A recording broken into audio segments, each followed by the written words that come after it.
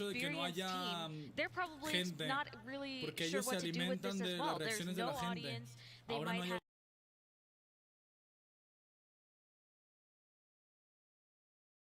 is even bigger because it's been longer. We've had 2 years of no TIs. Because of that, this is so important for every single team. Yeah, I mean, there's also a question of like, for different individuals, this would matter more or less.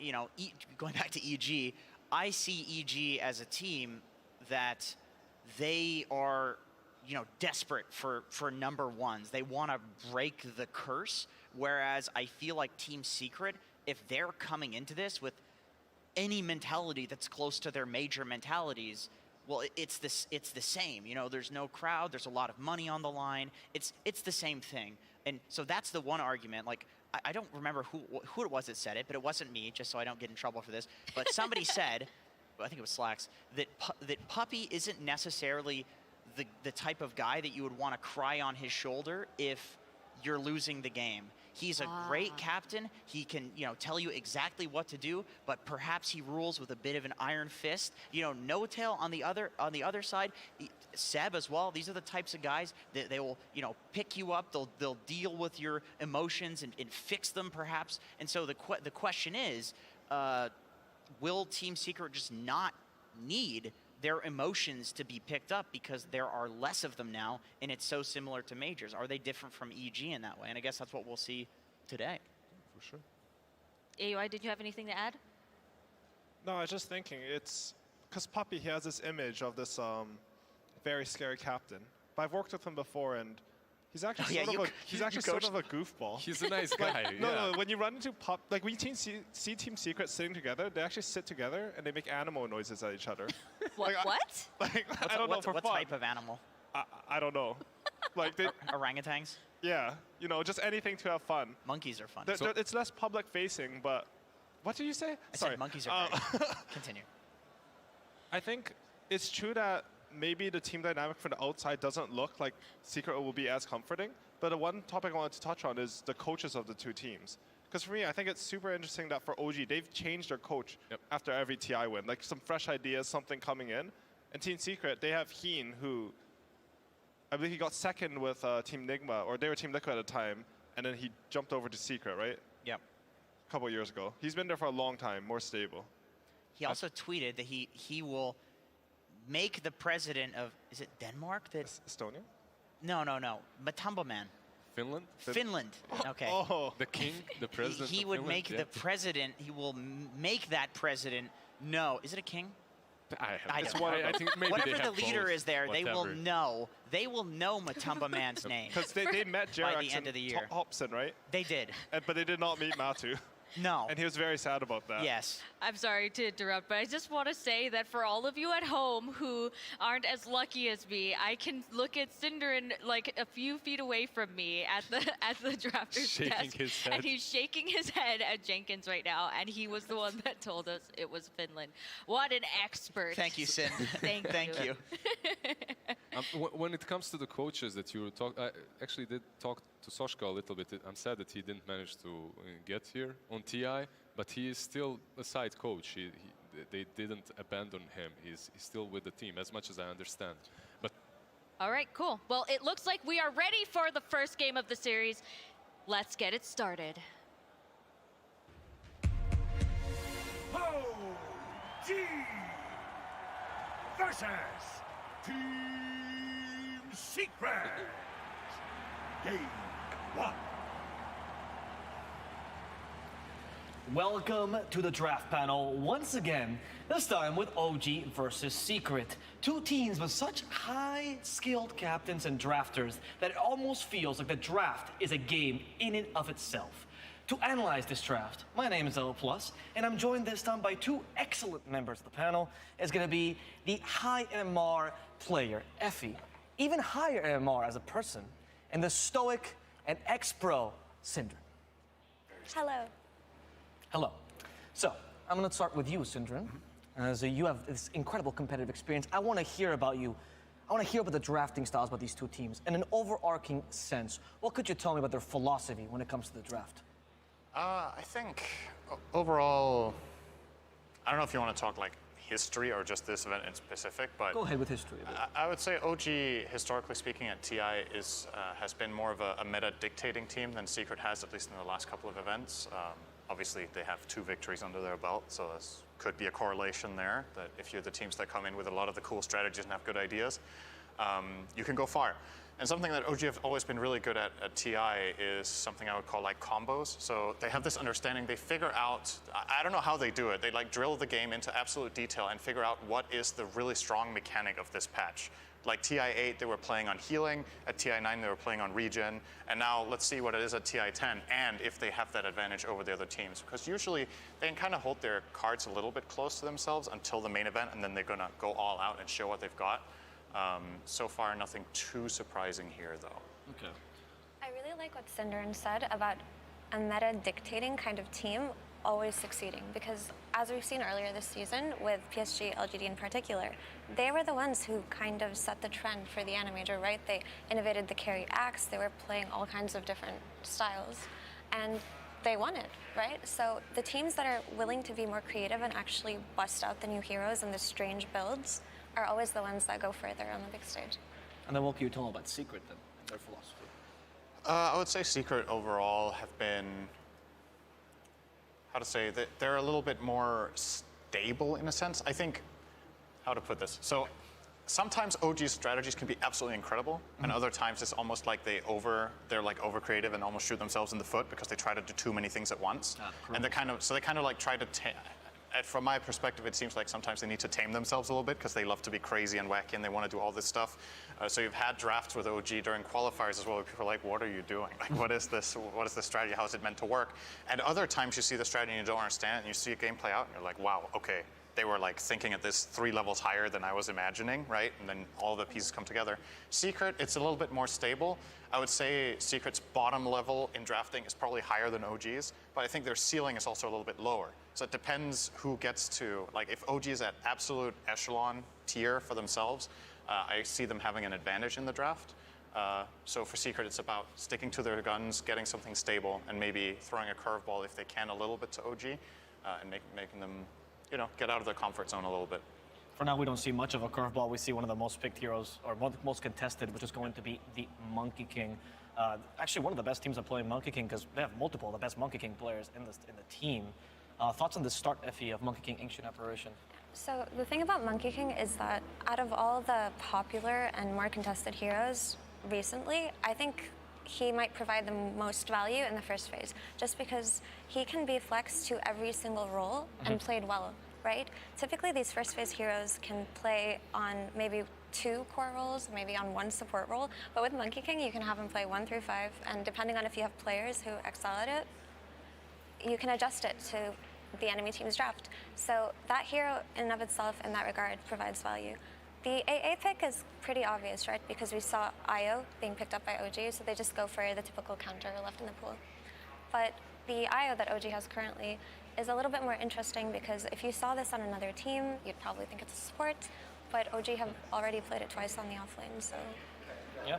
And talk about unorthodox. I mean, OG, they start with Io Mars. We've seen a lot of Mars plus some sort of combo in the arena. That's the most obvious thing people see. But what is the strength of this Io Mars as a starter?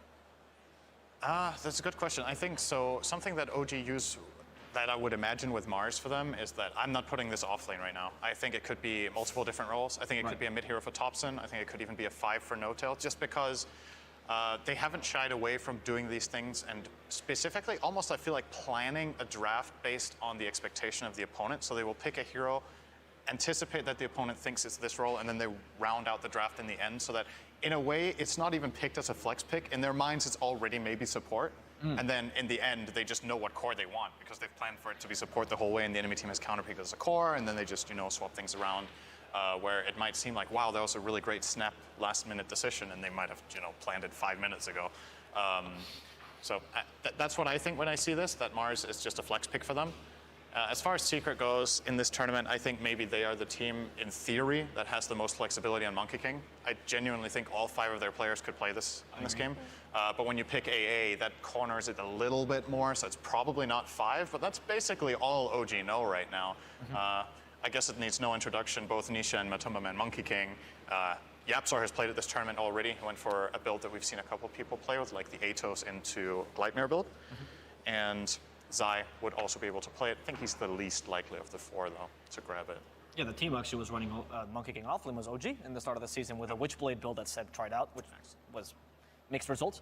I wanted to go back a bit in the draft, though, Effie, and ask you about a specific ban, which surprised me a bit, which is the Storm ban of the first two bans. You let the Monkey King highly contested hero pass through, and the Storm gets banned. That's funny, Ava, because I was looking at it just now, and I thought it was interesting as well, but it does make sense. It seems to me that really OG did place this IO in high regard, because instead of caring about a potential Monkey King, they just chose to protect their IO. So IO is a hero who can provide so much utility for a team, but his biggest issue is just getting jumped, right? And a lot of teams are not afraid of first phasing Storm anymore. The hero does get countered quite easily, but he can be played regardless of that. And sometimes picking your mid hero in the first phase is something that you have to do versus specific teams who like drafts like the IO, right? So they ban the Tiny and the Storm out, who both excel at killing him, and that's the priority they placed here. Okay. Storm is also a much better pick on the last pick of the first phase than he is on the 1-2, right? Yeah. It means you get to go into bans and solve some of the problems you might have. In recent times, I think Storm's bad matchups mid are very limited as well. There's not like that many heroes you could pick if you're OG. And specifically, one of Storm's worst matchups in lane, Lina, is something that I don't think we see Topson play that much. When Lina was very popular, Topson was one of the few mid players that never touched it, actually. It just didn't fit his style. He has played it since sometimes, but I don't think it's one of his favorites. So that could be part of it. Another thing is, you might open up the Monkey King for Secret specifically because when I think about all of the top teams in the world, I think Secret is probably the team that, in my opinion, is least successful with IO. Like, they've tried it many different times in different variations over the years. They've had Puppy play it, Yapzor play it. And it's like, there are games where it looks really good, but there's just as many where it's like, you know, like, what if?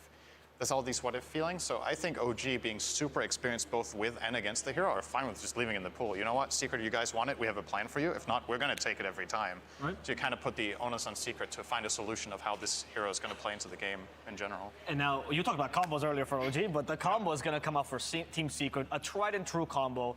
Usually it's SCA teams that love this combo the most, but it's the Earthshaker Morphling. For those of you at home that don't know, Morphling will get an Ags, he'll turn into Shaker, he'll crit you for 1,000 damage, and you go, where's my HP, where's my support? You can't stop him, he moves around the map. It's kind of ridiculous.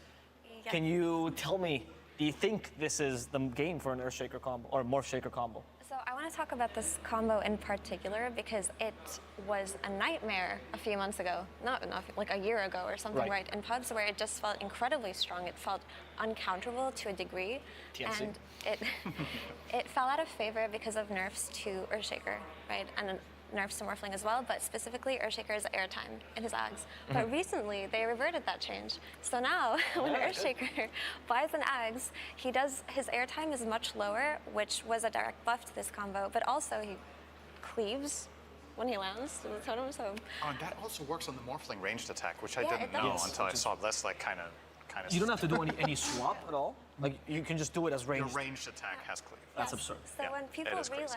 realized, hey, Yeah. this is good again, I expected it to be probably the two most picked heroes together at So, this tournament. if you haven't seen what Effie was talking about, before, as you know, Shaker was quite fast at jumping through the air, then they reverted it, and it felt like you were watching Space Jam in slow motion, right? And now we're back to actually watching the real NBA, and that's where Morphling is scariest. So, we have last picks here. What could we be expecting for both teams? You talked about the Monkey King flex. Where are you expecting him now? I'm mainly just want to quickly look at OG again, just Okay, because. okay. So they've played IO Tusk, right, as a dual lane where it's been Seb playing the IO and Soxa on the Tusk position 4. If they do want to do that, this Mars is indeed 5, most likely, right? Then the mid would be Invoker for Topson, which is probably a lock at this point. Yes. If you want to do it quote-unquote standard, you could play Mars Tusk lane and then put IO plus carry safe lane, but it sounds kind of weak against Morph, so I think Secret or OG are more likely to run that IO Tusk lane. As far as Secret goes, they want a last pick that is probably just their mid hero. They could put Monkey King mid against Invoker. It's not a bad matchup, and grab an offlaner here for Zai. The thing is, that's probably what they're going to do. You don't think it's bad, despite the fact that Tornado can dispel the Jingle Mastery? So I want to say, historically speaking, that Monkey King performs very well against Quaswex Invoker mid. He runs at you and hits you, and if you have to space yourself as Invoker all the time, he denies the creeps. Right. And Invoker is very limited in terms of utility in the lane. Like you said, he has this one tornado, but aside from that, he can't really fight back. His base damage isn't great, his armor isn't that great. Monkey King, if he ever gets the procs in, he's going to go for it. All right, it is probably going to be an offlane Monkey, though, as it looks. Interesting. Mid-Ember. It could also be an offlane Shaco, which we've seen a lot in this tournament. Could. And just to add on, And 4 Monkey. just to add on to that point about Monkey King versus Invoker, Monkey King is actually quite nice because when Quaswex Invoker attempts to rotate around the map, Monkey King can match his pace very easily. He's not one of those mid heroes who needs to sit there and farm forever. He can do that, but he can also join these side lane fights very early on. All right. The concern for that is just he's playing versus Mars and Arena. It cuts down his trades and it's a counter in that regard, but it doesn't seem like they're going to be too concerned about it. With the draft finalized, I'd like to ask you first, Effie. Pick whichever team and tell me the weaknesses and the strengths of that draft.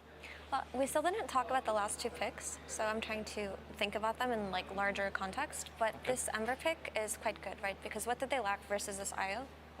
The backline jump. And they are going to have that in Shaker and Morphling later on in the game, but they do need that hero who can go in first. And because of having this Ember, it actually enables Ancient Apparition, because Ancient Apparition is a hero that likes to shoot his ults out whenever he has them. So in order for that to happen, they can't just sit back and wait for a Shaker blink timing, right? So Ember really makes up for Shaker's weaknesses in that sense. Oh, and it is a position for Monkey King, actually. Closing thoughts 4 on Monkey and a 5 Mars. closing thoughts. What you love about OG, please. I love OG's pace here. They can play super fast. Crosswix Invoker, Ursa Wisp. There's so much tempo. Tusk. Secret's lineup needs a little bit more time to build up, so I think OG are going to play super hyper aggressive in this game, play very explosive Dota. If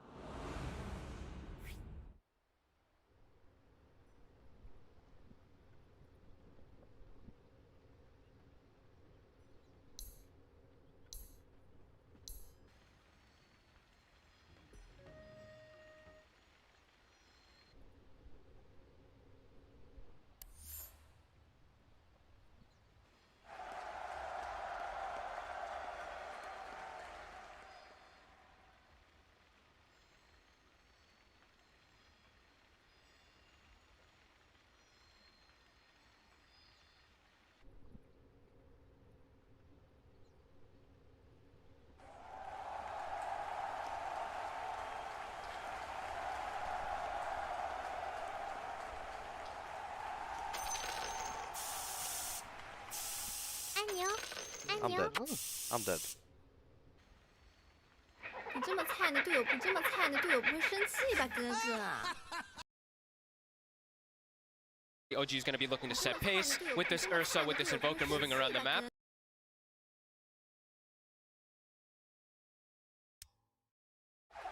Oh, I feel better already.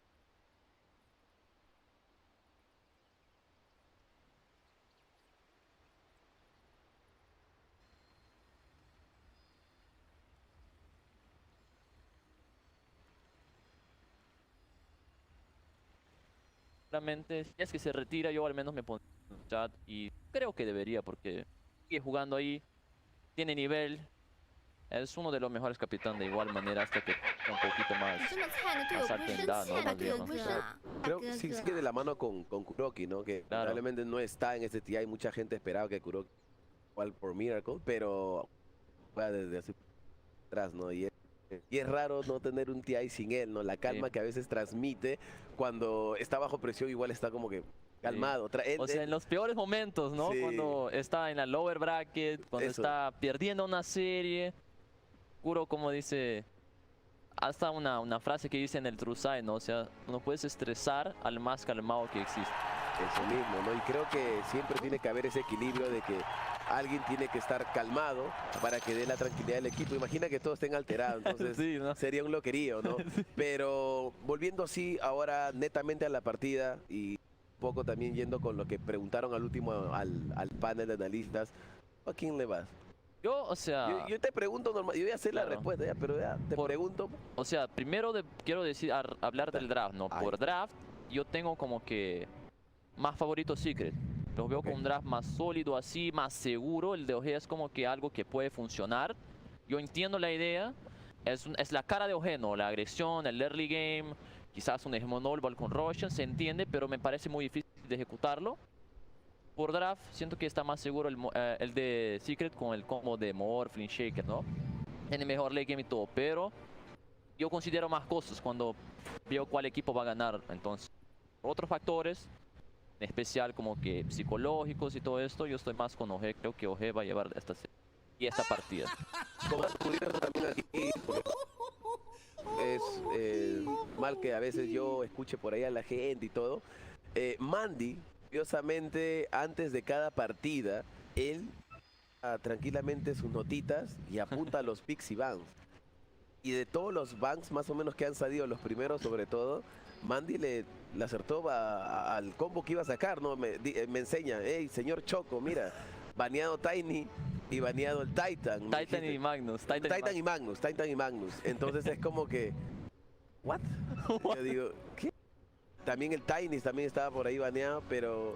Que es como un poco de la cara de OG, ¿no? Sí. De lo que quieren, como que lo que quieren proponer como equipo. Es como OG en su historia, en casi todos los TIs, incluso en el TI 8, el TI 9 que ganaron. No estoy seguro, sí, el TI 8 también. Como siempre tuvieron esa estrategia de bastante teamfight. Generalmente, o sea, en la época, ¿no? Jerax con su Shaker, o con su Roca del Spirit, el Sep con su Axe, el Magnus, y esta vez como que el Magnus con el carry melee que les salió súper bien. Y pensé que iban a sacarlo otra vez, ¿no? El Titan también, por la misma razón. Claro, es lo bueno, igual que estés ahí metido todavía en lo que es el competitivo, que te ayuda a eso, ¿no? Y es bonito para que la gente también entienda el punto de vista de un pro player, ¿no? Porque normalmente es como que a veces nosotros, lo que comentamos, damos nuestros comentarios, pero quizás no son los muy acertados, quizás son algo básico, pero tenemos ahí tu respaldo en todo caso de un pro player para que la gente entienda mucho más las cosas. Mandilechi, con todo respetechi, mano. Bonito. Así es como siempre y todo respeto. Y saludo a toda la gente que está despierta. No se preocupen, chicos, ya va a venir la partida de Visco. Yo sé que muchos están esperando eso también, pero hay que ver esta partida. Tenemos el lujo de ver a Secret contra OG. Rápidamente en el triángulo de Farsep. Buja, I'm coming for you.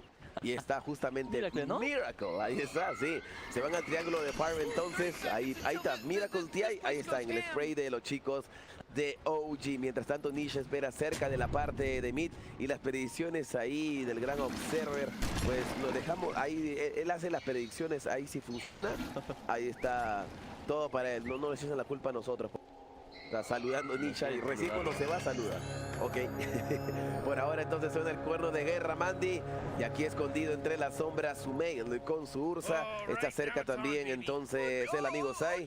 Y van a dejar aquí al Monkey que haga su trabajo. Me retiro ahí tomando la forma de este Courier. Hasta el zorrito. Nada más, nadie me va a hacer nada. Así que las líneas van de la siguiente manera, Mandy. Monkey King Shaker.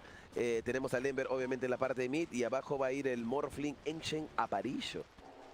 De juego que ya me parece muy bueno para Secret, porque se llevaron dos bounties, ¿no? Entonces tiene este Ancien, este Morphling igual. Esta línea de abajo empieza Saxa incluso. Ya parece que quieren hacer algo. Sí, Saxa comienza a molestar a Papi inmediatamente. Un TP para escapar de las manos de este Tuskar. Y IO de el amigo Seb. IO, así que eso es lo que me gusta también de OG, los picks muertos, las líneas. Creo que eso lo hace bonito al equipo, porque la gente le ha agarrado cariño al equipo y también porque es el favorito, ¿no? Entonces, o sea, normalmente un equipo no va a sacar eso de off, ¿no? Pero OG lo hace funcionar. Así Muy que... creativos, ¿no? Como juegan, o sea, muy buen movimiento también por parte de Sax ahí, de jalar este creep wave. De ahí van a hacer con que la línea pushee, porque ha bloqueado el campo pequeño con Sentry, bloqueó el campo grande con su AR ahí. El Morphling va a estar un poco molesto, ¿no? Porque va a estar farmeando abajo de la torre. Entonces, muy buena por parte de Saxa en la línea. Y como que una línea bastante creativa, ¿no? O sea, yo nunca he visto personalmente un Io Flaner con un Tuskar. Me parece muy buena combinación. Incluso cuando era el meta de Io Carry, lo sacaba el Tuskar 5. Entonces, buena combinación. Y estoy curioso para ver qué tan bien van a hacer OG con eso. Sí, igual ahorita estamos viendo la parte de mí, justamente aquí el duelo entre Nisha y Thompson. Obviamente un gran invoker el de... No creo que dé su brazo a torcer en esta línea, pero Nisha también se ha ganado el respeto de muchos, ¿no? Jovencito y sigue después de años aquí en Secret. Obviamente, pues ahí tiene que lidiar con un grande como es Thompson. Y está haciéndolo por ahora. Si vemos el tema de los last hits, Thompson va 8-2 y aquí el Ember 7-1. O sea, la diferencia no es mucha, está tratando de lidiar con eso. Tiene la visión de ese ward en la parte de mid. Y al ser minuto 2 con 10, bueno, salieron las runas de agua. Y justamente Nisha va a rellenar esta botella y el invoker dice, bueno, no me importa mucho. La parte de abajo rápidamente, side por Fini. A favor del amigo Seb. Logra matar a Papi. Cuidado que Saxa se muere un golpe más. Y ahí está el rico tip sobre Papi. Ahí está. Si no puedes leer o no puedes escuchar mi chat wheel, al menos vas a ver mi tip, ¿cierto? Claro, exacto. O sea, no puedes mutear el tip, ¿no? No puedes. Eso sí, eso te iba a decir. Los reyes de la molestia, los de OG, ¿no? Saben tiltear al oponente, pero muy fuerte la línea. O sea, dan que abusan. Aunque Morphling y Ancia no es la mejor línea posible, de igual manera... Tienes ahí el wave. Se siente la presión de lo que propone OG, ¿no? Se siente que sí es una línea muy fuerte y tiene bastante potencial ahí. Aunque con los niveles de la Morphling, por tener waveform va a estar un poco más difícil de matarla, pero de igual manera van a tener este poder de harass, de quitarle el PP, y este Ancien sí de Puppet tienen que tener un poquito más de cuidado, ¿eh? Sí, tiene que cuidarse mucho ahí. Por ahora también estábamos viendo la parte de Top Japsor molestando con este Monkey King. Saya se lo puso, vamos, Japsor, mejor poniendo cuidado por ahora con Tony Shield. Japsor retrocede, sigue robando algo de HP. Japsor se muere a mano de su main, Fairy Fire utilizado. Sai intenta matar a su main, pero escapa de las manos de este Shaker. En la parte de Top ahí su intercambio de kills, así que está interesante la partida. Este tipo de partidas son lo que le gusta a la gente también. Kills constantes, vaivén, entonces es bonito de ver, ¿no? Porque normalmente ves algo tan parejo y dices, ¿quién podrá ganar al final? ¿No? Y eso es lo que mantiene suspenso y a la gente feliz. Así que muchas gracias a toda la gente que nos está acompañando desde tempranas horas de la madrugada para toda esta larga jornada, porque luego de esto vienen 4v1, Mandy, eliminación, hoy se van 4x Bechis. Así que la parte de mi Japsor, Boundless Strike y Nisha simplemente me dice gracias por cuidar mi botella. O sea, arriba es como que se choque, ¿no? De players que generalmente no pasa tanto. Uy, sí, no, cuidado, por ahora Papi se puede estar muriendo y ahí está, cuidado, en tag team, más en el slow, pues logras matar a Papi. Si lo encierras bien con los iShard, esto es lo que ocurre. El límite, ¿no? O sea, incluso el último hit del tío se ha calculado perfectamente para que Tuca también salga con vida. Entonces una kill limpia ahí. Tiene poco HP, pero...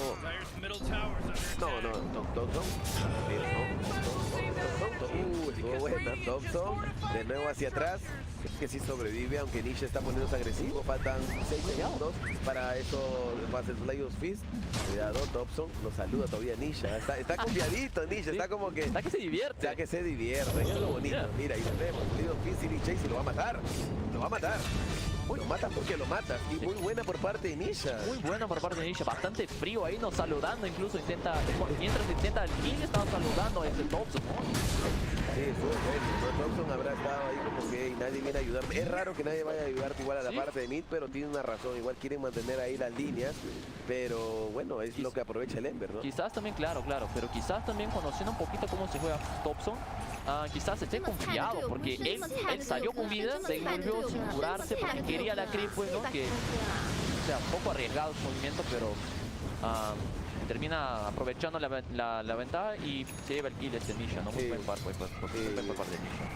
Sabes, por contigo, ¿no? Es como que a veces Thompson suele como que, ok, puedo lidiar con eso, ¿no? Hay que, ¿no? Pero al final sale mal. Le sale mal a Incluso, no sé exactamente el número, pero son 8-9.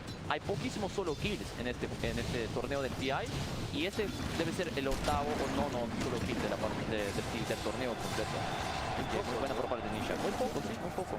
Al final es como que el Ember aquí aprovecha y también hay rotación de Twitter. Al menos Thompson ya pidió ayuda.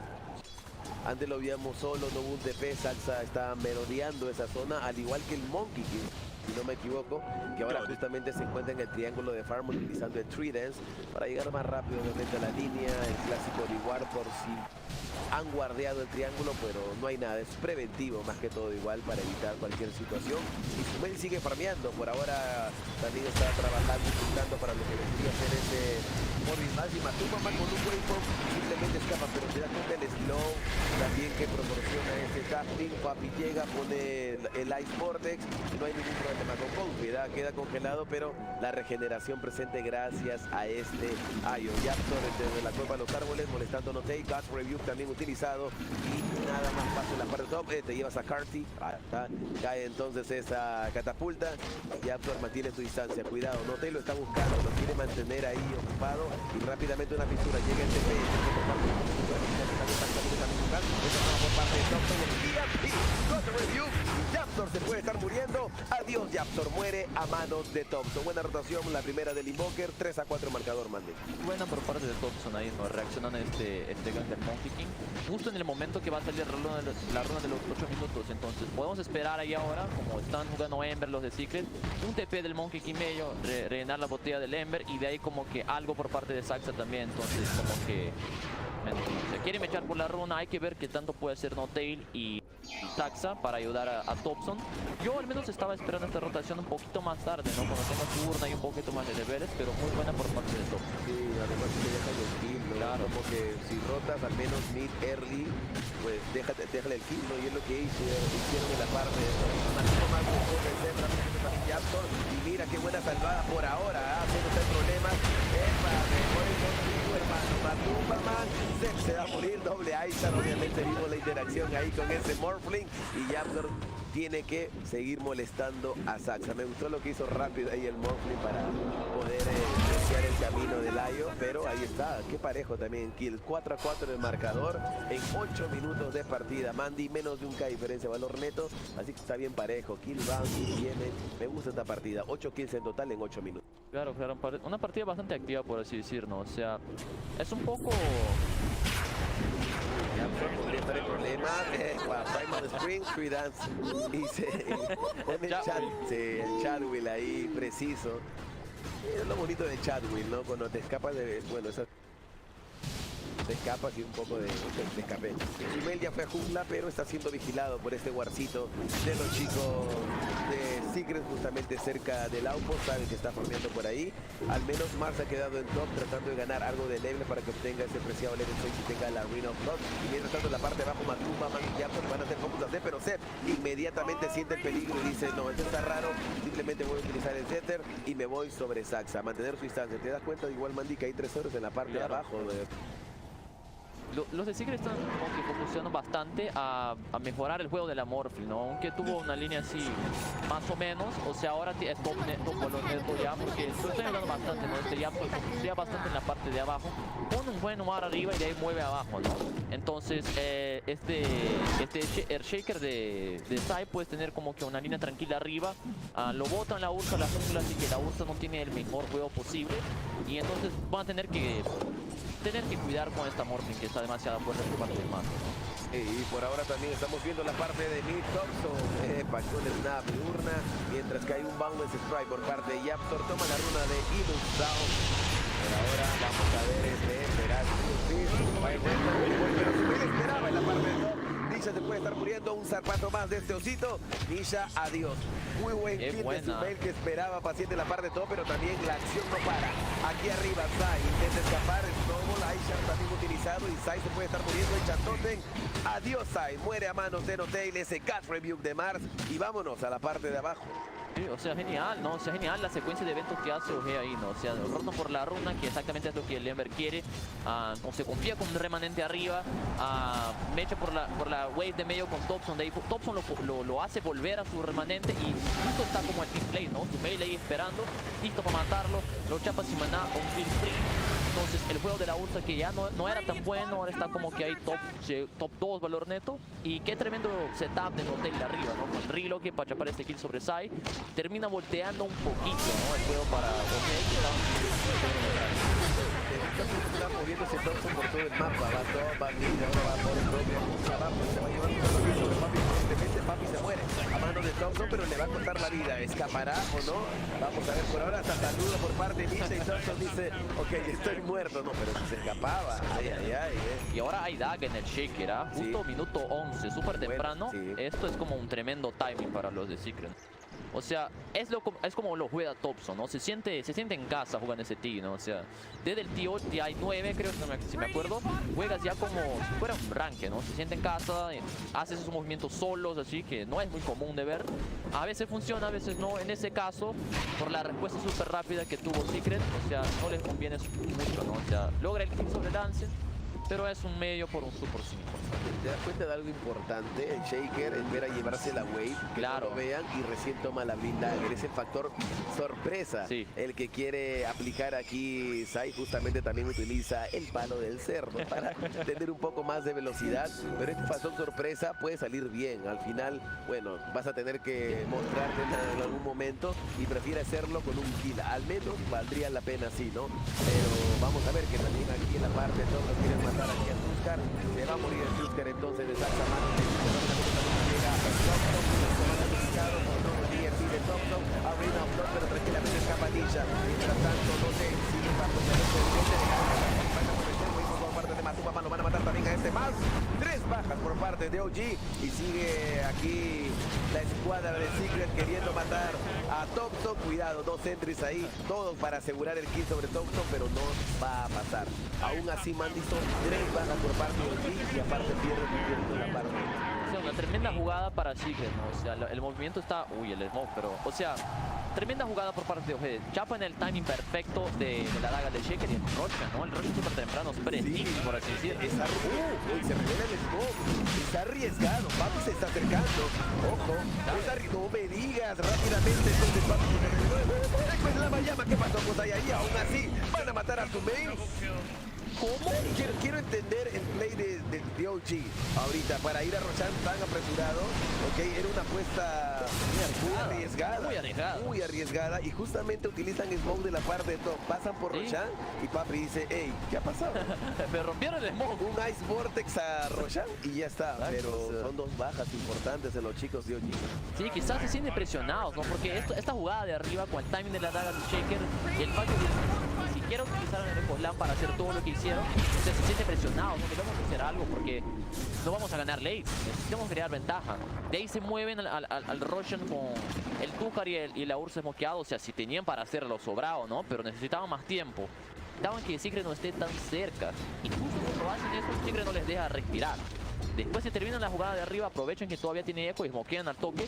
Quieren mechar porque tiene Ice Blast, tiene el setup del Shaker y todo el mundo está ahí, ¿no? Entonces, muy buena por parte de Secret, no dejan jugar nota y le sale un poco mal, ¿no? La jugada arriesgada de Roshan tan temprano. Claro, porque igual en la parte de top te llevaste 3 kills, te llevaste la tier 1. Pero es muy raro que algunos equipos inmediatamente después de llevar tu objetivo hagan smoke y pasen por ahí. Entonces creo que fue arriesgar todo o nada de tu lane, ¿no? Con el Tuskar para ir sobre Roshan. Pero lamentablemente cuando está cerca se revela el smoke y Papi dice, bueno, esto está raro, está en Roshan, hay bordes, ¿no? Pero cosas que pasan, ¿no? Si le salía bien por OG, pero no muchos equipos hacen ese smoke y ese es el smoke que revela justamente el posicionamiento de la escuadra de OG. Qué bonita partida, chicos. 10-7 el marcador, 15 minutos de partida, 1K diferencia de valor neto. Y ahí está, por ahora en la parte de Mid-Sai, el tornado de Thompson. Fisura, vas a delegarlo, sí o no, con el snap, al final Thompson se lleva esa tier 1 en la parte de mid, ir moviéndose OG, por ahora el Ursa está en la habitación del tiempo, como le digo yo, entre paréntesis la jungla, para que salga bien poderoso. O sea, me gusta cómo juega Thompson, o sea, presión, o sea, muchos no le harían esa jugada, ¿no? O sea, no ven muchos héroes, de ahí se va por la torre medio solito y simplemente funciona, ¿no? O sea, subestima bastante al enemigo, pero a veces le sale la jugada, ¿no? O sea, a veces le salió, abre un poquito más de mapa, justo viene el smoke ahora por parte de OG, ¿no? Me parece un poco raro que no tiene ninguna daga, ninguna iniciación, pero hay difusa en la URSS, así que si encuentran algún target con la arena, probablemente va a ser bueno. Sí, igual aquí se podría armar una pelea en la parte de mid. Saxa intenta simplemente llevarse los clips, está muy cerca la escuadra de Secret, mientras que Nisha está trabajando poco a poco en esa Black King Bar.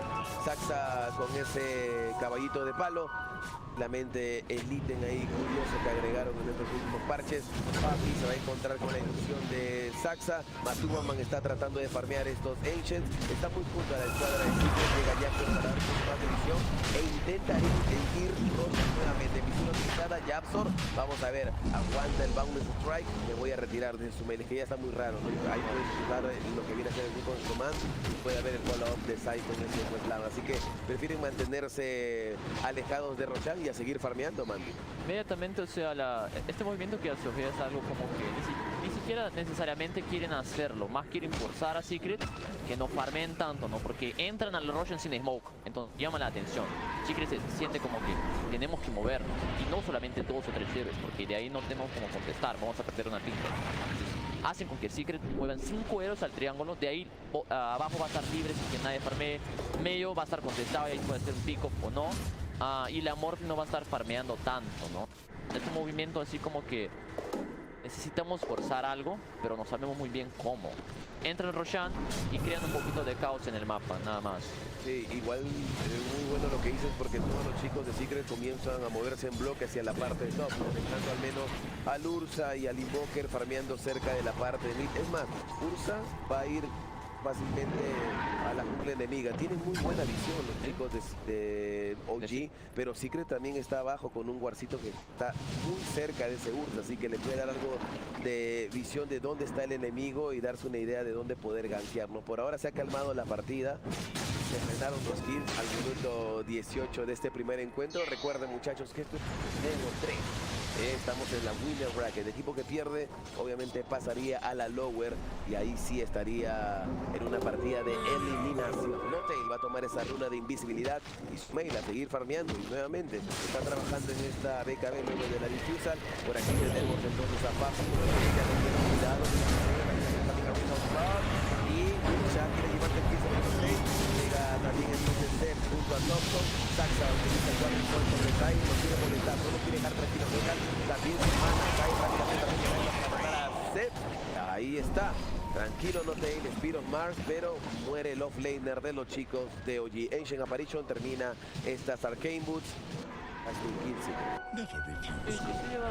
sea, es un clásico OG, ¿no? O sea, no tiene una daga, no tiene BKB, no tiene ítems grandes, pero empiezan a hacer como el estrés al equipo enemigo, ¿no? Saben que poco a poco los de Secret les están farmeando, ¿no? Cuando llegues a la manta de la Morphling, cuando lleguen, y ahora justo llegó, ¿no? La BKB de Nisha, son como timing que Secret no tiene respuesta.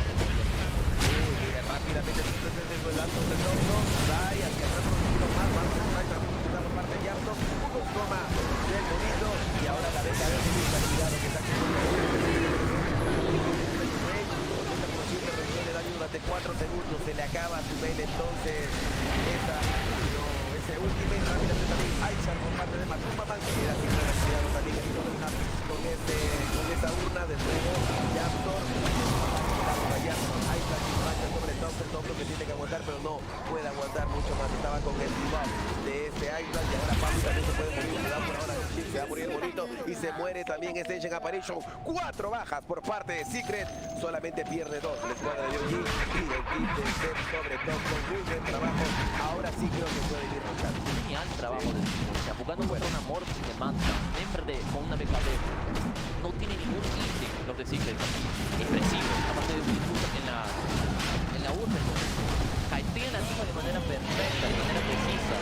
Se llevan a ustedes veis el trabajo de Timba, caeteando la BKB de Nisha. De ahí haz la vuelta sin su ulti, logra un kill solo sobre el hembra. De ahí la lanza también por parte de Hotel para bajar el monkey. O sea, qué trabajo de Timba por parte de los jugadores.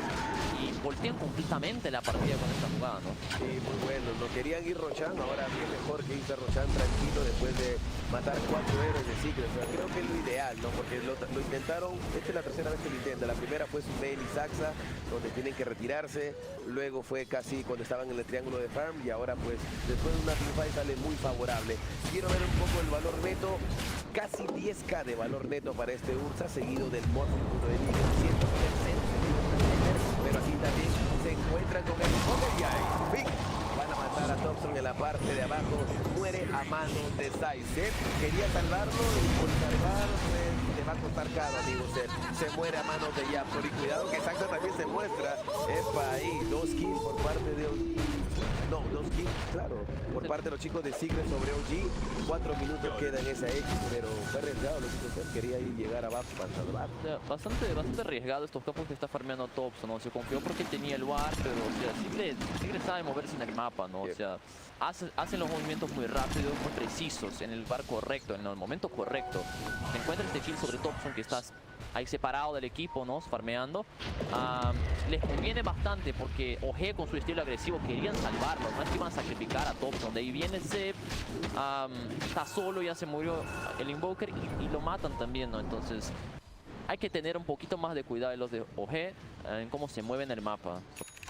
Hasta ahora tienen la ventaja. Y vamos a ver, ¿no? Que justamente aquí están separados.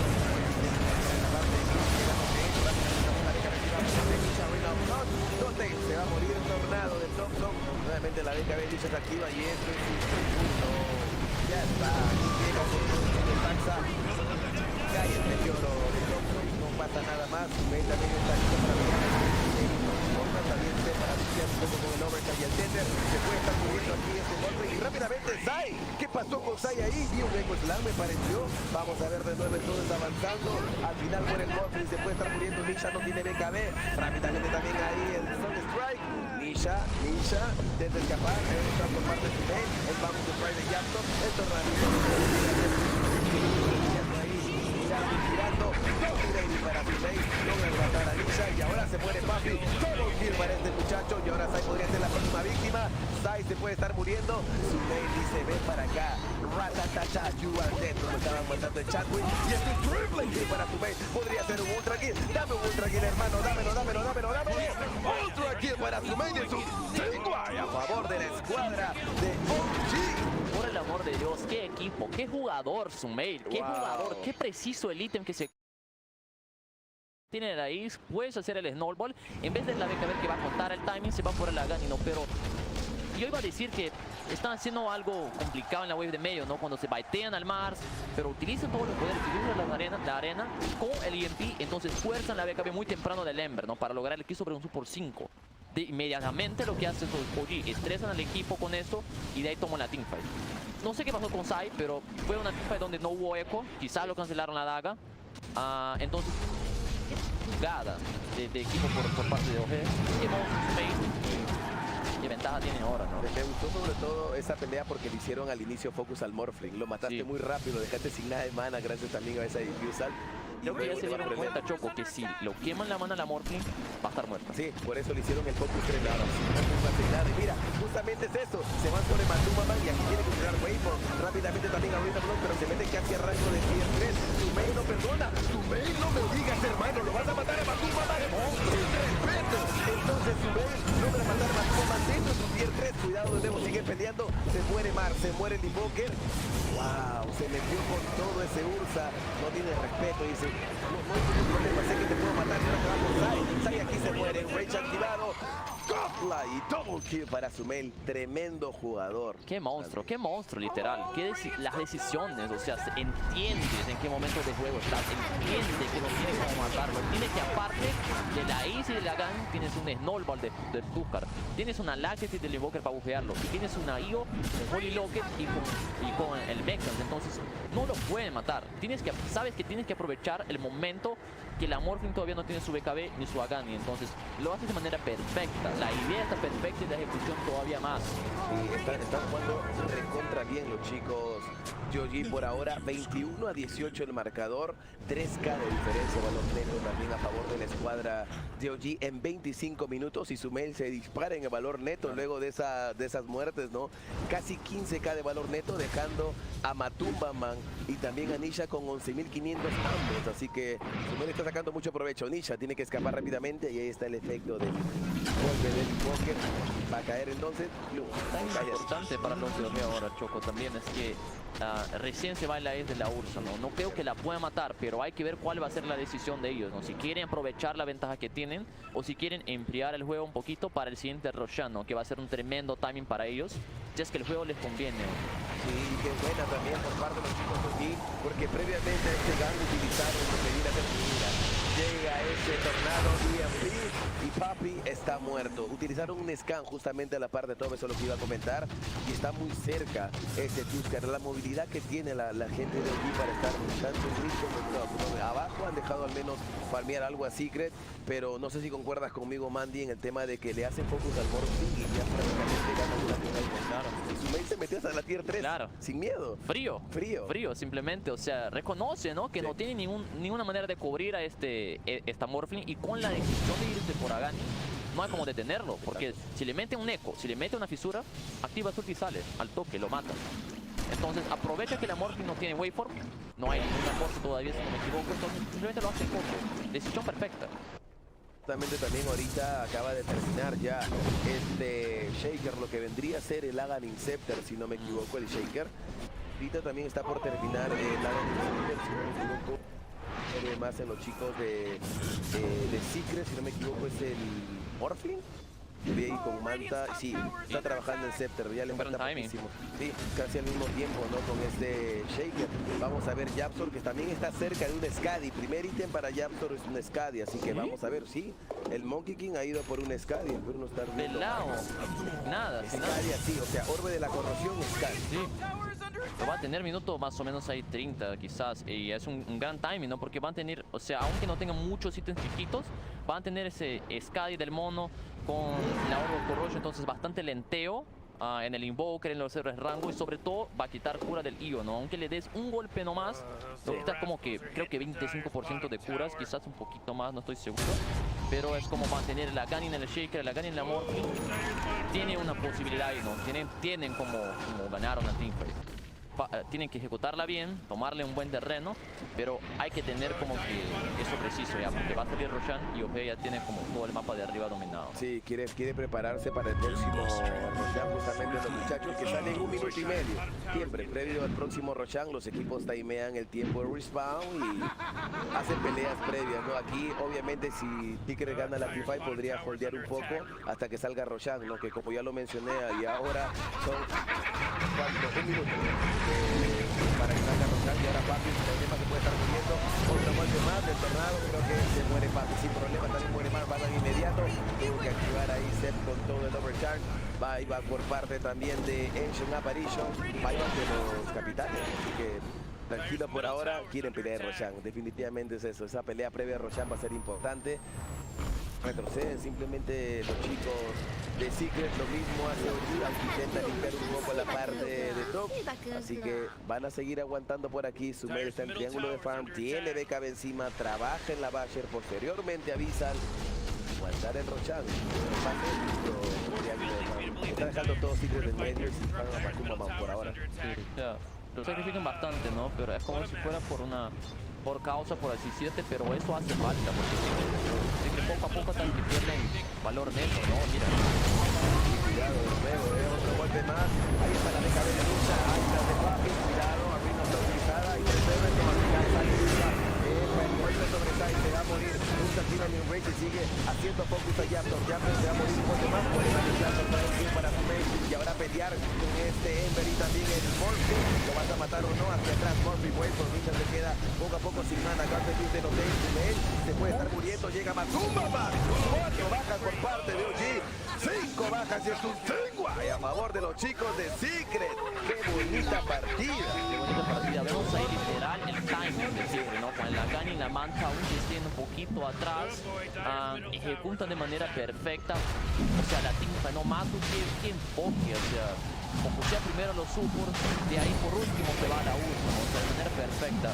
Siento que Sumail ahí se equivoca un poquito en la decisión de quién focusear, ¿no? Tenía la oportunidad de irse por el Ember cuando estaba con la lanza, elegir por la Morphin, pero tenía wave, no tenía bastante movilidad. Lo veo un poco complicado de que focuseas a Morphin con la forma de Shaker. Pero, o sea, al fin le favorece bastante, así que tremenda teamfight. Se lleva el Roshan con el Char, así que la Ursa vas a tener que comprar el Char si es que quiere tenerlo. Quiere estar tranquilo. No, igualmente ahí ese Char ayuda bastante, no es 1.5 de rage cuando utilizas el Air Shock, y ahora ya estamos en los ítems tier 3, justamente este Blast Rate para el Morphling. Es que el Morphling y el Shaker sacaron el Scepter prácticamente juntos, ¿no? Sí, juntos, o sea, primero el Shaker y después unos 30 segundos más el Morphling, lo cual ayuda y vemos la sinergia entre estos dos héroes cuando hay teamfight. Entonces los chicos de Secret también tienen lo suyo. Aquí Seb, justamente un golpe, mira cuánto le quitas igual a Seb, lo mandas hacia atrás. Matumba, ¡Qué buena! Sí. Me gustó. Creo que el ítem neutral de Saxa lo empujó y le canceló. La banda psíquica es como que te empuja un poco, es como una force, así que empuja a los dos. Sí. No eso, así que para eso también son los ítems neutrales, muchachos. 27-22, Mandy por ahora escapa. Este Monkey King ya tiene la gira en este Morphin. Por ahora, pues, para Saxa, el amigo Rote, Yanko, con todo entra, también ahí está Seth, la BKB activada, Matuma tiene que regresar, buyback por parte de Saxa, y al final los chicos de Secret deciden retirarse. Matuma aguanta de nuevo pues la Mayama llega siempre luego con el Shaker, también el overchat, donde empuja un poquito a ese Morphin, muere Saxa nuevamente, y ahora la pelea sigue. Matuma pelea con Seb, double kill para Nisha, y gracias por morir, cuidado, encuentran a Ursa, y es un triple kill para Nisha. Poco a poco va cayendo OG, Mandy. Sí, que, o sea, una vez más, ¿no? Le están logrando caitear a la Ursa de Sumail, que no estás haciendo suficiente daño hasta ahora, ¿no? O sea, ignoran Sumail de manera perfecta, o sea, van por los supers una vez más, ¿no? Matan a Saxa, se pasa a Saxa, lo matan otra vez, matan a Sumail de ahí intentan a matar Seb, sale porque la Morphling no tiene maná, pero el target de Secret, el focus, está perfecto. Por último, después de que matan todo el equipo de OG, se van por Sumail, ¿no? Solito, lo isolan completamente. Obviamente, no se lleva 2 kills ahí Sumail, mata al Monkey King en la arena, mata al Shaker también, pero no en tiempo, porque su equipo ya está completamente muerto, está isolado, de ahí se llevan la teamfight de manera genial una vez más, Secret. Ha sido una pelea, ¿no? Pero todavía esta partida sigue ahí. Sí, tiene una Side of Ice, entonces Thompson, 33 minutos de partida, queda 2 minutos en este Ethos Immortal a Matuma, que está haciendo ahora un buen trabajo luego de ganar teamfight seguida a la escuadra de Secret, ¿no? Van a llevarse, creo yo, sin problemas esa tier 2 en la parte de top, y ahora un chico comienza a moverse por la parte de Midnote, se encuentra con este chico, llega el set, ahí está utilizado, pero ¡epa! Que esto no inicia una pelea que va a ganar por ahora la escuadra de Secret, llevándose el kill sobre Mars. De nuevo siguen avanzando Nietzsche, y mira, suelta los Fire Rayman, Saxa, me lo llevo. Pero capitán por capitán. Capitán por capitán, de nuevo, mira, cuidado en la parte de defensa utilizado con ese meteoro, de nuevo hacia atrás, Doctor puede ser la forma de Shaker, llega Steph, ya no tiene ritmo, que hay cuidado, le quitas el hechizo primero que diga, corre mucho, sumamos por el teatro, y Chase atrapa todo, se activa la BKB, también sube para escapar, y Steph se va a morir, adiós, puede ser, y son 3 bajas por parte de OG. Secret no deja respirar a OG, inmediatamente después de matar ahí a Mark en la parte de mid, se van a la tier 2 de esa línea, y ahora también abajo van a matar a este Tuskar de Saxa. 4 bajas en total, empezando con unos Dale. OG, el problema, ya hay 9k de diferencia, valor net, Matuma tocando la puerta de la tier 3, cuidado que Matuma tiene poder estar cara, la manda está, y tira play, de nuevo Adam the Strike, lo van a matar entonces aquí, a Nodale, adiós Nodale. Muy bien jugado, ¿no? Por parte de Secret, muy bateados ahí ahora en la línea de medio por Matuma. Secret están como que destrozando OG ahora, y OG siente la presión, siente que se está yendo la partida, siente que eso se alarga un poquito más, cada vez más van a tener menos chances de ganar la partida, ¿no? Porque el combo de Shaker y Morphling se siente que se está empezando a hacer demasiado ya. El Ember también con su Agani, con el BKB. Se siente que ya no pueden focusear a nadie, ¿no? Por eso intenta sacar el Hex, este Invoker de Thompson. Pero simplemente no le sale, falta daño, ¿no? O sea, intenta matar a uno, sale con 30-20% de vida, de ahí voltean la teamfight y ya no pueden tomar la teamfight. Entonces empiezan a hacer jugadas así solos, uno en cada lado. Primero Botail medio, de ahí viene Thompson con su main, haciendo una jugada de 2, intentando matar, no le sale y no perdona Secret. Cada error que comete OG capitalizan de manera increíble. Ya son 11.000 de ventaja. Tiene un Ember súper fuerte, una Morphling todavía más, y el Shaker no está muy lejos, ¿no? Sí, igual no. Me he dado cuenta que las peleas Secret trata de separar a OG para que no puedan estar tan cómodos en las peleas. Mira, OG sale ahorita. Están arreglando mucho aquí. Rompen la teamfight con una fisura. Inmediatamente Lisa activa la DKB. Matuma más entra con todo. Epa, de nuevo Lisa, otro golpe más. Mira, Matuma más se va a encargar de Thompson. Un golpe, adiós Thompson. No quiere ganar. Separados, como te dije, Seb intenta ayudar, se lo lleva. Ok, pero separados nuevamente los chicos de OG. Mueren Open en la parte de abajo. Ahí va, ojo, y ya están comenzando las catapultas a golpear la tierra. Volver Seb. ¿Sobrevivirá Seb? No, es que Exacta quiere llegar para el golpe de vida. Inmediatamente no vas a matar a Seb. Son 3 vacas por parte de los chicos de OG. No hay buybacks. Se complica mucho. ¿Podríamos dar a puerta de GG, Mandu? Sí, o sea, va a intentar, pero no veo una manera de que defienda, ¿no? Porque igual tienen buyback en el Shaker, tienen buyback en el Monkey, tienen daño. Si es que logra matar a los se pueden pagar y volver. O sea, no lo veo una manera de que maten, pero van a intentar al menos defender a su base, ¿no? Porque salen 30 segundos ahí el Invoker, el Mar también. Deben intentar esperar, yo diría, al menos. Si mueren aquí sin el equipo, ahí sí se pone. Inmediatamente Matuma Man llega y dice, ok, voy a dar el golpe extra con el encantón de tomar la forma de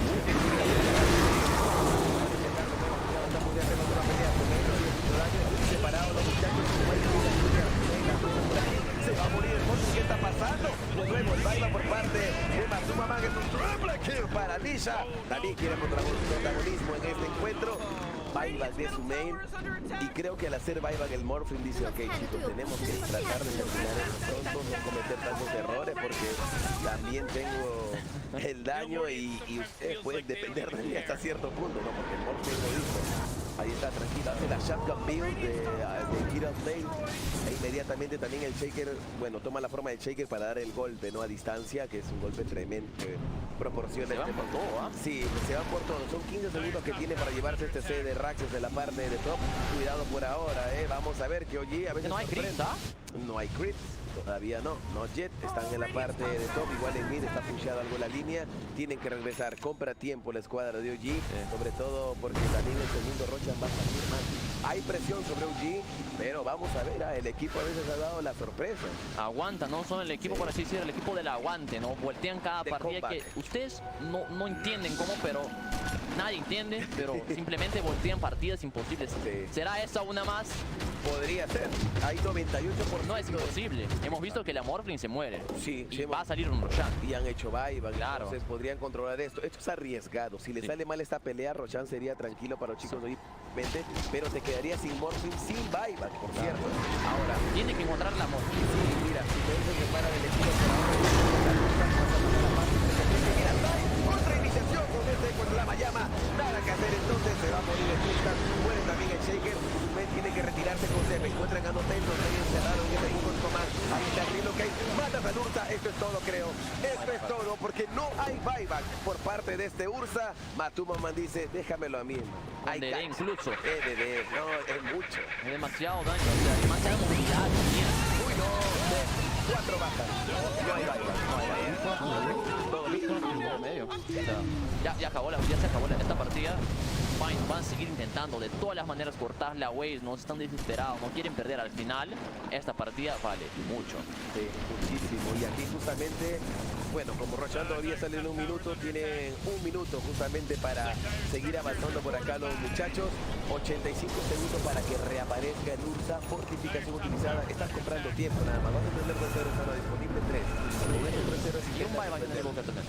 acaso quiera comprar tiempo y tienen juego. Y vamos a ver, ¿no? Porque no es lo que puede hacer utilizar el IFP, Tornado, la Vai. Ahora sí, el Morty, cuidado, no se puede morir el Morty. Siempre por todo, Morty, Mateo, más difícil, también utiliza mover de que el tiempo de baila. Sacas a morir, se muere también Rote. No hay mucho que hacer, 2 euros para defender este push. No, este push no puede. Al menos los Omegas se van a llevar los. Sí, al menos. Hay que ver si van a seguir por el trono, ¿no? Porque no tienen que manar. Sí, podría ser, algo. También se mete con todo, no voy a hacer que va a morir también el amigo Soto. Es un Guay a favor de la escuadra de Secret. Esto se termina. Dotey lo canta. GG al minuto 40. La primera partida se la lleva Mandy.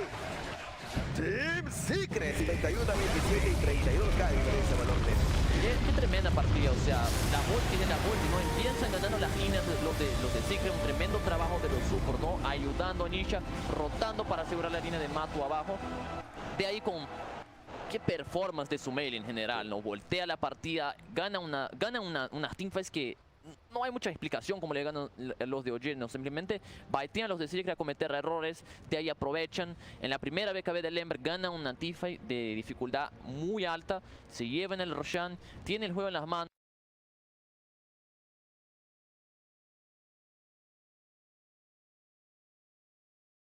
Just falling a little too much around him as Secret are able to cruise through in this late game and secure this game 40 minutes in. Game 1, ladies and gentlemen, goes to Team Secret.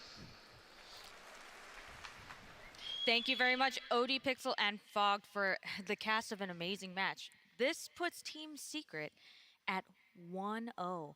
And you know what that means? If they win this next game, OG goes down to the lower bracket for the first time in 3 TIs. That is whoa. Whoa. What an insane game. What an insane start of the day. First from the Spirits match and now into OG versus Secret. The quality of Dota, the way these two teams played, the chaos that OG did manage to siphon Secret into, but they just waited their timings, right? They got to those timings, and the moment you have Aghanims on Ember Spirit, Shaker Morph combo, everything changes. I think specifically the itemization coming out of Team Secret was really interesting and cool to look at. Like Yapzor, he rushed a Scotty on a support Monkey King because he had no way to kite Ursa at all. And then all of a sudden you have 4 of Team Secret's heroes with some sort of jump mobility. You know, Morphling, Ember, Monkey King, Earthshaker, all going for the mobility abilities. And Sumail, he was destroying the game beyond godlike, but at the end of the day, he just couldn't output enough damage. Yeah, I think the one fight where it was like the perfect timing in so many ways, where they had the Morph plus Shaker timing. I think they also had the Ember Ags at that exact point as well. And then in that fight, they finally were able to jump and focus Seb on the IO, who I believe had used BKB in the previous fight. And then after that point, it was just like... That was around the pit, right? Yeah, that was the fight. Right around the pit. And then for the rest of the game, it just looked like hugely Secret favored. And I do want to give a shout out to Nisha on Ember Spirit. The amount of times that he like frame perfect dodged a spear or something like that into like killing 2 heroes. Yeah. I mean, they could have delayed even without that, but that really helps when you're trying to delay for this late game Morph Shaker timing and you've got somebody playing like that. Right. That makes it work. And they looked broken, right? We were talking about OG and how they ramp up and they build for this one specific power spike. And in this game, even Invoker from that mid lane is playing more of a utility role. The items that they bought, the drums, the corrosion on Tusk, the medallion, Solar Crest, it's all, they didn't even buy a vessel, which was necessary when you think about playing versus a Morphling. No, you don't go for that. You just buff up that Ursa. That's why Sumail did have an ultra kill somewhere in that mid game around the tier 2. However, Morphling and Shaker, man, what the... It's been so broken for such a long time, and at such a grand stage, it just strikes again. One of the things that I heard AUI talk about while we were sitting in the green room watching the match is you said Ember is one of the best heroes right now. He did say that. Yeah. I did say that. Tell me a little bit about that. What makes you say that? When I watch these games, I actually think Ember is going to be the hero of the tournament.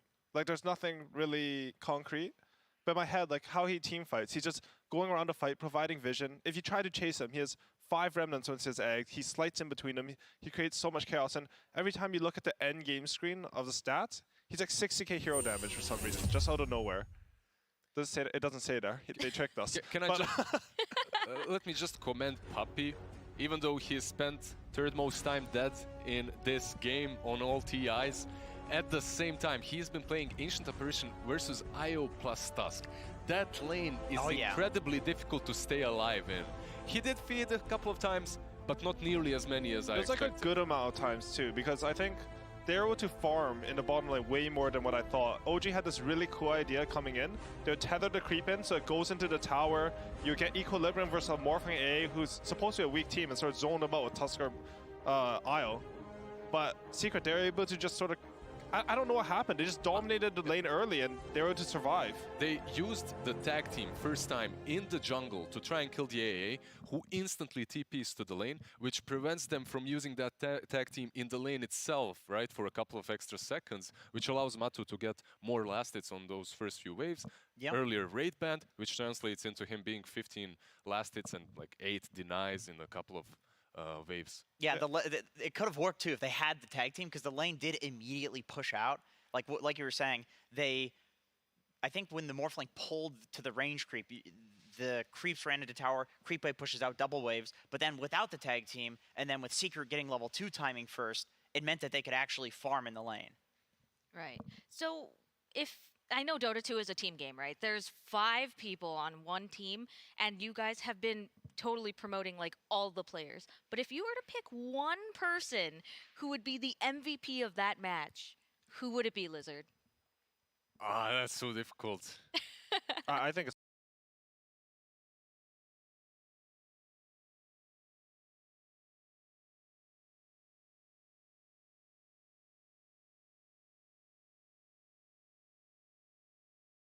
Who would it be, Lizard? That's so difficult. I think it's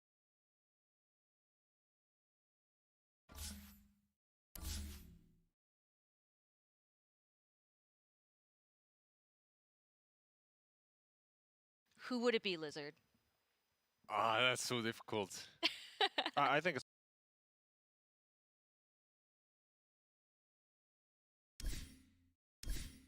as well. Honorary mention, just because of the ultimate orb and orb of corrosion. That's all he built. no. His item build was genius. Yeah, I think never it's straight see genius.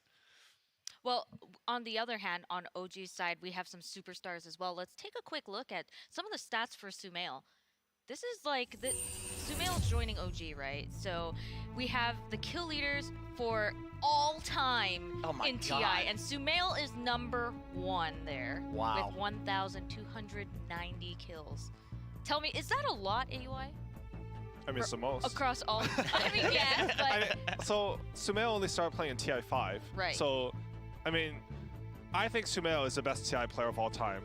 I mean, he carried me in a TI, so I might be a little biased. Just a little bit biased. Yeah, right? a little bit biased. I mean, Thompson has a 100% win rate, but in my eyes, like Sumail, over time, how he performs at TI is always some insane level of play. Like, I think Nisha, he went for top moon, and there was just a bear there.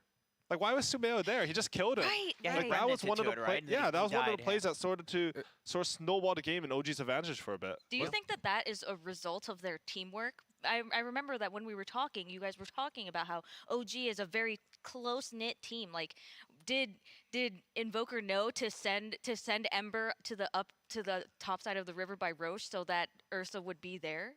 I'll just say that, yeah, definitely OG is a close-knit team, but it takes a special kind of a person, and Sumail is definitely that. He's extremely talented. Yeah. The equanimity that he possesses to just, if you remember DAC, when he went, 0-4 on Storm, and then came back into the game, that's what, 2014, 15? 2015. 15, he comes back, he was still a kid, 16 or something, and he comes back and just completely demolishes the enemy team.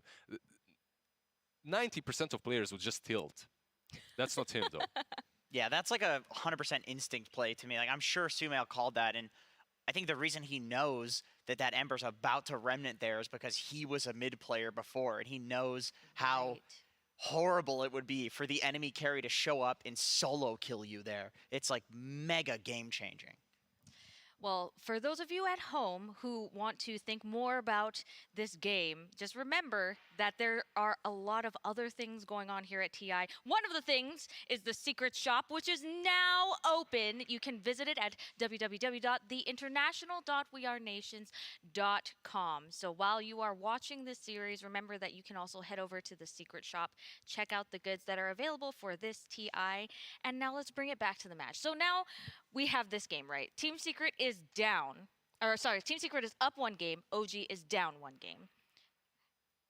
Now that OG is kind of on their back foot a little bit, do you think that we're going to see like those happy faces that we saw when they first got in the booth, when they were marveling at their portrait? Do you think that maybe this time they're going to revisit it and be like, serious time now? Or do you think that their ability to just kind of shrug it off and smile into the next match is one of their strengths? I feel like they'll shrug it off just because I don't know how you guys felt watching that game, but it didn't seem to me like OG was doing anything crazy wrong or anything like that, where, you know, like there were fights that were so close. There were fights that were so close to going one way or the other. And I feel like every fight was like 4 people on OG dying and then 3 people on Secret dying. It was never like just Secret completely wiping the floor with OG by any means. So if I'm OG, it's just like, all right, we'll just go in, we'll do another draft, see how she goes. And if you know OG, they never falter. Well, let's see how it looks as we bring out the teams once again for Game 2. Team Secret looking they look pretty much the same, right? Like, they look pretty serious. They look the same way when they were coming out for Game 1. OG, on the other hand, still looking like pretty upbeat, you know, hopping up the stairs. Yeah, Sumail ran in there. Like, he can't wait to play another one. You can't phase Sumail. It's unfazable. Let's take a quick look at OG's journey through the DPC.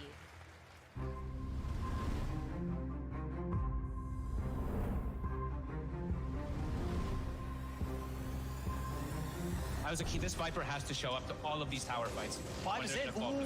Thompson able to dodge the rolling boulder in time. Connection will still be on to no tail, but the ult is popped. TP heading over from Fada. Thompson continuing to make some big hits here with the DD rune. As 33, he'll fall. He's out of action. The Maledict though, and the poison damage killing Thompson. Thompson's probably going to pop here. Off to the side, Saxon comes in with the stun. 9 trapped in by the Sprout. Thompson is still alive. He did indeed avoid that final bit of damage with the timing of the Remnant movement, making sure that tick came in whilst he was invulnerable. I think in the first tick, he also dodged a little bit of as well when he did like the mini fire remnant, and then he saves. That was a sick play by Thompson, keeping him alive. Very like 90% sure he dies to that mountain. Absolutely.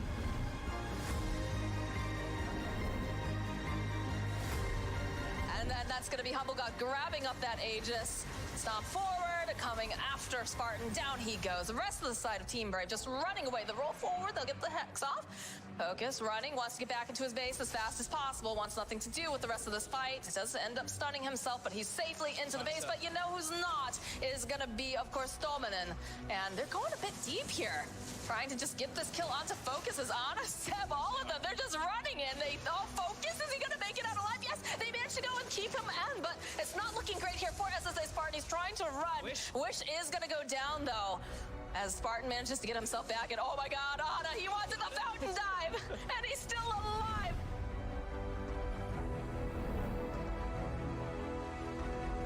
It's just team fights are really not what they're looking for. They're looking for these like small little engagements like this. Straight in. They can catch. Very nice setup there with 2-man Scatterblast down the Cookie's eye. Trying to turn, gets the spear off onto Ana. Will manage to clip into the tree. Matu's in, pounces forward. Has he got enough control? But the scrape comes out. Ana will be saved here. No tail able to get Ana back to safety. Saxon just walks in, a finger to the face of Zai. As Zai falls yet again. OG to take another kill. Oh, so close, Thompson. 2 HP, I saw it, you saw it, we all saw it. 2 Everything. HP. Strength tread. Oh, it's 1! It was 1 HP! It was 1. Oh my goodness, 1 HP, ladies and gentlemen, take a print screen.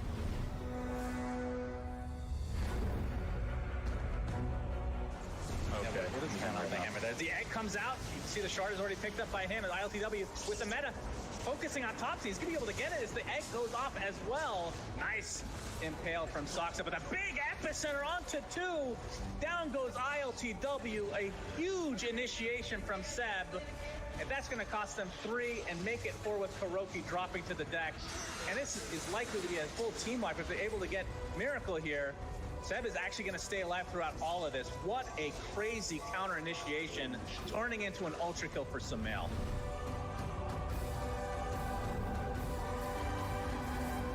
Ready to run up high ground and try and take this down. Skitter looking for an opening now. Get the meld out, 9, Winner's Curse, hoping to do something. The buyback comes from the Tidehunter. Arrow afterwards, but the BKB didn't get it out in time. Skitter, BKB runs forward, tries to bring down this Nyx assassin. It is not gonna happen. Jump forward, there's the stun that they need. They take down Skitter, he buys back now. They keep on chasing it on this one. Thompson trying to find 9, he gets him. It's a godlike spree, they can't get anything. As one by one, all of Tundra falls, OG doesn't even die, and GG is called. OG are going back to TI to defend their title.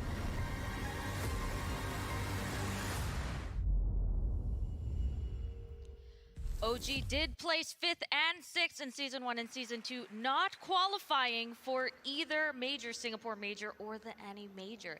But they are still the defending champions, 2-year TI champions, and now they are down a game against Team Secret. On the other hand, Team Secret having a maybe less than satisfactory DPC run as well. They are proving that they deserve to be here and that their major experience translates into TI experience as well. Gentlemen, what are we expecting to see coming into Game 2?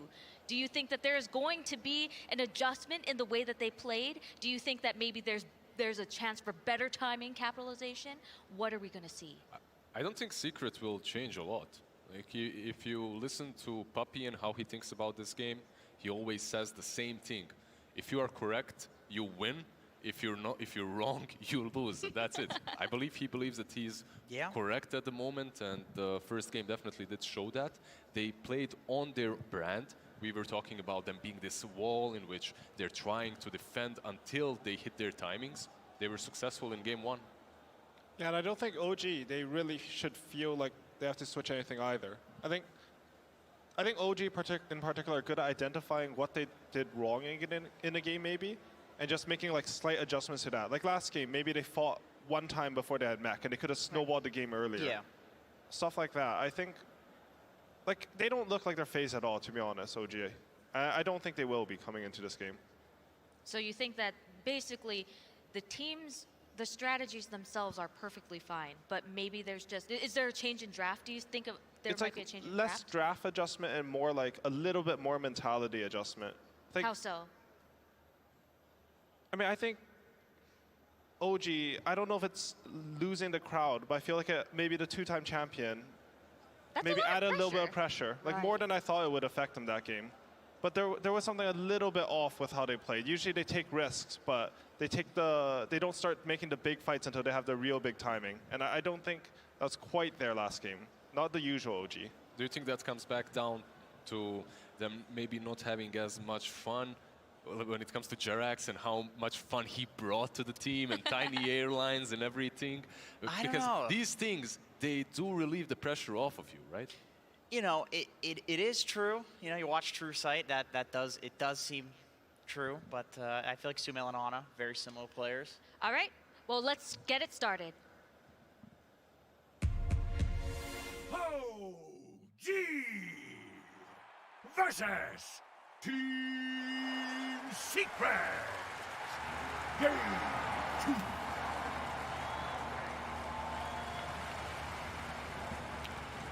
Hello and welcome back to the most equal draft panel. We're ready for Game 2 between OG and Team Secret. Let's see what the draft brings for us today. My name is Mr. Avo Plus. Joining me is Effie and Syndrin. Effie, can you tell me a bit of your closing thoughts about last game in the draft? Did you feel like it was what you'd expect considering those drafts? That game was incredibly action-packed, which is definitely what we expected looking at it. But as it progressed, something really stood out to me with OG's draft that I didn't consider earlier, which was, if you take a look at their cores, they had a Diffusal Blade Ursa, they had a Quasvex Invoker, and they had an offlane IO. So their wave clear was lacking. And even though they had no wave clear, they were making these aggressive plays into Secret's triangle over and over and over again. And they did overpower them a few times, and it looked really good for them. But this issue made it so that Secret always had a way back into the game. So going into this draft, I would like to see a little bit more shove coming out of OG. Would you agree with that sentiment? Yeah, I definitely think it played a relatively big part in that game. Like, obviously, the whole wave clear problem becomes more prevalent when they actually have their advantage and they have the Aegis, right? That's when you want to push in all the lanes and then have this firm iron grip on the map, but they never really were able to maintain that. Also because they never really convincingly crushed a fight. Like, most of them were pretty close. Like, even if OG came out with 1 or 2 kill advantage, they'd used all the resources they kind of needed to reset anyway. So I agree. I think a bit more wave clear would definitely go a long way here for OG. So far, so good with Titan first pick. Can act as a decent wave clear as a support. Even if you don't get the CS, at least you deal with the wave pretty effectively. You're good at defending towers as well, so you prevent getting yourselves at a map disadvantage. And, well, before we look too much more at the picks, I just want to say about the bans, really interesting dynamic here that this time around OG, they banned the AA, and therefore this time Secret will ban out the IO. And OG actually ignoring Monkey King as a potential first pick here. They could get it now if they wanted to.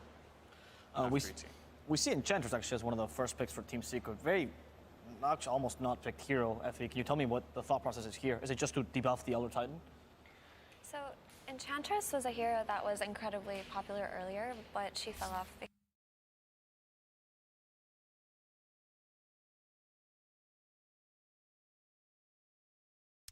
Oh, stop it!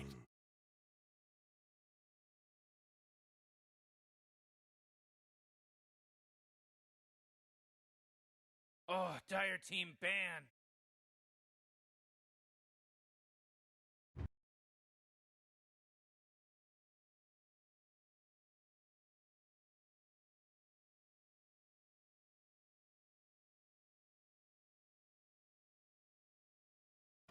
Uh, 10 seconds to pick your hero, you moron. So in this pick order, they specifically pick it only seeing Elder Titan. Yep. I think perhaps this is a strategy that Secret have, that they understand Elder Titan has incredible prowess in lane. And maybe in their playbook, this is one of the only picks that exist that can match or beat Elder Titan in lane. Enchantress is so dominant in lane when she gets level 2 by getting 1 creep with Enchant and having Impetus that I think she can actually overwhelm Elder Titan. In addition to that, she plays like between the lane and the jungle. It makes it harder for Elder Titan to hit his spirit on both heroes in lane. I think Elder Titan thrives when there's 2 laners playing together that are very easily connected with, so you get the full value out of that. So perhaps that's the idea. Like, I don't see any other real justification for it except if they're just trying to surprise OG here, just because, like Effie said, this hero isn't very popular, it isn't widely regarded as very strong, and usually when Secret pick it, it is to win a lane, so that has to be the logic here. That's a very good point, and I wonder if this Magnus pick was something that Secret were planning for going into this draft, or if they just took it away from OG, because the success that they had with the ET and Magnus combination in group stage was actually absurd. They came back from this ridiculous game versus IG where they were losing. They lost 5 fights in a row. We thought that perhaps that could have been the end for them, but there was this empowered ET just whacking away with his natural order on top of an RP, and it was just incredibly strong. So I'm just curious where they're headed with this Magnus, if they're going to play around it as a pseudo carry or if it's just going to be buffing another hero on their team. So seeing OG's first 2, do we think Elder Titan is somewhat assigned yet, or because OG is one of the teams that like playing it off lane the most, right? But they also do play it on no-tail. I think it's one of those 2 most likely for the team playing it. Don't really see it that like. Even Sox has played it actually a couple of games here. So it's 3-4-5. When they pick it together with Monkey King, no, it's just completely open, isn't it? Yep. ET could be 3-4-5, Monkey King could be 2-4, and technically one has Sumail played Monkey this event? I'm not Maybe one sure, game. but I'm sure he can play the Monkey King. Yeah, he plays it. I know he plays it. So, yeah, I mean, OG is the king of flex picks anyway, so for sure. This is the kind of mental games. We were talking about this last draft panel, how OG sometimes it seems like they're flexing, but the reality is they're baiting, and they already have an assigned position. You think you can be seeing here this time? I think it's less clear here what the bait exactly would be, because I think, for example, with the Mars one, it's less common for it to be played 5. Yeah. Like Secret might have had it in the back of their minds last game, but here it's way more, like, quote unquote obvious if Elder Titan goes 3, 4, 5. Like the bait here would be if Elder Titan is mid, right? Or carry, but I would be very surprised to see it. I would love it, but I don't think that's what we're going to get. So less of a bait, more flex probably in this scenario. Thompson did it once against a meeple, but that's a very specific situation Yes, to do it is against. very specific. Effie, I'd like to ask you: are there any bans that really stand out to you out of the second ban phase that you'd like to point out? I think banning Shaker was the correct choice because just leaving it open with the starter they had with the melee heroes and just not kind of accounting for a potential morphling was a mistake. And they got it out from the very beginning, so that's just a respect ban straight up, right? And it takes away issues that they may have with the ET and the Monkey King. So nothing too particularly strange here. The Juggernaut is a little bit unusual in that we haven't seen him as one of the most contested heroes in this patch, but it just seems like OG don't want to get outpaced at the start of the game. OG also value Mag Jug a lot themselves. It's a strategy they play, and they know Secret are very capable of playing these heroes. Interestingly, the Wind Ranger here, which could both be a mid and a 4, most likely one of the two. I feel like I'm seeing a plan here from Secret that, okay, if you guys have Elder Titan Monkey King, we're going to pick heroes that are hard to hit, right? Yep. So you have the Enchantress with Untouchable, you have Wind Ranger with Wind Run, and now that OG picks Legion Commander as well as Clinks, I think Secret, even if they had the plan of playing the Wind Ranger 4, they might be upgrading it to a mid hero here. I think it's actually a very good Wind Ranger game, especially when you look for the potential Ags in the build. It seems very, very strong. But obviously, they can keep that choice for last if they pick their carry now. Then they can decide a little bit later after seeing OG's final pick. So I think in Secret's position here, you need to decide what's more important. If you pick your carry now, you give OG a counter pick to your carry. If you pick your 4 or your mid, you're showing your hand, right? Exactly. So what do you think is more valuable? I don't know. Agreed. I really like the concept that we're going to pick heroes that are difficult to hit and difficult to kill. And on top of that, Wind Ranger is an incredibly good hero versus Clinks because in the past, Clinks had an ability that made him dodge projectiles, right? And Wind Ranger was atrocious versus him. But now with just a Dust and a Maelstrom or an Umkibi or whatever damage item you choose, you as a hero alone can eliminate their win condition and their carry. So I like the concept there a lot. Ursa is insane. It's super good. Can you elaborate on that? You're playing against triple melee. Your lane matchup is more than likely either Legion Commander, Elder Titan as the core, or Monkey King, right? One of those three. You're a hero that can easily get on top of Clinks when you have a dagger, or even if Clinks is caught by anything, you can overwhelm him. You get, like Effie said, you just get a Dust, you run at him with Diffusal and you kill him. So it's set up for a good laning stage, good hero matchups, and you have Empower, and you're good 1v1 against all of the 3 cores that we're assuming OG have shown here. I think this Ursa pick is just phenomenal. It's pretty rare that in this tournament that I've seen a game that looks so good for Ursa. I think this is a better Ursa game than OG's was last one.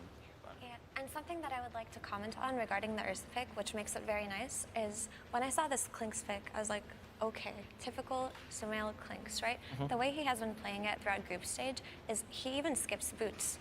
Doesn't go brown boots, rushes the Maelstrom and sits in the triangle for a while. So typically when something like that happens, you as an enemy, you have to deal with it, right? And there is no better hero for early triangle invasions than a Diffusal Blade Ursa who has a good start.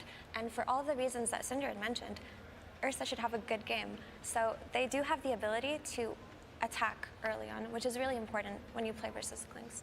You're very right, and actually, to add on the Clinks point that you're making, the way they actually played it as well is to try to steal enemy stacks as well and close out their map, which tends to not work against early timings or carries with early timings, much like the Ursa. So, very good point here. And on Cinder's point on the Ursa, let's not forget, Secret's actually one of the teams that highly value the Ursa in this tournament.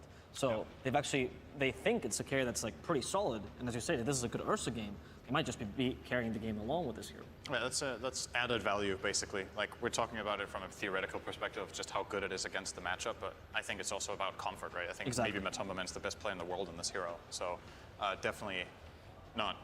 You're not going to say no thanks to an Ursa game like this if you're Matsu. You're like, just sign me up, let's go. Yeah.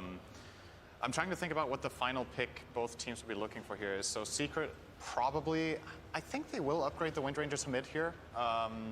If they do that, we're probably looking at a last pick 4 for Yapzor that is ideally ranged if they're playing offlane Mag on Zai. Correct me if I'm wrong, I think they've only played that on Zai, actually, the Magnus this tournament. I do believe so. We had a phase when Magnus was a true flex pick where it was being played 1, 2, 4, and 5, I think, for a little bit, and 3, all 5 roles. Yeah, in all one 5 patch. roles. Yeah. And I think after some of the changes to Empower, that got less appealing to play the just flat out support mag because the Empower wasn't as good on allies anymore. So more than likely, preferably putting that in a core role. OG are going to show their final hero here. It's going to be the Hoodwink. Could be a Thompson Hoodwink. Probably is. Yep. Safe lane Clinks, mid Hoodwink, Legion Commander, offlane, and then support ET Monkey King. Their lanes are pretty good. Or honestly, the Legion, the Monkey, and the Elder, they could be flexed either way because we've seen a lot of Legion 5 from Legion them. 5. And as you said, Seb loves the Elder Titan as well, and he plays the Monkey King in the offlane as well. Yeah, maybe you downgrade Legion just because the Ursa matchup's so bad. But again, for me, the problem is I think any hero you put offlane here, if it's a melee, loses the lane to Ursa Eng. I just don't think you're likely to win there. And my issue with the idea of downgrading the Legion is that then OG would just have no clear way to take the fight because there's no hero that will start it for them really, except the Blink Dagger LC later. Yep. So I'm just not fond of that idea. Okay. So what are you thinking here for last pick for Secret? They have a lot of time. Is Ember still in the pool? Because we could still see the Wind Ranger 4. I don't think Ember is bad here. There's a lot of kiteable heroes. It's a comfort. Like Effie pointed out, there's the duel you could have to worry about, but aside from that, I think Ember kind of has a free game. It's hard to land a Hoodwink combo on Ember. Oh, he is banned? Yeah, okay, I can see. Oh, that's Could we see another Spirit? Oh no, Storm has been banned too. Void Spirit's the only one in the pool. Yeah. Doesn't seem so appealing. I still like Wind Ranger 2, to be honest. That's actually the strategy Beast Coast has been figured out to deal with Monkey King as well. They were running Chris Luck on the Wind Ranger, running her mid, and just, as you said, can't be hit. I think it's good. What are your thoughts on the last pick, Effie? So I'm thinking about player preference here because that's what it'll come down to. Because on paper, this Wind Ranger would be really good mid, but maybe at this point and why it's taking them so long to pick this last hero is that they're just asking, do you want this or not? And what else do you want? Isn't Wyvern if really not? good here? Oh, a Tinker. That is not what I expected at all. Okay, exciting. Neither did I, but doesn't that throw back to the idea that try to hit us? Yeah, it's more miss. Yeah. It's a blind. What do you think of that Tinker matchup in the mid lane now? Assuming he's against the He is against Hoodwink. I don't know, I feel like it's just a wash. It's not a matchup I think I've ever seen before. Okay. But just from a theoretical standpoint, I think both heroes just farm. Final points I feel like to hear. Final point. On paper, I do think Hoodwink is a hero that is quite good at catching out Tinker because she can just scurry through the trees and find him and get him there. But if Tinker has a good game, I see Secret overwhelming OG here. And for you, Cinder? Yeah, pretty much. I like Secret's late game prospects here. They have an empowered carry. They have Tinker.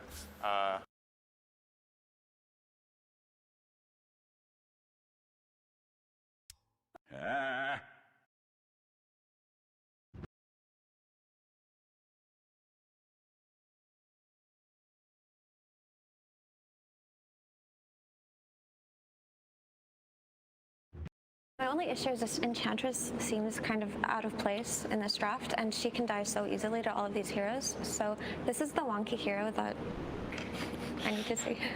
Well, we have to throw it away because the man in the sidelines there is waiting for us. And as he likes to say, keep it PMA. So take it away, BSJ. 你这么菜，你的队友不会生气吧，哥哥？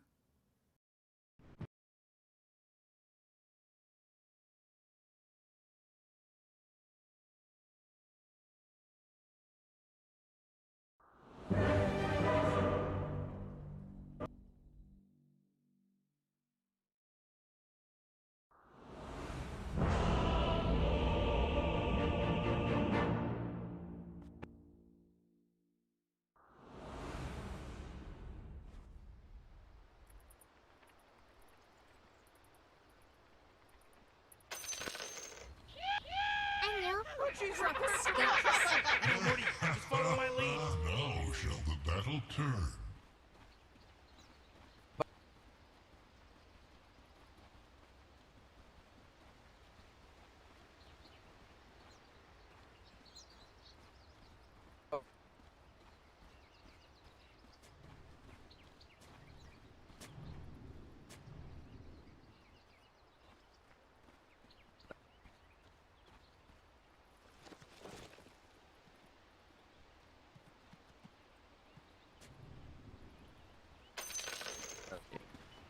你这么菜，你的队友不会生气吧，哥哥？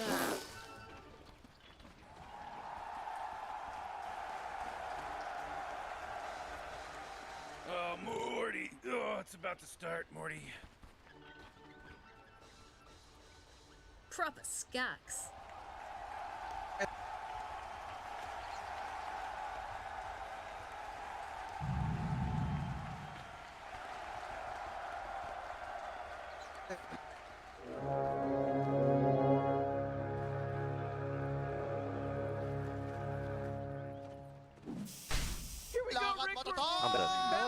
Normally.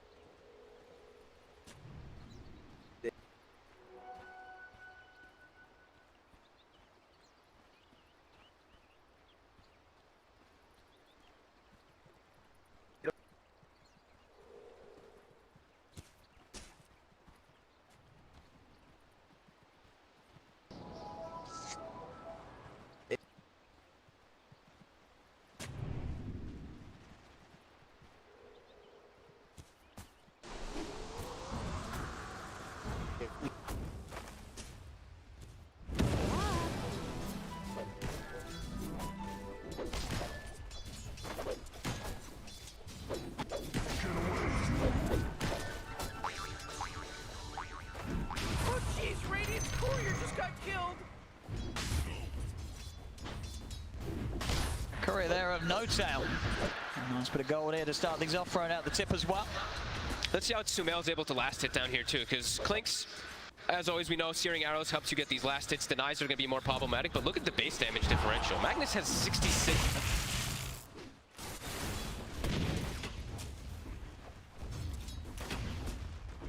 Times. First few waves though, OG seems to be very happy. Oh, that mid lane, you're right, Thompson's running a little low on the HP, but getting in and trading CS nicely, and the ball should be out very shortly for him in that mid lane. Now we're seeing up top, Seb, 7 for 3 against the 5 for 1, able to play quite nicely against Matu, but as you mentioned, you know, hard for the two of them to get aggressive once Puppy's around to dispel the buffs. I think it's the first Enchantress I've gotten to see too, myself. I know he's been picked a couple of times now because of these big buff ups and just wanting to be that anti-carry. But it used to be a very early picked on hero, like just first 2 picked for a lot of strategies just because of the early timing that you can do and just all the fun stuff you can do with enchants as well too, which we'll have to get to later on, of course, once Tinker starts to get more, once Tinker gets levels and he can actually teleport to the creep that the Enchantress is gonna have and join fights easier. That'll be definitely something we have to watch.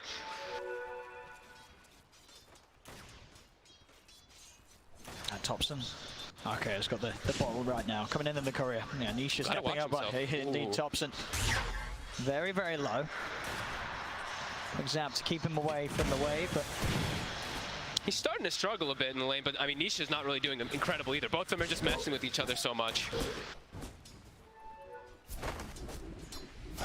And the Clink Sumail, he's actually done an excellent job in last hits. Hasn't really gotten denied too much versus the Magnus. Only 4 on Zai at the moment. Oh, and another courier here for Yapzor.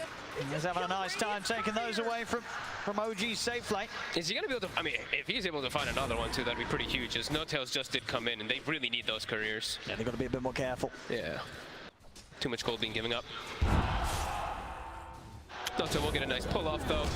Oh, Saxa. Saxa. He's going to get the stomp off, but Puppy able to keep off the side. The bounce is trying to pull on the back. He tries to turn, but Seb's got the damage, gets the kill. Will time return, Puppy able to finish him off with the impetus. Get the trade up top. That level 2 Jingu.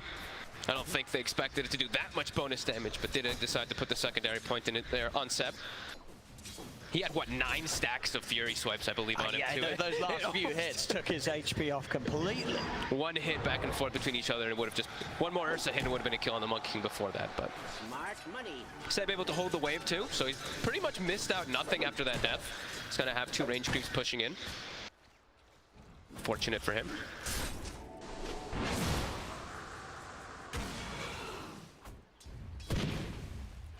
Enjoying Seb, No Tail and Yapzor just running at each other, very kind of awkward supports.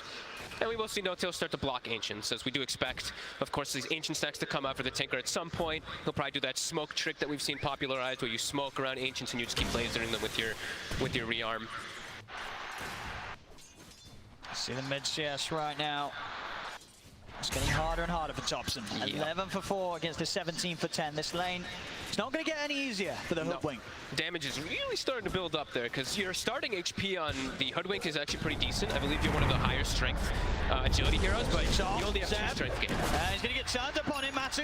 He's a little cautious, though, knows that he can't commit completely onto Seb. Seb always holding onto that boundless for potential turnarounds. It's really is a lane, this 2 versus 2, where both teams have to really read how much potential there's going to be from each core to just get the hits in on a hero and take them down. They've got to be careful. Puppey does have the Satyr creep, though, so it's really starting to push quite a lot of aggression onto OG. Seb even trying to go onto Puppey here, but he is eating a lot of damage. Yeah, Matu. Ooh, that was close. Oh! Oh? What? Seb? Who cut it? What happened to his tree? I actually was asking me, I think he cut it. No, its cutting blade wasn't on cooldown. I have no idea. The tree just said no and left. Apparently. I was checking everybody. I'm sure we're missing something, but I don't. All right. Mid lane, Thompson does buy a raindrop, so you can start tanking versus this insane burst damage. Also, a Wind Ranger comes into power shot in mid. He'll survive, but we're definitely seeing him fall heavily behind that tinker there.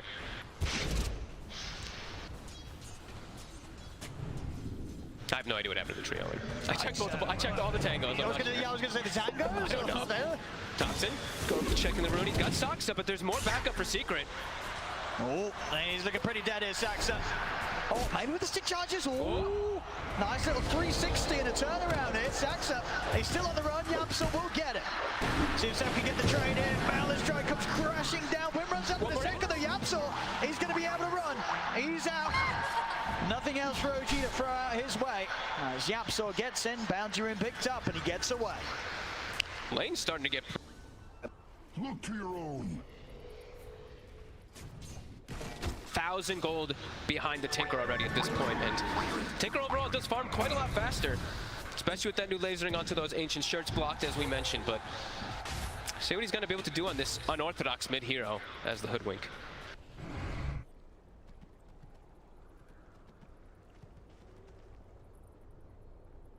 See what the next bit. The focus is going to...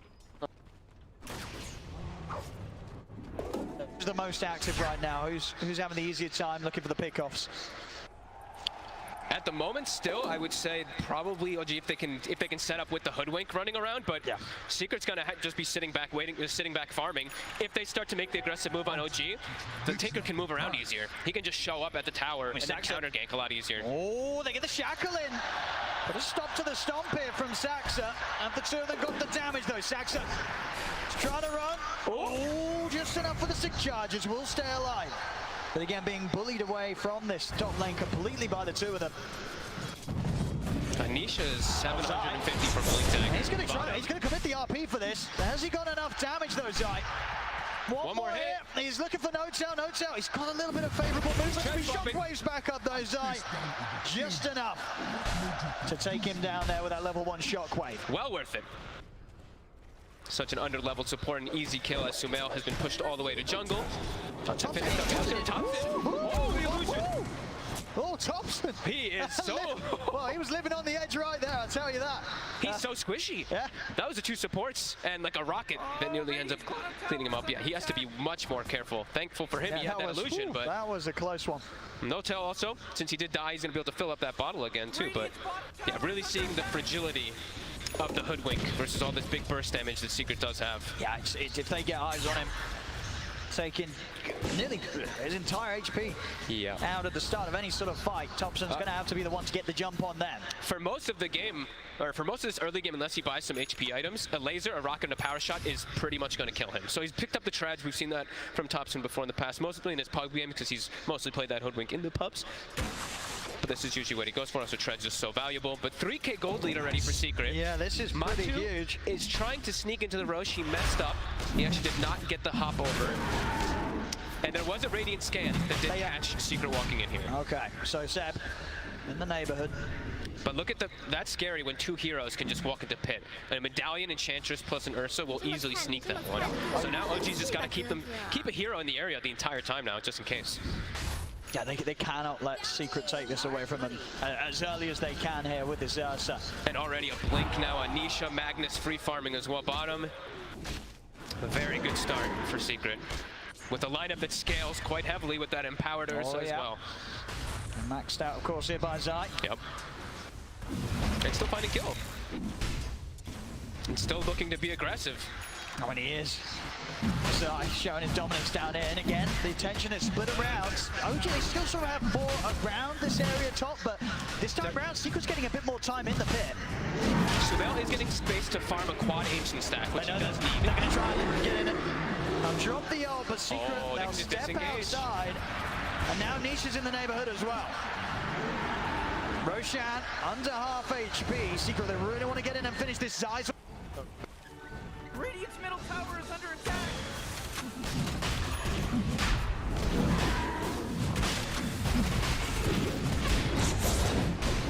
It's just a distraction. Actually, it's a beautiful RP onto the drill. Nisha, 2 down. Sam also to fall as Zai takes him out. 3 dead on OG. Secret, they get the space, they get the kills, they get the Roche, they get the Aegis. I couldn't ask for a more picture-perfect RP there with the laser, hitting all 3 heroes, 2 from the splash. That's a lot of damage. Saxa, he's trying to hide in the trees. Nisha's hunting. Gets the rockets in. And with this haste rune, he's going to be able to close it and pick up another one. Nisha with the chase down. 10 minutes in, we're already at a 5k advantage for Secret. And their mid tower is already getting pressure too. Puppy's defending top tower versus the Sumail Clinks and already looking to make more rotations.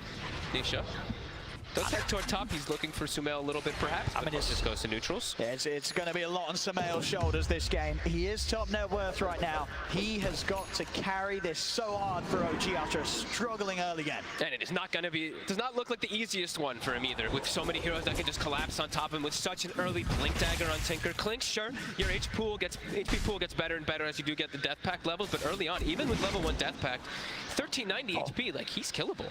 Just a little bit of a tease onto Zebit, nothing else to come his way. OG, they're going to try and hit with a smoke. They need to get something going their way. They've got the level 6 on the ET, so they've got Splitter online. They've got the level 8 on Hoodwink. They've also got Duel. So let's see what they can find, because it's into this Aegis of Secret. Seb, he's going to try and start things, but Matu will punch back into him. Zaxic getting the spirit out. Not even quite able to get the Jingu up here. Matu's got the speed to stay out of the range of Seb. RP's back up in 20 as well. This is not going to be an easy tower to hold for OG. They are going to try opening onto Zai, but Zai is tanky as the Magnus. The shackle, it'll connect. As OG, they've got no time, they're troubling. Drag back, taken out Seb, will put the weapon for the back. Jackie misses. Zai's able to retreat. Matu just closes in onto the monkey kick, chasing down Seb. Seb will get away. Zai still alive. The splinter from Saxa does finish him, but it cost Saxa's life. And Secret, they're ready to dive in behind the tower here. Thompson and Sumail, they've got to hide. The dust, it catches Sumail. Sumail will stay hidden in the trees. He can't show his face. And he just came down in no TP to get out of this area of the map, Sumail. He is stuck down here, so for all his farm that he's had, it will slow down a little bit. OG bringing all 5 heroes and still only getting a small kill onto the Magnus and still gonna lose the tower there. And now for the next play, Magnus, he's got RP up. He's about to have Blink Dagger too, so Secret, they're gonna look to hit right back. Absolutely. And it's just been such a slow game here for Seb and Thompson. I mean, Puppy is just about 300 gold away from overtaking the farmer, Thompson. Oh boy, yeah, that is a huge concern. Nisha's also halfway to Aghanims already too, so that burst damage that we're talking about increases even more in potential. That HP reduction that will be coming out. This is problematic. They need to find a way to stabilize the game, but it's not easy because of how much of a lead Secret got off of the laning phase, getting Aegis too. They're just hitting towers. Radiant just fortified their structure. Won't be able to eat the creep. Stop that push. But everybody on Secret's farming, especially Puppy, of course, as he pretty much has Solar Crest done too. So now Matu, he's got steroids on his team. He's got the Empower, he's got this Solar Crest too. Clinks has a steroid, but it's going to be coming from like press the attack, which isn't really traditionally the greatest for him because he wants more about that raw damage rather than attack speed, since most of his is going to be coming from the barrage.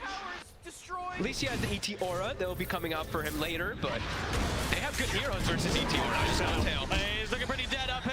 Same time as well, they find Saxa around the mid. They're running away with this game. They are rolling over OG right now. Another one too, Seb. Oh. Oh my goodness, that was close. That was very, very There's close. another Here, quality. Matsu. He's going to get him. He's going to get him. Another one here for the Timberman. And they're starting to invade triangle as well already because they took that mid tower. They're so taking so much. The place where Klink's needs in the game is now denied from him. As Zai will be able to farm that one up and setting up for another tower. 40 seconds still left on this Aegis. Just feels like OG can't do anything right now. And they just need time for the Klinks, but even when he gets time, is he going to be able to survive this onslaught? These heroes that all get on his face. I mean, what is the recovery plan for OG? Is he going to get to the point where they just have to sort of continue to make space for Sumail, look for the high ground hold? I mean, is there any item that any of them are close towards that could set them up to make a play out on the map into Secret? Not particularly, because this time around they didn't pick, they don't have that traditional initiator from the offlane. Their initiator is going to be coming from nothing really, right? It's going to be the Monkey King hiding inside the tree lines, perhaps getting a Wukong. And he's struggling to hide it. He's been found every time. Seb again in the mid. They've got it. Another catch from Zai. They'll try for the duel here, but that's going to be a plus step to Puppy. Puppy walking away here with that bonus damage.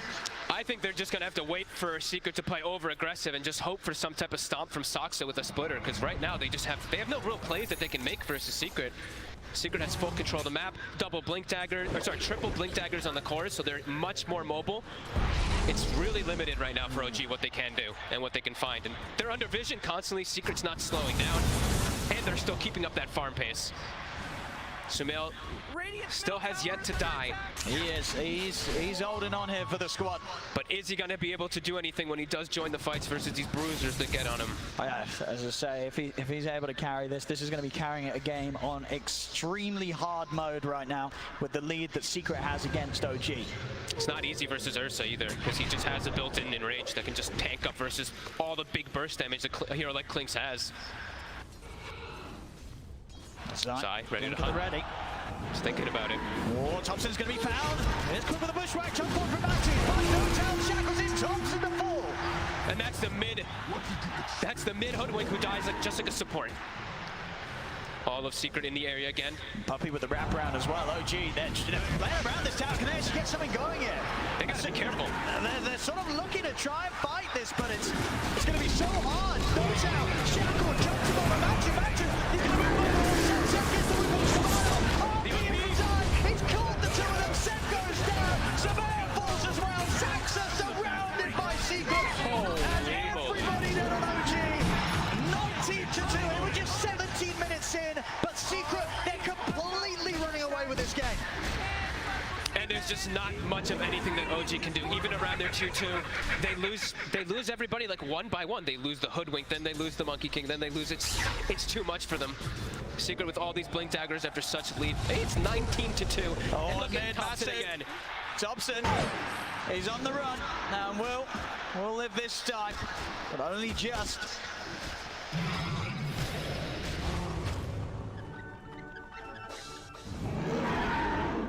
As Secret no reason to stop. They can keep running at them. They are so far ahead right now.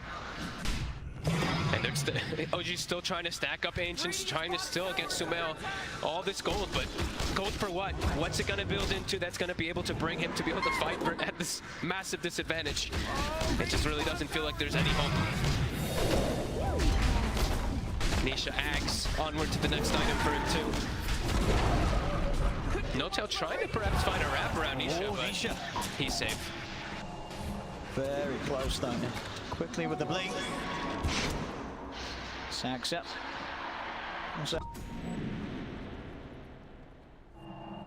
Have a little bit of damage. Obviously not really going to be saving him from dying though. It needs that BKB really before the next fight.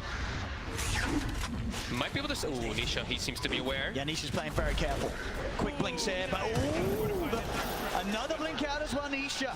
They can't catch him as much and as hard as they try. And everyone on Secret now connecting. And look at the tower here. The question is if OG get out in time. Secret not turning up. Turn the eyes on a Timberman. So he can get the setup though.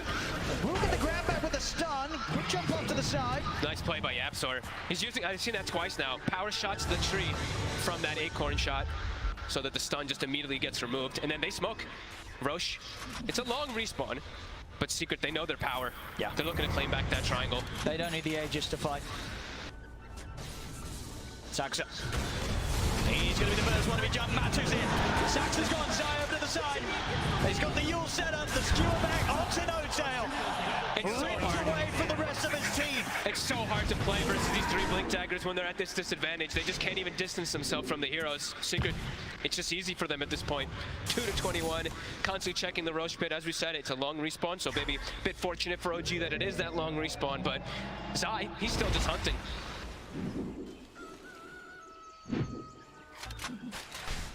OG trapped behind their tier 2s.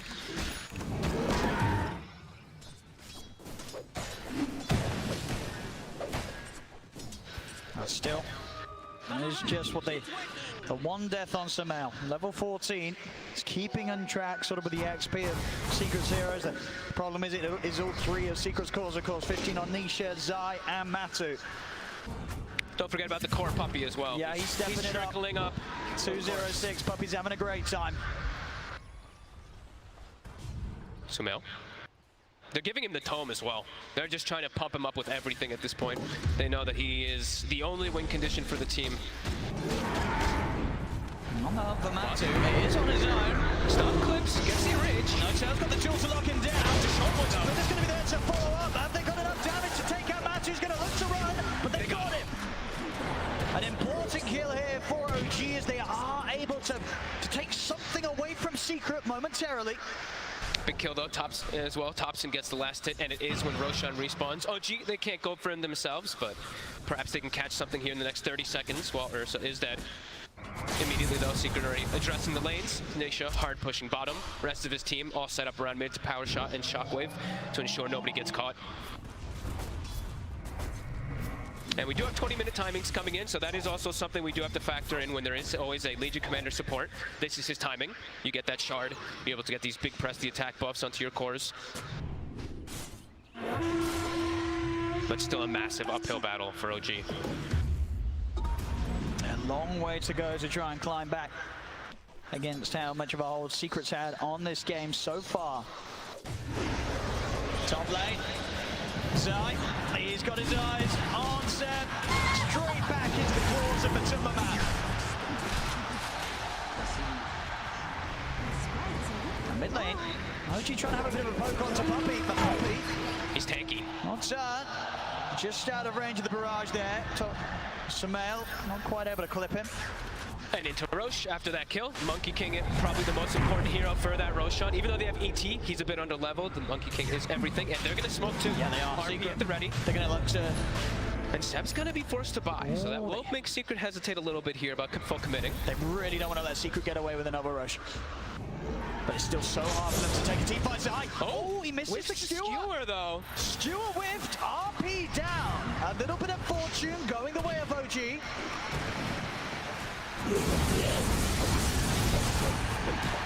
And we cheer for some ancient stacks being That's cleared a lot up. of money. And they're going to smoke themselves, continue scouting the area. No RP. Can they do anything with this OG? Walking into the pit themselves, but they really want to try and get a kill before they go for it. Their lineup doesn't do the rush nearly as fast. It's risky. Yeah. I mean, they're going to attempt it. Though. Let's see. That Death on 70 could be the difference maker, but no, they're not going to get the chance to. It's too scary. Oh, and the push. Smell. He's trying to get out of the shackle. They've got the center one of the two of them. Yamcha finds the angle. Because Command does come out. Stewart on the side. That's become the duel. Can he get out? He can't. But Superman takes him down. They've got the drag back onto No-Tail. 2 dead on OG. Secret still with a full squad alive here. As OG Saxa, Thompson so low. Saxa dying outside of the pit as well. Thompson on the Robert side. Blinks in. Shockwave finishes him off. They have full vision there for a second because Nisha blinks into high ground and just rockets and rockets and rockets. 3,600 damage from the Tinker. They tried to go for a bold attempt of even walking into the pit there, but Secret's just at the ready. Even without RP, they're way stronger. Absolutely. 26, and now Rush easily secured. It's all theirs. It's continued early time. He's just 24 minutes in. Secret getting so huge right now. Matu. Already a Scotty finished up on him. Our Tinker here for Nisha has a Blink and a Shiva's. It's just getting more and more difficult, it feels. Oh, you're going to feel the wrath of Zai here. Zai, another catch for Zai's Magnus. And a dieback, 70 seconds, no Seb. Oh boy, I'm going to struggle to hold here. Radiant's middle tower.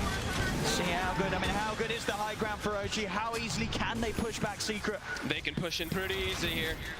Without that Monkey King, not the greatest spam coming out from the side of OG. They've got the ET, so he's always pretty decent to get that stop stuff. But with the triple blinks, they have to be careful. This is a huge risk from Samael. It will be saved for No-Tail, but No-Tail, he's going to lose his life for it. Gets subsidized with the barrage. Takes out the agent, but Samael dies for the high ground. They have the vision, they see him up there. Samael's out for 50. No buyback available on him. As OG, they sort of just throw bodies at Secret in an attempt to stop the push. It's not going to work. 3 heroes, 4 heroes dying, in fact. No-Tail having to buy back. Secret, they're not going anywhere. Nisha, he's in Thompson. He's been found. No-Tail trying to save him here with the penalty attack. But they've got the catch. Thompson's gone. There's just way too much damage and way too much of a lead. 20k gold lead. Nice overwhelming odds will slow them down a bit, but here comes Nisha to bottle up his teammates, to barrier them up as well with the defense matrix. We're seeing the jump.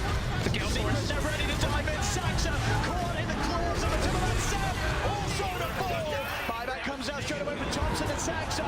They'll get the control onto the Timberland. They have the ball. It's going to be fine. In with the RP. Stops Thompson and No-Tail before they can get in on top of Maltair. Matu's away.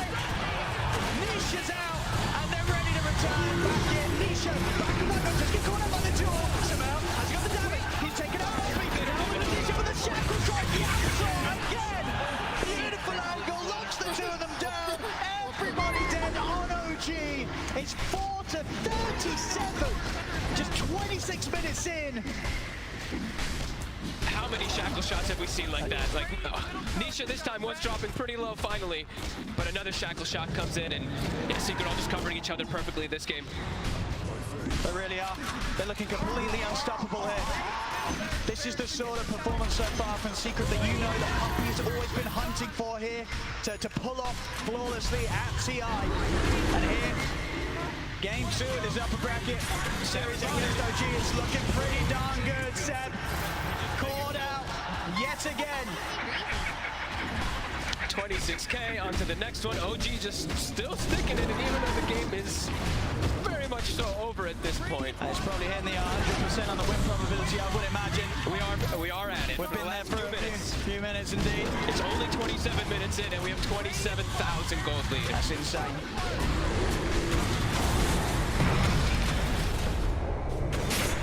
Oh, die! Another one. He's got 2 minutes as a man of the burst. Taking out Saxa. There we have the second set of Rector, still a tier 2 up top. The game may go on a little longer. But what can OG do? I don't know. If there is anything to be done here, No-Tail, another shackle, he's been caught. Sam tries to jump in, immediately taken out by Matu. They can't even get back to the fountain. GG is called. Secret looking utterly terrifying in this game 2, as with that they secure themselves the series 2-0 against OG. They will be moving up in the upper bracket, and OG, they'll have to climb through the lower. What a performance too, like every single player from Secret just hitting the nail on the head. Yapso with some clutch shackles, Puppy with being Puppy as his Enchantress.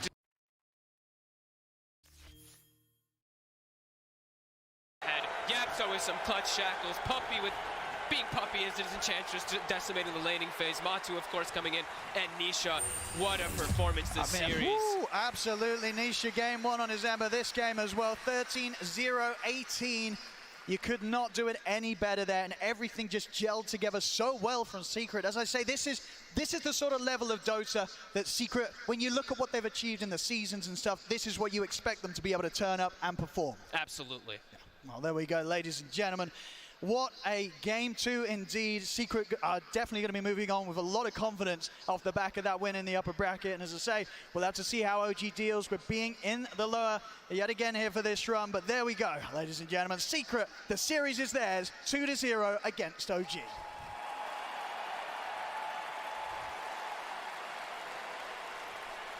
Thank you very much, Odie, Pixel, and Fogged.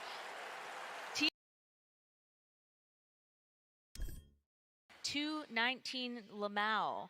And then it ended up with 542. OG going 0-2 and headed down to the lower bracket for the first time in 3 years of TI. Gentlemen, what happened here? They didn't bring back the magic of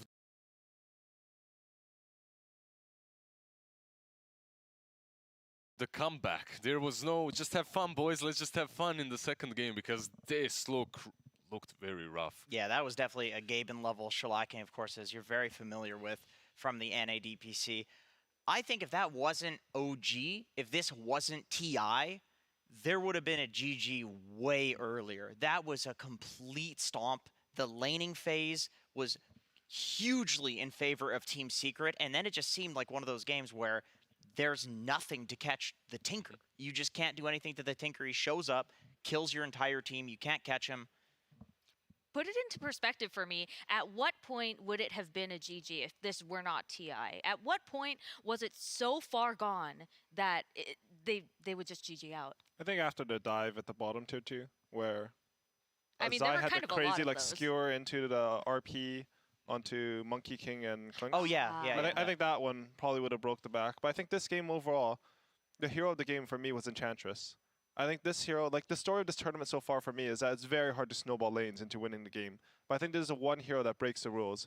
When you have Enchantress play like Puppey, he identifies perfectly what to do in the game, and he goes for the correct skill build, given that he has a lot of damage in his heroes. He went for a 1-4-4 build, which allowed him to sort of frontline, so all his other heroes who had long-range poke could keep poking OG and then getting ready to commit at the correct time that they wanted to. Meanwhile, speaking of frontline, on one side you have Enchantress, you have supports, everyone wants to go, everyone wants to make plays. On the other, you have Clinks and Hoodwink for your position 1 and 2. These heroes, they want to be as far away from the fight as possible, at the start at least. And they're doing the same thing. They're building into this Maelstrom that kind of brings up damage, but not necessarily. They still want to continue fighting with it. Seb, he was left alone on an island, and he had to make stuff happen. He had to be the frontliner. He had to protect absolutely everyone on his side.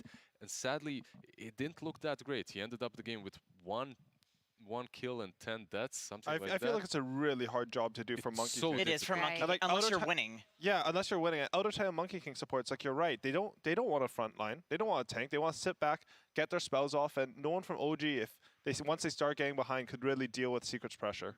That's one of those things though that only is an issue if you're losing. Like if this went totally the other way, we wouldn't be sitting here looking at OG's draft and being like, oh, they lacked initiation, because the Monkey King would be able to do that. Even maybe like the Elder Titan would be able to do that. And so it is just one of those things where you fall behind and you can't do anything. And then on the other side, I really liked Zai's build on Magnus. He just went Blink into Yules into the Aghanim Shard.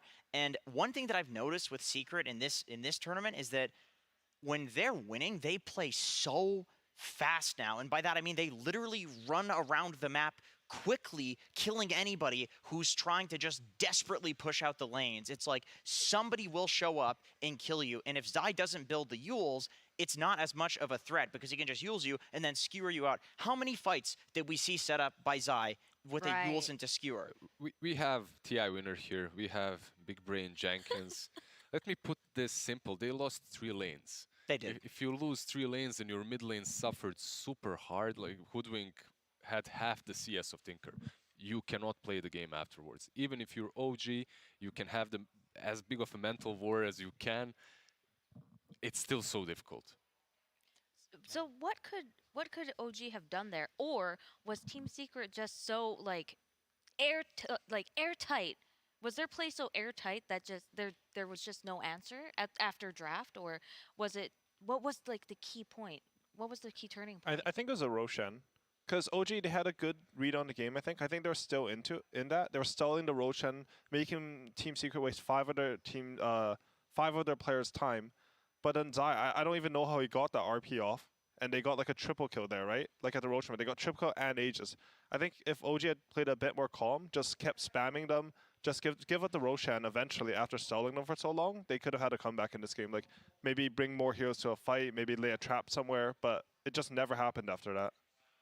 That's really difficult. And, you know, even, and how about the morale of the game, right? So they weren't doing too well from pretty much the beginning. They couldn't farm, and then they had to take a series of fights that didn't go their way. What could they have done to keep the morale up? We saw like kind of a little bit of a decrease in the chat lines, you know, but I think the morale is still there. It's OG after all. They psychologically they're really a strong team. They have Seb as a cornerstone who always props them up. That guy reads all sorts of books for morale and whatnot. Yeah, So, yeah. They played until the very end. I mean, there's like two ways that you can look at that. You can look at that as if you played until the very end because people were kind of sitting there quietly, like toxically. You don't know what to do. Your cores go quiet, whatever.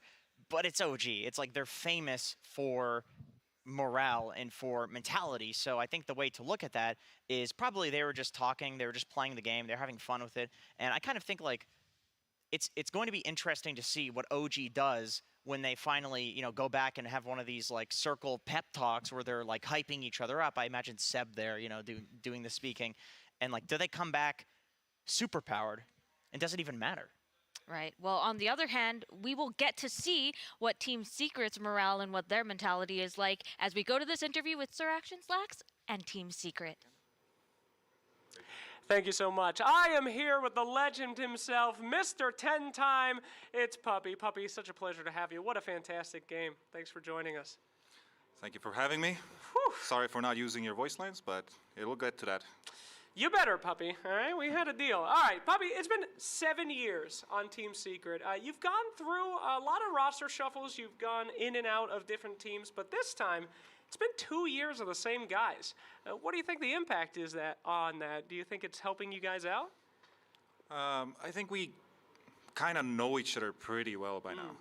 And we are doing some kind of things in order to find what are like stressors or things that are like psychological to make us help understand each other a little bit better, because we are in this relationship for a long while and we've been playing a long time. So I don't know. Like we are just trying to go the right way, the right path, where we all kind of understand each other and our emotional stresses. Absolutely. Well, after that series, it looks like you guys are going on the correct path. However, let's talk about the path before TI. This is the first time you guys have entered a TI without everyone pretty much assuming you were going to win it. Was that on purpose? Be real. Kinda. Wow. It's not really that. It's just because there's no tournaments, right? Sure. There's really no tournaments, and there's no reason to overdo anything, and you don't get the same vibe as going to like ESL Birmingham or like, let's say, some other tournament. There's no such feeling anymore, and I know this feeling will be at TI at least. The majors are great too, but after the first major we already got kind of what we wanted. If we qualify one more time, we're in the solid. It's not the problem is not that we don't want to win. The problem is that in the back lines you always know that you're going to TI, which kind of suffers your gameplay in a way. And it's not really about that also, because we are kind of like boomers, most of them. Like Matu and me, we're always making boomer jokes about each other and stuff, and it kind of like, you know, it shifts to the mentality that let's win the right matches, not the other stuff, please. All right. Well, our next series coming up is going to be the best of one eliminations. You've been there many times yourself, and a lot of these teams are looking up to you as kind of the grandpapa of Dota. Any advice to those guys? For OG? No, just for the other guys. I mean, it's rough being there. I have no advice whatsoever, because there's no such thing as good advice if you're down there. Most of the time, I think there's only one team that knows what's going on, and then they crawl up and do some stuff, right? But I think that comes from understanding the game. And when you're down there, I think you have to have the same mentality if you're up there. Yeah. So it's not like you should kind of be blinded by the fact that you're down there. So just don't even think about it. Okay. Well, actually, since you mentioned it, OG has not been in the lower bracket in 4 years. You got any advice for them? Stay down. All right. Thank you so much, Puppy. Back to you. Good Lord. Stay down. Those were the words that Puppy had for OG. Well, Puppy may think that he and Matu are boomers, but they've actually got the zoomer moves. And let's see how they did in game 1 with a replay featuring ODPixel and Fogged. Smell. He's going to try and jump straight onto Nisha. Nisha puts the BKB remnant off the side. They're going to set straight away. Everything thrown down off the eye. They're taking him down. Stumble over from Zack. Sam does come out from time. Samel's already popped the ult. Ready to go over for more. Chasing down Yamsor. He'll remove the Monkey King out of the fight. A double kill for Samel. Now ready to go for something else to the side as he's on top of Matumbaman. Waveform out. Samel looks to Nisha, but now he's going to be frozen in position. Samel, he's trying to back out, but the cold feet kicks in. Samel will fall. No tail as well. Cut down by Nisha. With the setup there, Matsu comes in for the finishing blow. Amazing. Well, they have secured a win 2-0, sending OG down to the lower bracket, and they will be playing against whoever wins Quincy Crew versus Team Aster. And the lower bracket is starting to fill up, and we can't let that happen. So coming up after this series, we're going to have 4 matches of the lower bracket. But in the upper bracket, Team Secret securing the 2-0, IG securing the win 2-1. They will be moving forward into the quarterfinals. We still have yet to decide tomorrow who will be winning in the other side of the bracket. Now this is probably the game they practiced the most for on the Sign of Secret. They are playing versus IG, and IG is the team that put them in that lower bracket at the Singapore Major. Okay, cool. Well, we will see what happens as these matches play out, but until then, we're going to get ready for our next series. In the meantime, check out this cool treasure from the TI archives.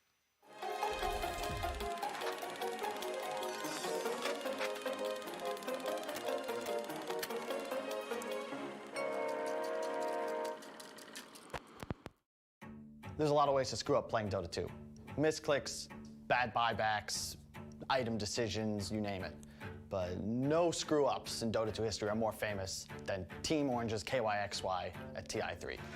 Orange versus 2011 International Champions, Na'Vi. It comes down to one single game. Either team to take it, gonna head in to the grand final. We were waiting backstage to see what's gonna win between Orange and Na'Vi. From how we saw it, Orange had the upper hand. We're kind of preparing mentally to play against Orange in the finals. We colossally fucked up that game. Like we fed so much. It's like if you watch that game, it's like feed after feed after feed after feed. I remember KYXY was just a boss. He was doing so well at this TI. He was carrying Orange in so many of those matches. And then he has this moment. To farm up and then just deal with this Aegis when it comes out. Should be on the hands of Mushi, and in fact goes the hands of Windrunner. No. Denial. What? They denied it. They failed. Oh! We didn't realize at first.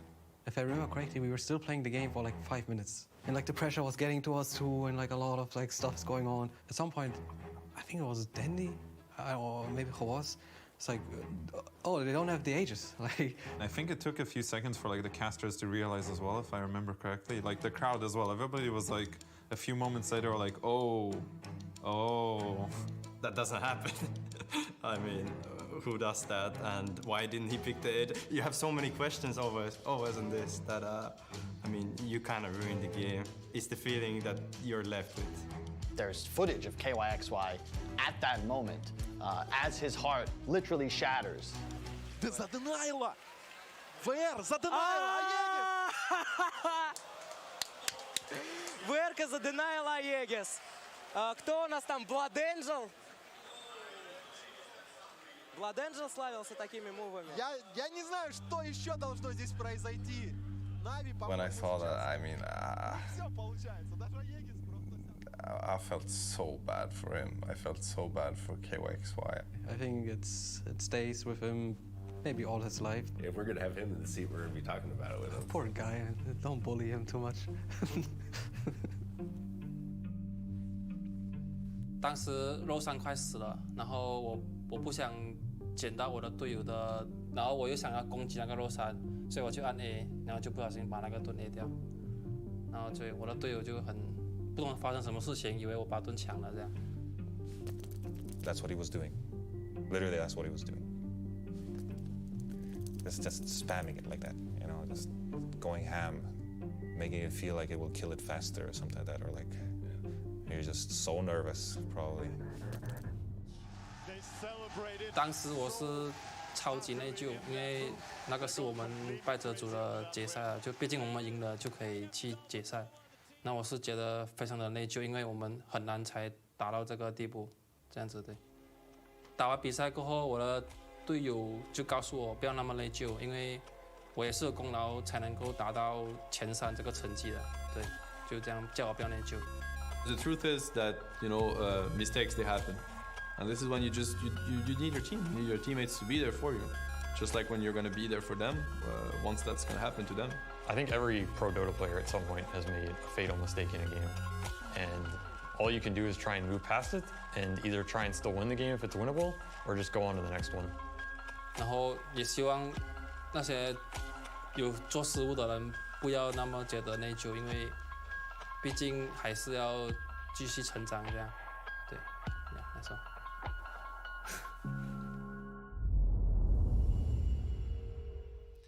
Mistakes happen. It's very normal. Everybody makes mistakes. It's absolutely human to make mistakes. And the beauty about Dota 2 is that those mistakes happen so often that those are the moments that you learn. You get better, you adapt, you stop spamming the attack button when you're, in the Roche pit in a very crucial match. And you learn and you adapt. And Dota 2 is an ever-evolving game that requires you to adapt all the time. And I know there's a lot of people watching right now that might only watch Dota when it's TI time. Welcome back. We love to have you here. But I also know that watching these games today has been maybe a tiny bit overwhelming. There's been a lot of changes since the previous International. And we have Purge here with us, who is going to talk to us a little bit more about what has changed. Thank you, Shiva. Yeah, there's been a couple new things in the game. First off, we'll start off with new heroes since the last TI.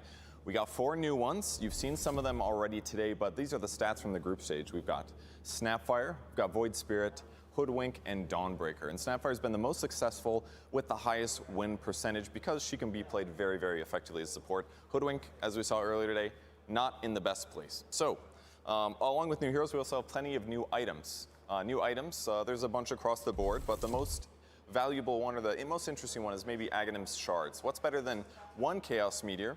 Well, more than that, 3 Chaos Meteors.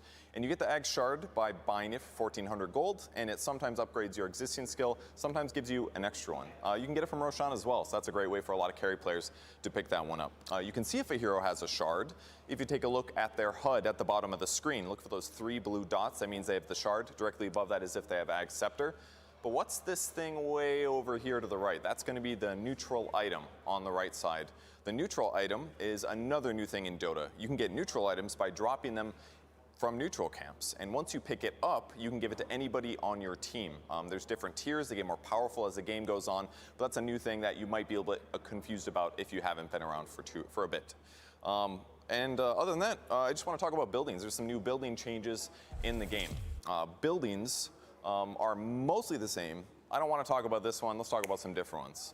None of that. Shrines are a little bit different. Well, really, they're gone. Outposts are the new thing. They sit in the jungle. They give you vision. You can teleport to them after about 6 seconds. And mostly, they help you retain some control of Roshan. You can take them from your enemies as well after you kill a tier 2. And there's tons more couriers in the game, lots more to be killed, 5 for each team. So now, you don't have to worry about that pesky mid player stealing it for the first 5 minutes of the game so that he can type GG easy mid at the end.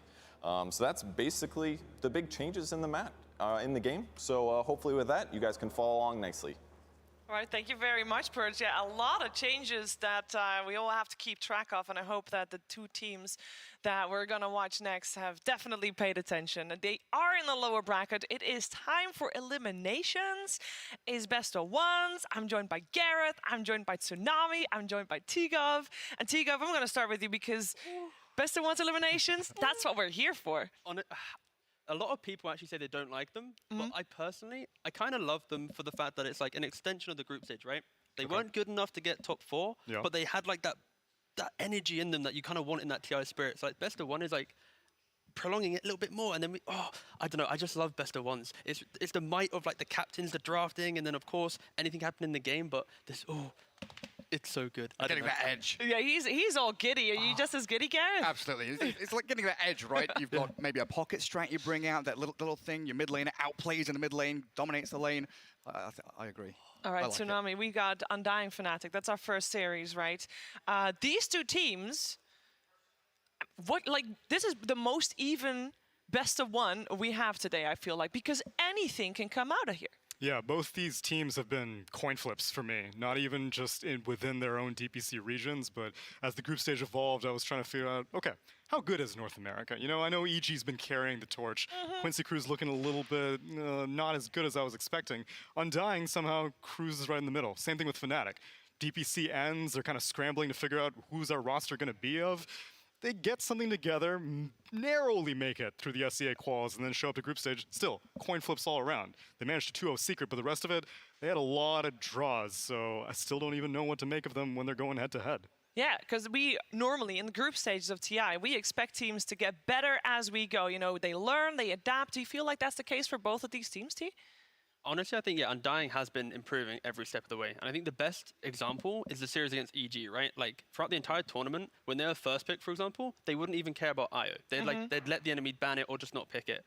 And then now, against EG, for example, it was like, we're going to first pick it. Like, they have that ability to surprise people as this tournament goes. Like, they're not just sticking to what happened in the first. And Fnatic as well kind of did the same thing. Weren't doing so well at the start of their draft, but now they're slowly tweaking it a little bit. So both teams are experimenting a little bit. Experimenting a little bit. Well, there's one thing that they both need to do. No experiments possible. They need to find their way to the stage, the main stage of TI10.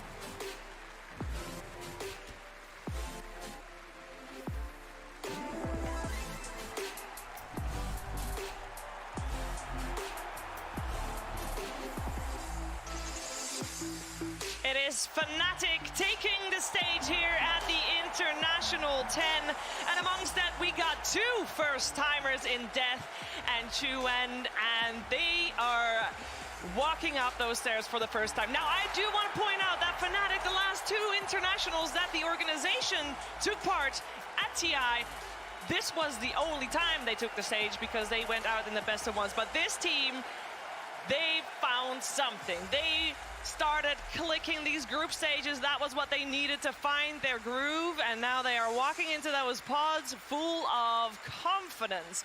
We got ourselves a couple of veterans on the side of DJ and Jabs, Sunby as their coach helping out, of course, as well, and let's not forget Raven. Fourth TI for him here, and Fnatic, I feel that if they win this one, they go far.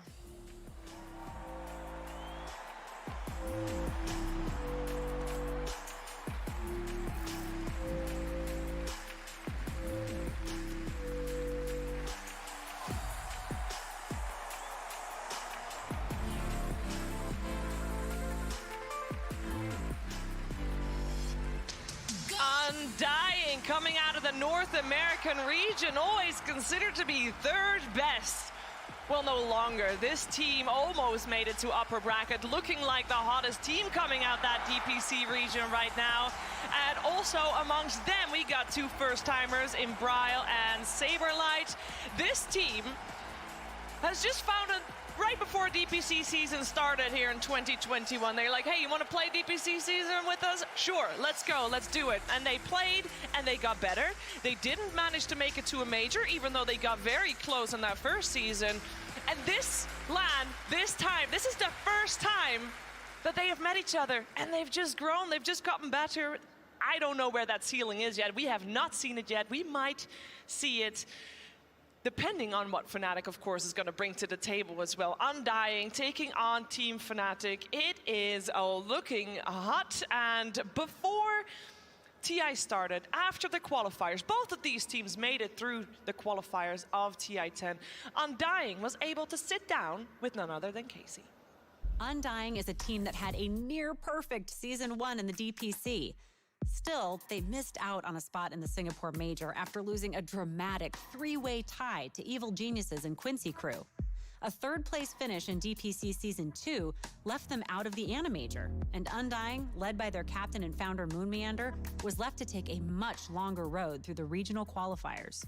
Watching the way that you played in the North American qualifiers, you guys made it look so easy when I know it wasn't. So talk me through what that was like as an experience for you as a team. It was a lot to get there. I would say like the hardest part about it was not being able to see each other in person and being able to read the emotions of the team without being able to see someone, just through the voice alone and how they're feeling. Constantly needing to check up on them on an emotional level to make sure everything's okay. You need to see the human to really like form the bond. And since we don't see each other, you need to constantly like be there in some other way. Wow, so you guys formed at the beginning of the year and still have not been able to play in the same room. Yes, I haven't even seen that yet. I think the Dota is the easy part of the Dota. It sounds as like silly as that sounds. The harder part is working as a team, because this is a team game, and anyone can be really skilled and like really high skill. But at the end of the day, if you don't play as a team, you're gonna lose to a team that is a lot worse than you skill-wise individually, but a lot better at teamwork. Are there any coaches or captains that you've had in the past that led by example and have helped you find your way as captain? Yes, the number one person I would say is Fly. Like, that's why I learned, like, he would, like, show me all the little things back then, and he would be so calm about it. He would never get angry, never lose his stuff. I would never play out of fear for that guy. I wanted to make him proud.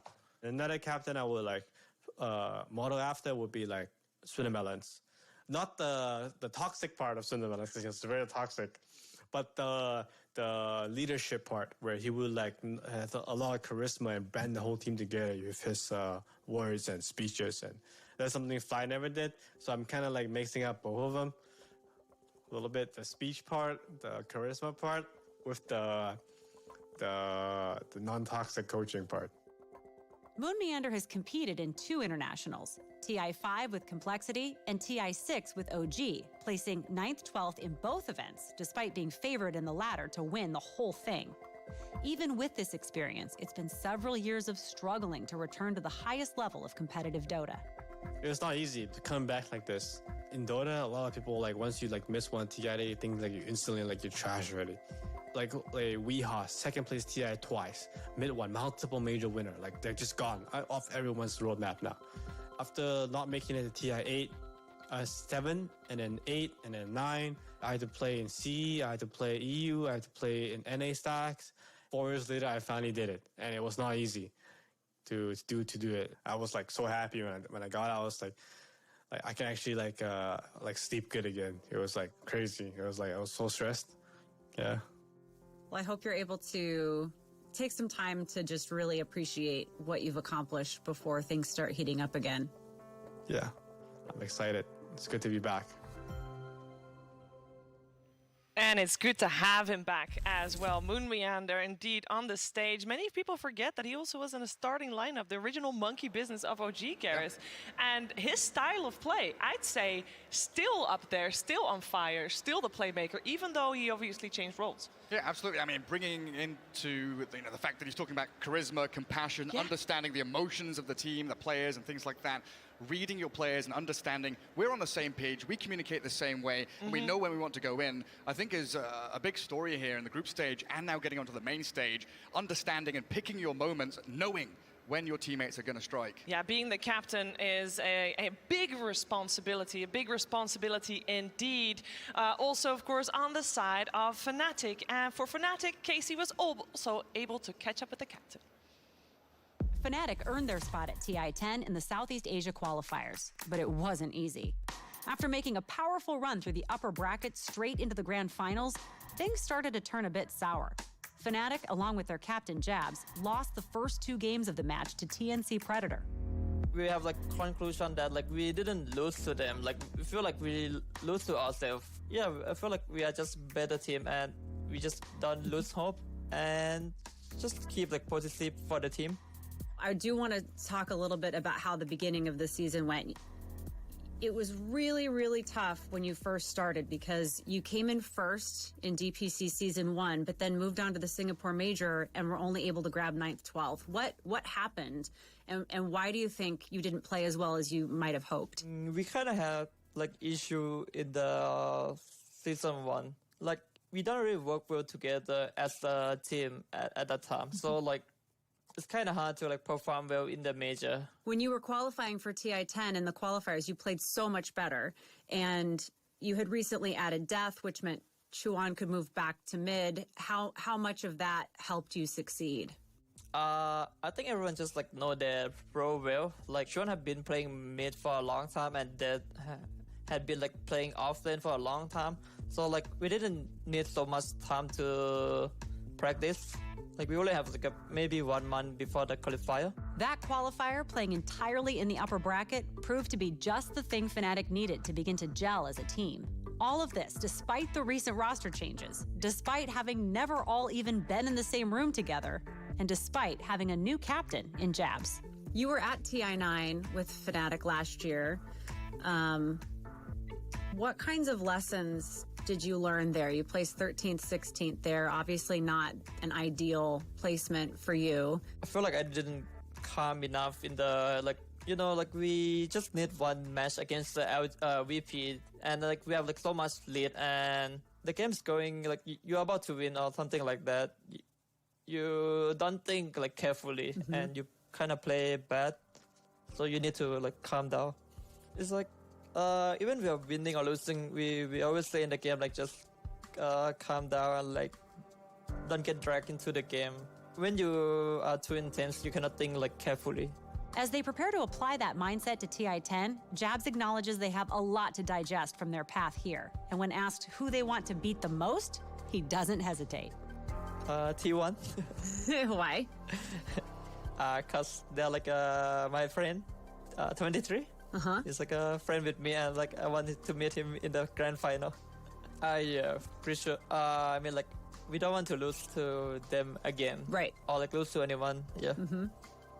And like want to be like the best in Southeast Asia and like be good in the international tournament too.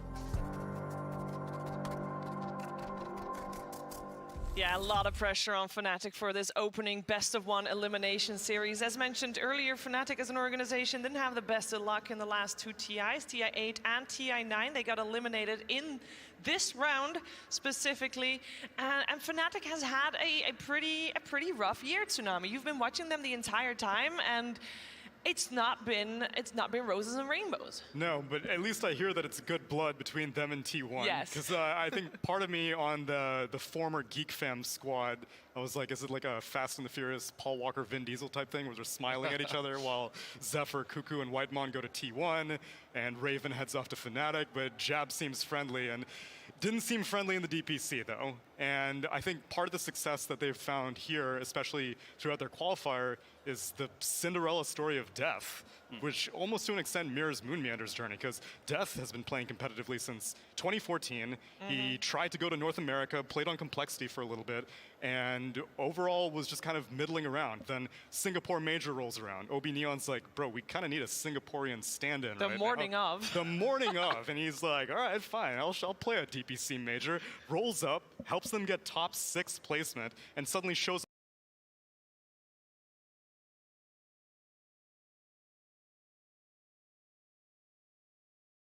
offlaner with Ice Ice Ice. He, on his stream, Ice Ice Ice had done a power ranking of all of the Southeast Asian offlaners, put everyone in A, B, C, D. He made a new tier just to put Death in. Higher or lower? Oh, it was lower. Oh, yeah. There was an empty gap, and then there was the Death tier. That's ouch. That was ouch. Just to clarify, was that like the unknown, like he hasn't seen him play? No, or was it like I think he had seen too much of him play, apparently. So, if anything, I think that Fnatic trying to reclaim some of their Southeast Asian glory, because this is a mainstay organization. I know when they started out in Dota, they was European, but since then they've been very, very much Southeast Asian. Yep. And they've been at all TIs since TI3, so them getting that luster, them hopefully not going out in this round for once, I think is what the success story will begin with. Yeah, a little bit of a history here too with Dubu. I mean, he played at TI9, great. He played in Fnatic at TI9. That is, of course, the TI that the team kind of fell in shambles, Gareth. Fnatic has had a long road to build up to the current squad that they have. Yeah, I mean, like Tsunami said, the European squad, right back then it was No-Tail's team, all the way back then, you know, a UK organization. The past, what, 4 or 5 years, it's been a Southeast Asian team really responding to the players down there. Looking great now, though. They are absolutely looking good. And I do want to talk about that because I also want to talk about Undying looking good, because both of these teams, I would say, have done pretty well in the groups. Obviously, they're in the lower brackets, so they've not done amazing. But they've done pretty well, all things considered. Yeah, like Undying, for example, they, you know, the only teams that they lost to is T1 and Virtus Pro, right? So maybe if you want to look into that, you know, Undying exactly Southeast Asia. Yeah, you're seeing it here. But no, I think this is a hard series if you're maybe an SEA fan, because if you like T1, you indirectly now like Undying because they help T1 get to upper bracket. It's true. But like how, of course, you know, now Fnatic being an SEA team, like, where are the fans really lying? Like, I assume it's going to be with Fnatic, right? But maybe there's some maybe motivating and pushing towards the Undying side. I mean, Undying's incredibly multinational as well. Like, I think you'd be hard-pressed. I don't think there's any other team at this TI that had to do their DPC seasons with a player not even in the region. Saberlight was playing from Europe, which, for the most part, I think everyone else was playing from within their region, maybe not in a... There were some rare cases for like lower division teams, but if you think of the upper division, I think it was like Hustler playing in EU, but like other than that, yeah, you are right. Saberlight, of course, standout year, being able to really, you know, make it his way there. Well, I am very excited for this game, and it is ready. The draft coming your way, Fnatic Undying. Fnatic versus Undying. I quite most of them. It's perfect, right? Like it's so fun. Yeah. Let's go. All right, well, the draft is live. What are we going to see here from Fnatic and Undying? Storm. What are going to be the Storm? Tide, yeah. Okay, okay, just bring all the you know, the usual suspects out. I want to see some out-of-the-box stuff. We are in for best of one. We didn't even talk about that aspect of pressure coming into this game. But that's so important, and it's like during those interviews, like you kind of get to see the human aspect of Dota, right? And like what the players are really bringing. I think everyone, like, even though the best of one's a fan, it's fun to watch, you have to remember at the end of it, it is going to be a team getting eliminated. Like the work that you put in, like these teams, these players, they have spent an entire year at home putting it in, maybe not even boot camping with their players trying to get here. So it's fun for View, but it's scary for that. Well, I think there's been 2 Fnatic throughout the group stage. They have a 75% win rate in groups when they picked a Spirit hero for Chwen, 2 games of Ember and Void, and the rest Storm Spirit, and a 0% win rate when they don't have him on a Spirit hero. Oh no! So that's why I'm shouting out Storm. I really would love to see them just straight up first pick it. Well, we're going to find out if they are going to do that. It's a Nature's Prophet first pick for Fnatic, but I believe Sumi and the guys are ready to take you through this draft of the best of one. Hello, everybody. Hello, hello. I am here with 2 of the biggest brain, biggest muscle, biggest heart dudes, Insania and Lizard. Good afternoon, gentlemen. We are here to cover the draft for this game, this only game of Fnatic versus Undying. All right, so we have the first 2 bans out, and we have some picks out. Tell me what we're seeing so far. Straight off the bat, it's a best of one, and Fnatic is not messing around instantly into the Nature's Prophet. This is a hero that's very flexible for them. They mostly play it on position 4, but we know what the state of the game is. You can play him pretty much anywhere, so they open up with that, follow up with a Clockwork to prevent that Shaker from having the freest game possible. Meanwhile, what are the bans, Insania? I didn't really talk about that. You got Tiny Monkey King on the side of Fnatic versus Tide Hunter and Weaver. Yep. For Undying. Yes. So yeah, I mean, it's for now the only really thing that I notice is I think when I think of Fnatic, I think of pretty aggressive support players. I think they're almost their 2 star players, in my opinion, are their 2 supports. You got DJ and Jabs, both like extremely highly mechanically skilled supports. And they're picking Clockwork for, I assume, DJ as a 5 most likely, because they tend to run the NP4 on Jabs. But as you mentioned, it could be flexible. Can you really call him a position 5 though? I mean, I think Is they're it both truly? like 4s. They have 2 4s basically, and their 3 plays like a 2, so they got a lot of good stuff going for them. Tell me about the Storm Spirits pick. We've seen, so I believe that in the beginning of the group stage, we didn't really see a lot of Storm Spirit, and then as it kind of ramped up, we saw a lot more. Tell me about the strength of this hero. Garrett was shouting out the Storm Spirit. He wanted it, and I can completely understand why. And when you look at the way that Fnatic has opened with the Nature's Prophet, with the Clockwork, when it comes to hero matchups, this hero makes a lot of sense. You will be able to hunt down that position for Nature's Prophet at any given time. And the Clockwork, until he gets Axe, you don't really care about him. Once he gets Axe, perhaps he can double hookshot you and contain you in spot for long enough. But until that point, every time he hooks, you just zip away. So you're not a target that position 5, 4, whatever, can actually go for. Meanwhile, it's obviously Undying's full comfort zone here, right? Yeah, exactly. And I mean, generally speaking, between the spirits, Storm is the stronger laner. If you play Storm against Ember, if you play Storm against Void Spirit, you're going to have the favorable matchup. I know Taiga on my team likes to say that Earth Spirit's very good against Storm Spirit, but I've yet to see it, and I highly doubt we will in this series. But yeah, so I think a big reason is like you get a very strong lane, and I think when you're in a best of 1 right now, you're looking at comfort heroes, and you're trying to stay away from like mispicking something or not banning something. So making sure you have a lot of reserve time going into the later stages of the draft. They're also banning out the other spirit, the Ember. Even though Storm is pretty good, I think it's Fnatic's comfort zone. So they want to get rid of all of these heroes that are extremely capable at making plays in the mid game. If you delete that and take that away from Fnatic, they will have a rougher time dealing with the Storm, who will be zipping in and out of these fights comes mid game. Yeah, Ember also really enables Nature's Prophet, right? You have this hero that will provide global damage for you, so all you really need is somebody that can catch and set up for you. And Ember is that kind of hero. So when you have the Ember chains and you can follow it up with Nature's Wrath into TPs and you have a Clockwork Hook and rockets like that, it makes Ember a lot more scary. So for that reason, I do like this ban a lot. So it looks like they are kind of letting the clock run all the way down. Is there a strategy involved there? I think you're probably just taking your time to make sure that you're not missing anything. It's a lot of pressure to be in the booth right now. And you know, you've done a lot of prep. You've been talking about this since as soon as you knew that you were playing against your opponent that you're going up against. So you're just making sure that everything's playing out the way you expect it to. I think when you make your first 4 bans, you have a rough idea of what you think your opponents are going to draft. So you're prepared. Like I'm sure Undying knew that if Fnatic opens Nature's Prophet, we're going to respond with Storm, assuming it's not banned. Considering Fnatic won versus Secret to Ricky Marvel, do you think that's maybe an option for them here? It's kind of difficult maybe versus Shaker, but the smoke screen is pretty nice versus Storm.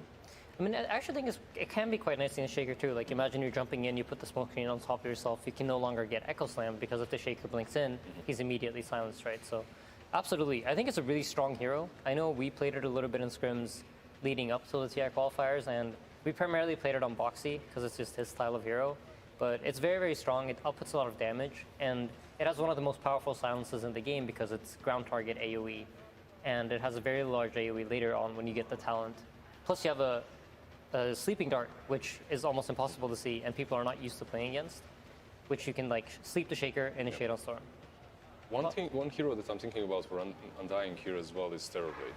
That's something that is pretty decent versus Nature's Prophet.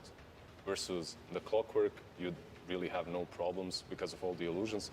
But it looks like Fnatic will go the Spirit route and just take the last one remaining. They pick the Void Spirit. There's their Spirit as well, but besides Taiga, I don't think anyone wants to play that mid. Yeah, I mean, I think it fits the concept of having something that enables your Nature's Prophet and plays off of the clock and Nature's Prophet. So I think the Storm Spirit actually works out great for Undying. I would imagine they're very, very happy right now that they have like the superior mid lane matchup with the tempo controller of their choice. So those 2 picks, Enchantress and Night Stalker for Undying, came out really, really fast. And earlier you said that letting them take their time to think and use up their time is very effective. So on the contrary, what were the advantages of picking those heroes really fast? I mean, it puts the pressure on, right? You force your opponent to immediately respond, and maybe they thought they would have more time to think about their pick. And you're draining down the reserve time. We're getting one step closer to a potential misclick. That is true. A misclick like picking Gyrocopter. Just a tap on the back here, I feel you, man. Yeah, I mean, I want to actually, we didn't talk about it, but the Spectre ban I think is really important. We saw earlier today in the IG series, like the Spectre Storm, how effective that can be in team fights. So I think that was a really, really good ban by Fnatic. They picked Luna. This indicates to me that it's most likely going to be a Clockwork 4, and they're going to play like this Luna Clockwork lane to try to zone out the Shaker and NS. You mean Clockwork 5? Clockwork 5, sorry. Yeah. My it's apologies. 4 anyway, it doesn't matter for Fnatic. Doesn't matter who plays it. Exactly. One of the things that we got as stats from our statsman Leah is that the Undying's most effective heroes are Tidehunter, Spectre, and Lina, and they all ended up getting banned. Some of them by Undying themselves. Yeah, I think they wanted that good lane matchup. I really feel that way when I see both Lina and Lesh banned. I feel like they just want the Storm to have a good game. Yeah. Still, what they got is completely fine. There's a ton of aggression coming post-laning stage. I'm just wondering if this will be most likely your Earthshaker position 4 now, right? With Enchantress being 5 I think the lanes lane. are fairly telegraphed. I don't really think they play Night Stalker carry, and I don't really see any reason to put a carry here. I think most likely it's just going to be the Earthshaker blocking off the wave for the Night Stalker. He's And it going to makes try it to so get much levels. easier for the Night Stalker, right? Plus, you're avoiding this bad matchup for an Earthshaker in a form of Clockwork. You don't really like that. You don't want to be playing into that, so you're getting the best of both worlds here. Right. Pangolier banned out by Undying and the TB that we called for earlier by Fnatic. All right, Lizard, tell me, what are the 2 heroes that each of these teams need to pick to really round out their draft? So when it comes to Undying, they need a carry that's actually decent versus Luna. And I'm trying to think of some of their carries that are actually still in the pool that can do that. There's also a troll that they've been running before. Something with the build in BKB is always nice versus Luna. There is a Sven that hasn't been touched, but also hasn't been picked recently too. Yeah. These are probably the options that they've got. I feel like as Undying, when you pick Enchantress, you kind of want something that can help dominate the lane with you. You want to utilize the presence that Enchantress has in the early game, like we saw in the series between Secret and OG. Yes. I think that was a perfect example of how to draft Enchantress. So you want some sort of carry that will play with her. You don't want to pick one of these like very passive carries that's just going to sit back and lane. Because I think if they do that, then the Nature's Prophet combined with something could be very, very hard for them to play against. Also keep in mind that these are best of ones. And so far, both of these teams have picked extremely stable, normal heroes, no chase picks. And in best of ones, you always have to be careful. There are Arc Wardens, there are possible, well, probably not Meepos. Medusa was definitely an option, and that's a very good ban. Yeah. The immediate response Timber. Yeah, I think it's a hard pick for Undying, actually. I'm curious what they're going to pick here. Nothing really comes to mind. I think, like you mentioned, the Troll is strong in lane, but there's always the potential of the Nature's Prophet 4, so you're not really aware if it's going to have that lane matchup that you really want it to have. So it's a tough pick, actually. I'm curious to see what. Do you think that Lifestealer is playable? I actually saw Koipa play it a bit. Is your teammate? Yeah. Naga Siren, wow. Naga Siren, okay. Is that a good pick? Because you said that you needed someone a little more active, right? Not someone that just sits back and farms, and Naga kind of... It's just such a difficult hero to perform with. We've seen EG even try and fail, and Arteezy is considered in NA to be the best Naga Siren. So maybe this is a statement from Undying. We can take this hero and we can actually make it work. It's going to be difficult, as strategically you have to play a completely different game with a Naga. I definitely think it's a best of one hero. Like, you're going to get farmed on the Naga. The game is going to most likely be in your hands because there's not really a lot of AoE there on Fnatic. But if the game goes very late, I think this Luna might have the potential to just straight up out carry you. I think Invoker's open, and I don't really know if Fnatic favor that hero, but it's a very strong hero for this game. You get Alacrity on the Luna, you're going to output a lot of damage. Oh, they go with the Legion Commander. LC. So tell me how LC fits into their draft. So this should be our offlane, right? It most likely is our offlane. And you have a ton of AoE damage now versus Naga. Your laning stage itself, even though you're playing versus Enchantress, if you block the camps and play with the Nature's Prophet around Edge, LC should still have a good time. And that's extremely important for Fnatic. Still though, I feel like they're on a timer, and Naga is sort of a hero that, like Aiden said, in best of ones, can put you out of your comfort zone. You're struggling, you're making mistakes because you're doing everything possible to stop her from farming. Yeah, I think while the Legion is good against the Naga in the lane, one of the difficulties is they don't really have good ways of killing the illusions once they start splitting the lanes. Because your overwhelming odds is very effective at killing them when they're grouped up, and it'll be effective in team fights. But stopping the Naga from farming is going to be difficult. And I think if Undying are able to split up Fnatic and force them to play the laning game, the Storm Spirit, Night Stalker, Earthshaker, a lot of great pickoff potential. So I think strategically, if Undying are able to execute their draft, they have a bit of an edge here, but I think their draft is also much more difficult to play. So in that way, I think Fnatic has the edge. It does. So it does depend largely on their skill then. But on paper, you favor Undying's draft. What about you, Lizard? I would say that I favor Fnatic's a little bit. I think that skill discrepancy between these two teams isn't really high, but the skill needed, like you said, the skill difference needed to play each other's draft is higher. And because of that, I actually value Fnatic's. They don't have to play any mind games, strategic movements around that Naga. They just need to group up with a couple of items on that Luna and take fights. Also, they don't require too many items. When you look at Shaker, he's farming oriented. Night Stalker, sort of as well. He needs time. All right, well, we will see how this does when we get into the game. Real quick, first, we will have an interview with Jake and Febby. Thank you so much. Hello there. We've got Febby here from Team Undying. Were you surprised by that Nature's Prophet? They've been picking it a lot in the group stage, so we weren't surprised. So we were ready for it. Good to hear, my friend. It's great to see you, by the way. Well, what do you think about that draft? Do you guys think you came out ahead? Did you get what you wanted to get? Yeah, it all went according to plan. We thought that Jazz would play NP because he's the wave push, and that will play the LC type of hero. So yeah, the drafts went according to plan, I would say. All right, that's what I like to hear. Spam those ducks to bring Febby Lux? Yes? Quack, quack. All right, fantastic. Back to you guys. Thank you so much, Slacks. And yes, Trent, we are here. It's all come down to this. Enough of the upper bracket shenanigans. We're getting down to the muck. It's the lower bracket. It's best of one's elimination, in fact, and we're already into the game. How you feeling, sir? Oh, I'm feeling so good. These teams are feeling great. Everyone out there, I hope you're doing quite fine as well. And I know you are, because it's the best day of TI other than the finals. We have 4 best of ones. The way the day started, the matches were so good, both the opening series and then to go into best of ones. This has been an incredible start to a TI.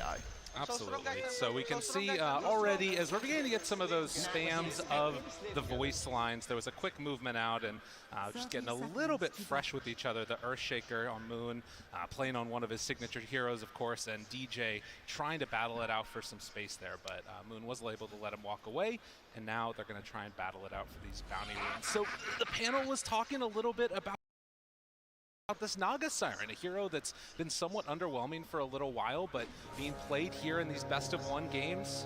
What do you think? Yeah, this comes back to some of the older logic about best of ones. There's this idea that it's essentially over because you made one bad move in a best of one. And so when it comes to safety heroes and heroes that can like really take a game late,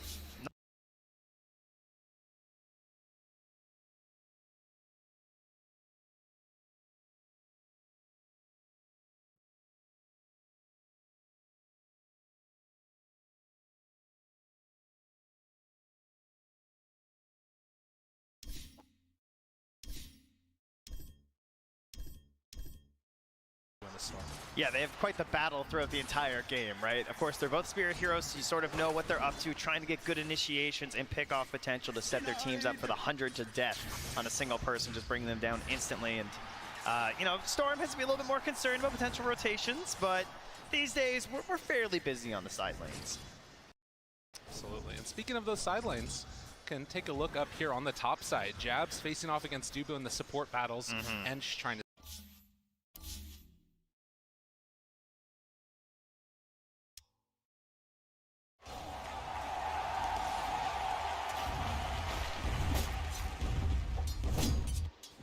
Es una situación de kit, ¿no? Muy importante, probablemente con una pequeña rotación por la ronda del minuto 6, asegurar presionar a Braille y darle a Chihuahua esa oportunidad.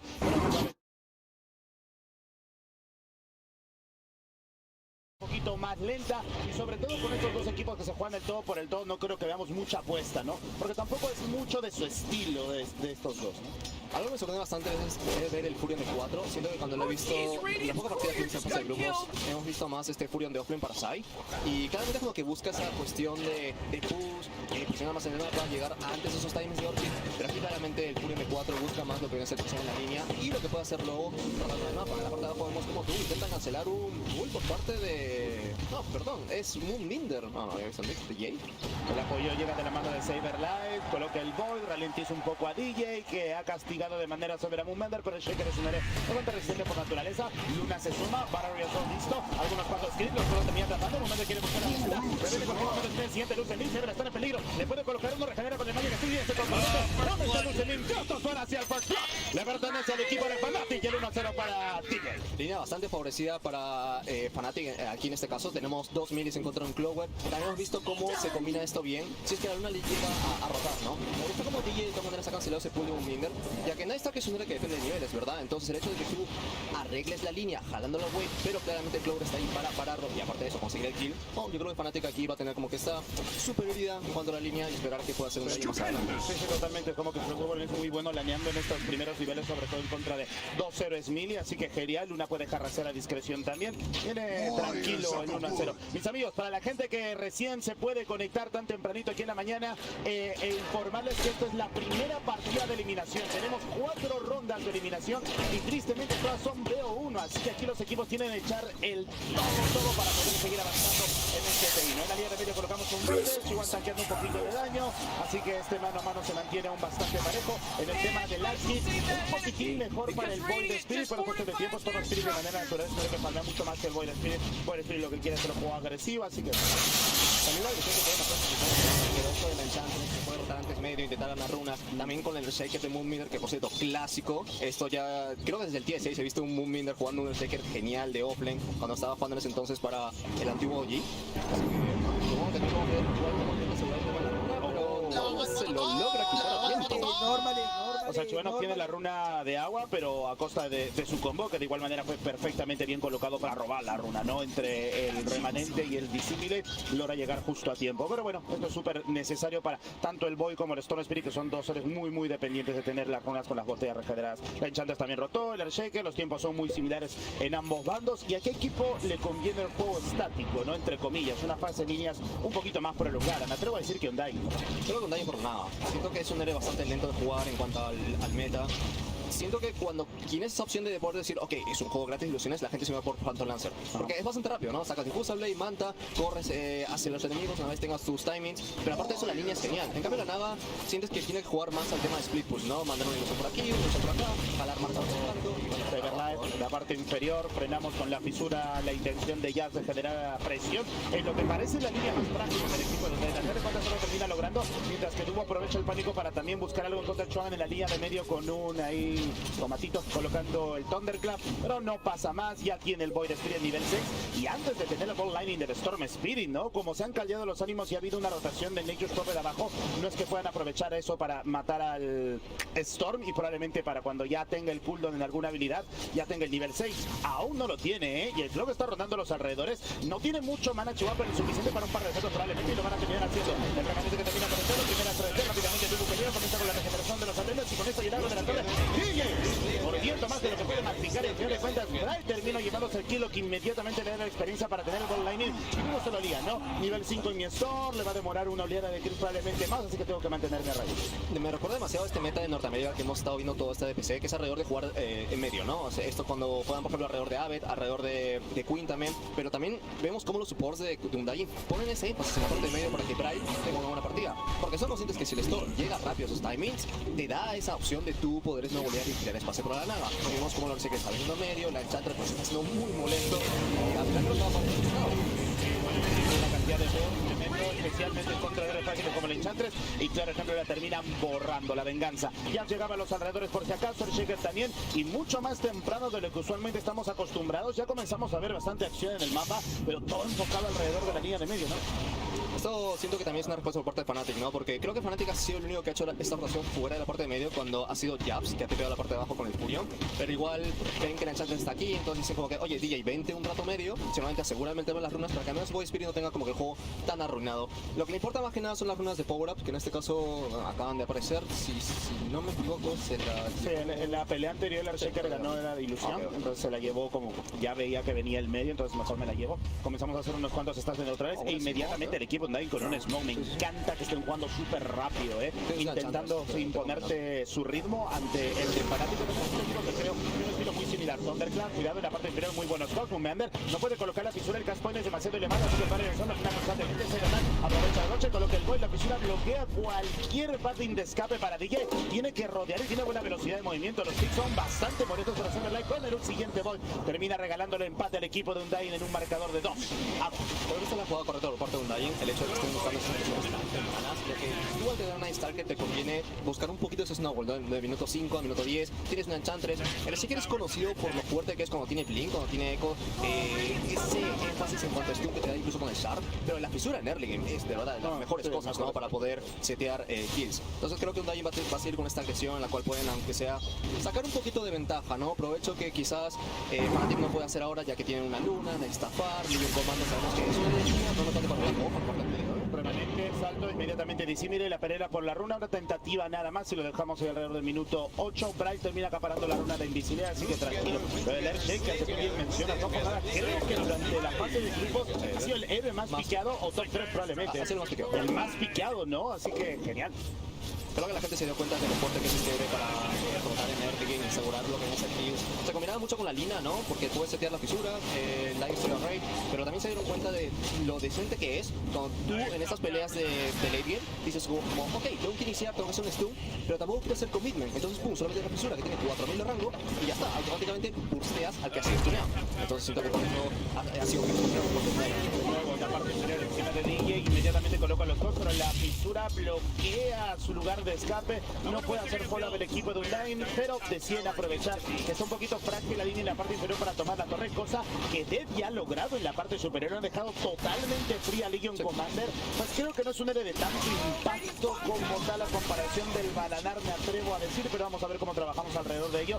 Ya mientras tanto aprovecha la posición de ventaja en la parte superior para frenar un poquito la jungla del enemigo y quitarle un poquito de espacio también aquí al Storm Spirit, que ya comenzamos a ver esto, ¿no? Mientras comienzas, siempre cuando se comienza a perder mapa entre el Storm y la nave,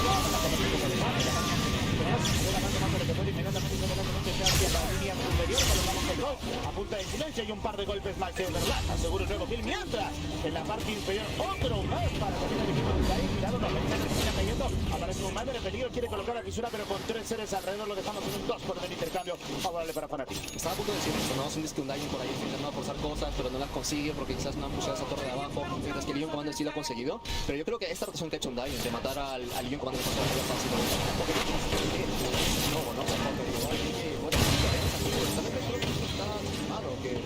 hacer un body block, pero vemos cómo el battery se mata la ilusión de manera espontánea. Sí, está haciéndolo muy bien y está moviéndose en la línea, jalando agro, dando visión y no muriendo en el proceso, ¿no? Así que está haciendo un muy buen trabajo con el Storm.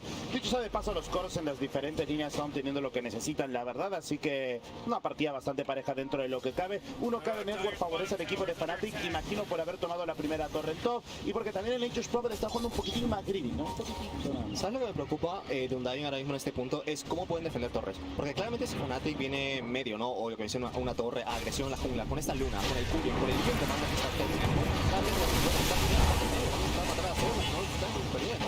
Crippling Fear, cuidado inmediatamente, Hotshot también con absolutamente nada, le damos de pasar probablemente, al final no lo permiten absolutamente nadie con esto, el 5-3 de Dark y Fnatic comienza a dictar ligeramente más al ritmo de la partida, no solamente ya habiendo tomado la torre de top, ahora van por la línea de medio, la fortifica el equipo de Undying, pero este día sí que siempre no va a tener mucho impacto y dudo mucho que vayan a poder defender al salto hasta el extremo, y también con esto otro tío encima de la claro que sí, sigue habilitando una vez más a que los héroes del enemigo no puedan escapar, mientras tanto Devin Press y Attack se encarga de la estructura y comenzamos a cortarle espacio a Undying. Claro, eso es lo que te había comentado. Fnatic va a buscar esta agresión, aprovechando que Undying tiene también los negros.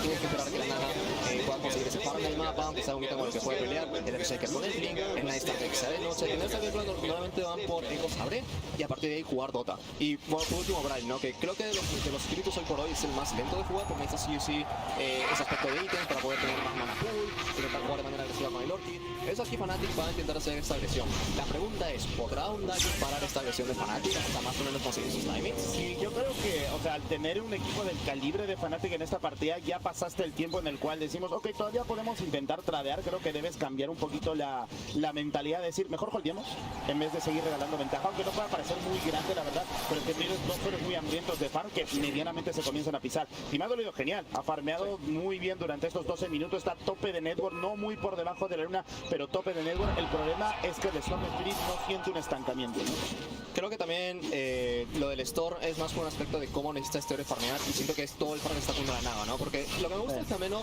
Timado no está teniendo un mal juego. Si Timado tenía un mal juego en contra de un offlaner que lo hubiese presionado bastante, quizás un Sand, quizás un Underlord, sí venimos con un Timado bastante...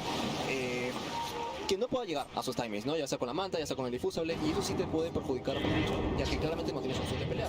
Lo bueno es que si Fnatic intenta hacer quizás un Rosa, quizás intenta hacer una torre tier 2, tienes el seteo del canto, es lo único bueno para poder tú jugar luego con el blink del Earthshaker para salga más o menos, ¿no? Aquí para matar a DJ, que estaba como que muy agresivo ya en la jungla.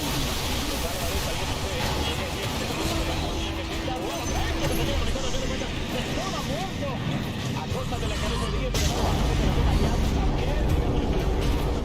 aparece el buen Spirit y sin medida está el Step. Un meme logra ponerse de acuerdo mientras otro punto en Chir. Y un commander acaba de llegar el duelo encima de Manadal, pero no va a caer tan fácil. Raven hace acto de presencia y con esto es un 2x2 en intercambio. Con su último aliento, Moonmember lanza una fisura y tiene que retirarse en el recuento de los daños al equipo de Fnatic. Queda mejor parado una vez más. Sí, creo que el trade aquí Fnatic ha tenido como que la ventaja, ¿no? Por el hecho que se ha llevado una plena, se ha llevado al medio. Aquí siento que Braille como que intenta jugar muy agresivo, que cosa que lo entiendo, pero se ha confiado bastante, ¿no? Creo que DJ, como dices hace un rato, ha hecho un buen trabajo con Clover y el hecho de conseguir un solo kill aquí en Braille ha sido bastante bueno. Creo que Fnatic me gusta que tampoco estén presionando tanto hasta el punto de poder trovear toda la ventaja. Porque tú dices como, ok, tienen un Furion, ¿por qué no pusieron una torre tier 2? Tienen, yo que sé, una Luna, ¿por qué no corren una línea? Y claramente se dan cuenta de que Undying, si por ejemplo presionan ultimate de Nightstalker o simplemente el Storm está ahí con la fisura, pueden matar a quien sea y quizás esa ventaja que tú tienes ahora mismo en Fnatic la puedes tirar al piso. Vamos a ver qué también puede abrirse en el mapa el equipo de Undyne antes de comenzar a perder más posición en su territorio. Por ahora la Naga de Timado se va a la parte inferior donde no hay mucha presión al parecer, la decisión adecuada y el Storm detrás de ella. No es como que no hay muchos huecos para farmear y Fnatic básicamente está castigando esa ligereza de juego greedy del equipo de Undyne, al menos hasta ahora. Pero también Undyne, como ya lo dijiste, si puedes holdear un poco la partida y las peleas claves alrededor de un primer Roshan, por ejemplo, algo por el estilo, o como ya tiene tanta ventaja pero tan temprano el equipo de Fnatic, el siguiente paso es intentar ir alrededor de tier 2 o algo a los alrededores, es un poquito más fácil de castigar, ¿no? Malanar ya tiene el Echo Saber también, así que a la expectativa de ver cómo sigue evolucionando esta partida. La ventaja en Edward de Fnatic es sólida, pero tampoco irrecuperable.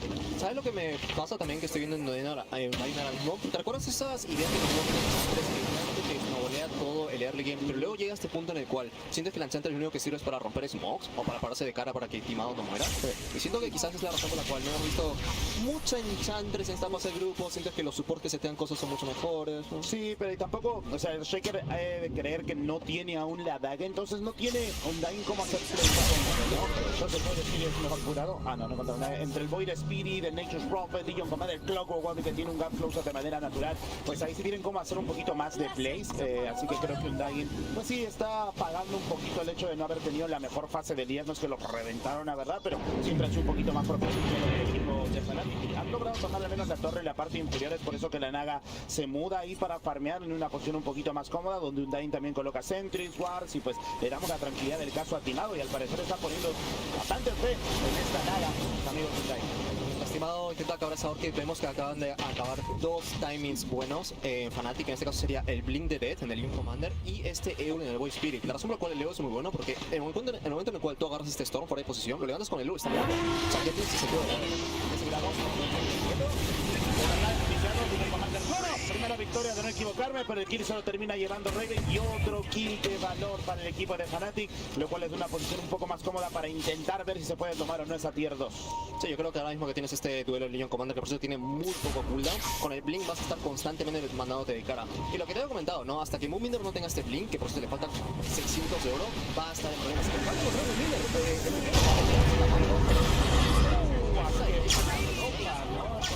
De igual manera el Storm salta hacia atrás y nuevamente lo termina tomando con los dogs. La fisura para bloquear un poquito el right click de la Luna. Ya logra escapar en sombra. La fisura de Jazz. Saltos poco más de igual manera, cuidado. Voy de Spirit iba por atrás, termina tomando la cabeza de Shaker. Ya va a perder la vida, pero probablemente se está revolviendo. También aparece el Spring Viva la agarra en la pieza, pero no. Se le sigue desmembrando esto de equipo de Undyne. Logramos el intercambio de 2x2. La pregunta es si Nacho que va a poder matar a alguien más. Shivan se retira con el TP. Mientras tanto escucho Blacking Bar. Raven sabe que está en una posición bastante complicada para poder escapar cómodo. Así que BKBTP, así esto va bastante bien para Undyne, ¿no? Es una BKB de 9 segundos. Commander se retira con la daga y eso es lo que te mencionaba, ¿no? Fnatic, si propone un poco más de profundidad, es muy bueno. más castigable. Death queda atrapado, Severlight, cuidado, intenta avanzar encima de él, pero mejor lo deja. Creo que esto es lo que había comentado al principio de, ¿te das cuenta cómo quizás este método de Snowball no favorece, no ha favorecido para nada ese TI? Porque dices como, ok, sí, Fnatic está stompeando, ¿verdad? Tiene mucha ventaja en valor, bueno, está pegando, pero valor neto, están haciendo agresivos, hacen smokes, matan gente, y dices, ok, Fnatic está haciéndolo bien. Pero te das cuenta cómo van en una tier 2, y claramente estas torres que ya las han buqueado con armadura, el clip, los TP, pueden defender un Dying. Entonces ahora mismo el juego de un Dying va a ser como que, oye, mira, timado, farmea, vale, acaba tus items, y cuando te sientas preparado para pelear, vente, y quizás podemos pelear un Roshan, que creo que es el objetivo más importante de Fnatic, si es que quieren seguir con esta agresión. Claro, el rebote es peligroso para los pensando lo termina cantando DJ claramente Espino, como él siempre intenta pasar el que intenta escapar del creepy, pero overwhelming Death se asegura un killing spree. Nuevamente Fnatic se pone a la cabeza cuando parece que Undyne ya va a obtener un poquito más de respiro. No es que cometan errores, sino que Fnatic está constantemente en tu titular, no te va a dar tiempo. Vamos a ver si tiene ese rebote, pero ante la norteamericano, Fnatic va a intentar aprovechar para tomar el primer rebote. Si cantan ya 5 personas y tiene debe ser muy fuerte esto, así se va. Totem, cuidado, intentando jalar un poquito posición, visión con las ilusiones de la Naga. La luna se queda en el pit de Roshan, que está a un cuarto de vida aproximadamente. Resiste, sabe que es peligroso, ¿no? Ese sería un muy buen rebote para los jugadores del equipo y nadie me deja. Ellos jamás se toman la locura con el inmediatamente por el pie, responde, salto largo y timado. Rápidamente pone paños fríos para que el tenemos para que se tome el pero puede poner una buena figura. Hacemos el fondo, la redonda y para poner esa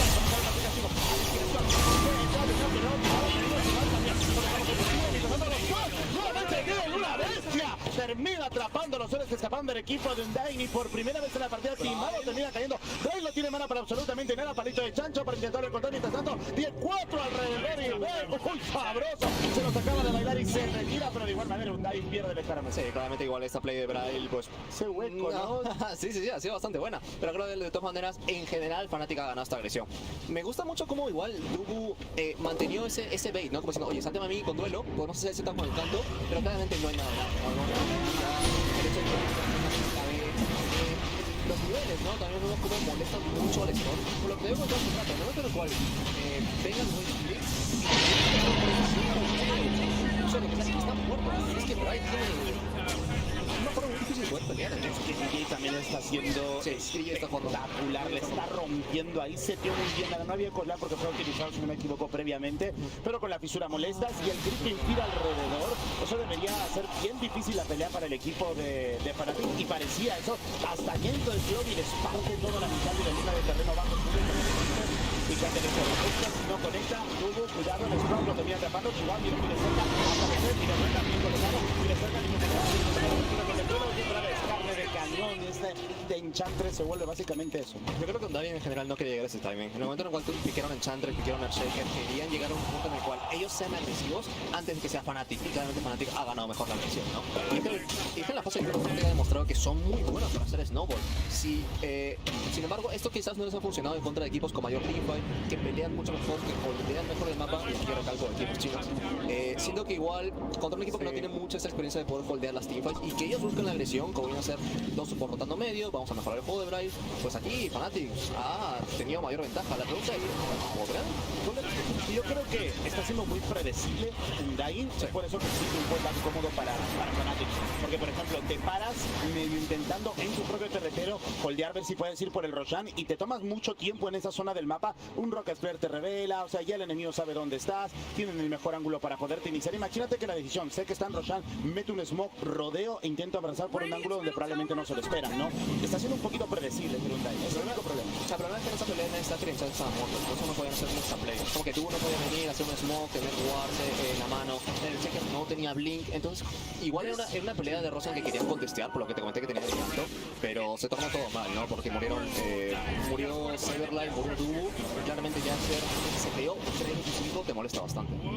Sí, 6K de Networks es una ventaja un poquito más sólida para el equipo de Fnatic. Vamos a ver si Undyne puede parchar, puede holdear como bien mencionamos que necesitan y pues sacar un error, ¿no? Un error que comete el equipo de Fnatic y la mecánica de rebote pesa. Ya lo hemos visto en múltiples partidas alrededor de este TI. Raven aprovecha y presionamos la torre tier 2 en la parte inferior. Y que el commander inmediatamente con press y attack amplifica y hay un smoke de 3 hombres del equipo de Undyne. No sé qué tipo de ángulo van a buscar para intentar defender esto. Yo creo que mejor es dejar que la torre. Venaga está al otro lado del mapa, pero esto no clic cada vez se siente un poquito más estancado. Nuevamente press y ataque encima de Raven y nadie del equipo de Undyne se anima.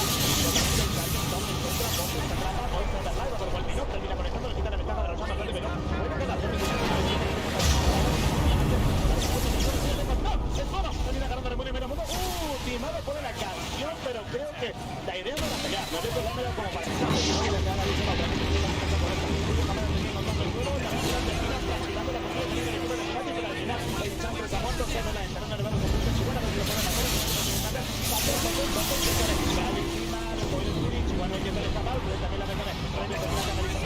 pasa hacia atrás y cuidado el torque de la mano de Raven, pierde 2 pisos el equipo de ahí, es un dieback del Enchantress, héroe muerto y justo te decía mientras narraba como que estoy viendo un héroe muerto cuando no tiene lo que estamos necesarios. Es muy difícil pelear un Enchantress, la verdad. Sobre todo en este momento, como te he dicho, que no favorece bastante el spawn, pero claramente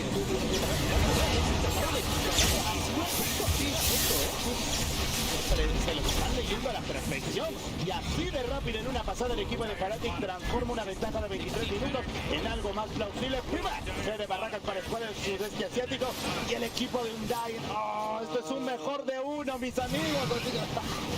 Por favor, el cast profesional imparcial, pero mi corazón con Undyne, así que vamos a esperar si podemos ver una teamfight, porque esa teamfight, por cierto, lo que comentaste, casteando el Echo Slam y el canto al mismo tiempo. Entonces no se aprovechó mucho ese seteo de, creo que Moonbinder quería como que no salvar, quizás hacer una contrainiciación. Sí, porque agarró 3 en el Echo. Pero Timado quería salvar. Entonces como que ahí hubo, a ver, igual coordinar ese tipo de cosas. Igual hubiera parecido, si Timado, o sea, fue coordinación, no fue error de ninguno, porque Timado hubiera podido setear una canción para quedarse que era mucho más cómodo para el Echo Slam, ¿no? Pero entonces sí, hay comunicación.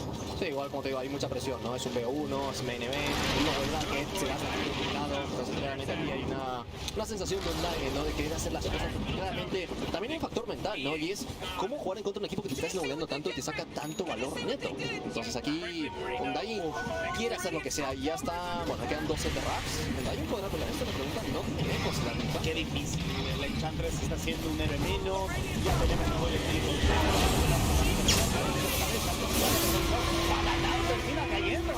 Raven queda atrapado y muy bien bloqueado por la presión de Moonbinder, pero no hay como meterle el polar, así que tranquilo, da un paso atrás, se retira y Timado dice sigo farmeando. Orchid Malévola encima de Timado.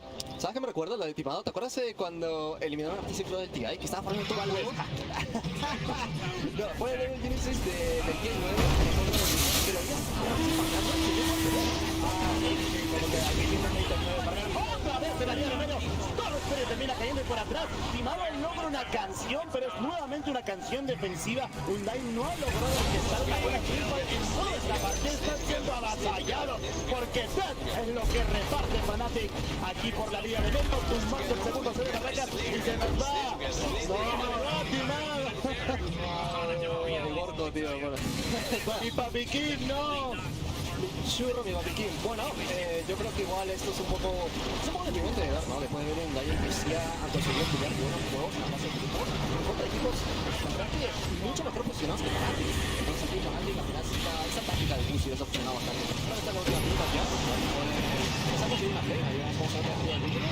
Vamos a ver, hookshot defensivo y se lo toma con calma. Fnatic ya prácticamente tiene con la bola, así que no van a jugar excesivamente agresivos. Encontramos a fuera de posición, se los termina poniendo de X-Cover, están rondando los alrededores, busca ver si puede encontrar un cabo suelto. Raven se retira con un defensor y encontramos. Y con este peligro coloca el visible, silenciado por el Triple con este de se compra segundos de tiempo, va a morir al parecer, pero da igual, son 2 víctimas en el equipo de Fnatic, pero básicamente Undyne ya no tiene base. Nada, está muy complicado de jugar, ¿no? Estás simplemente a un set de racks de perder ya totalmente. Creo que por ahí pueden conseguir quizás el clásico chain kill, ¿no? Es como que dices, bueno, hay 2 seres muertos por parte de Fnatic, puedo matar a otro y a otro y a otro y a partir de ahí dejar un punto en el que Fnatic no pueda pelear 5 vs 5. Pero es la razón por la que creo que Fnatic están jugando bastante defensivos, están en su jungla, no están haciendo plays tontos y demás. Y bueno, lo que te digo, ¿no? Undyne viene con ese smoke, está diciendo como que el boy está muerto. Si no hacemos esto vamos a perder igual. A ver, es un B1, tenemos que hacerlo. Y mira, lo van a hacer, creo que van a encontrar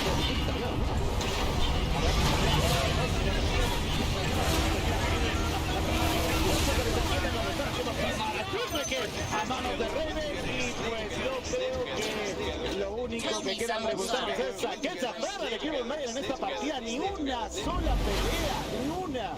Es el mejor a qué te aferras que has podido pulear en todo el torneo. Pero el único que me puleó. Bueno, igual, fueron una buena FIFA que pueden conseguir. Ojo que hasta ahora no hay una pelea en la cual vamos a poder meter nada.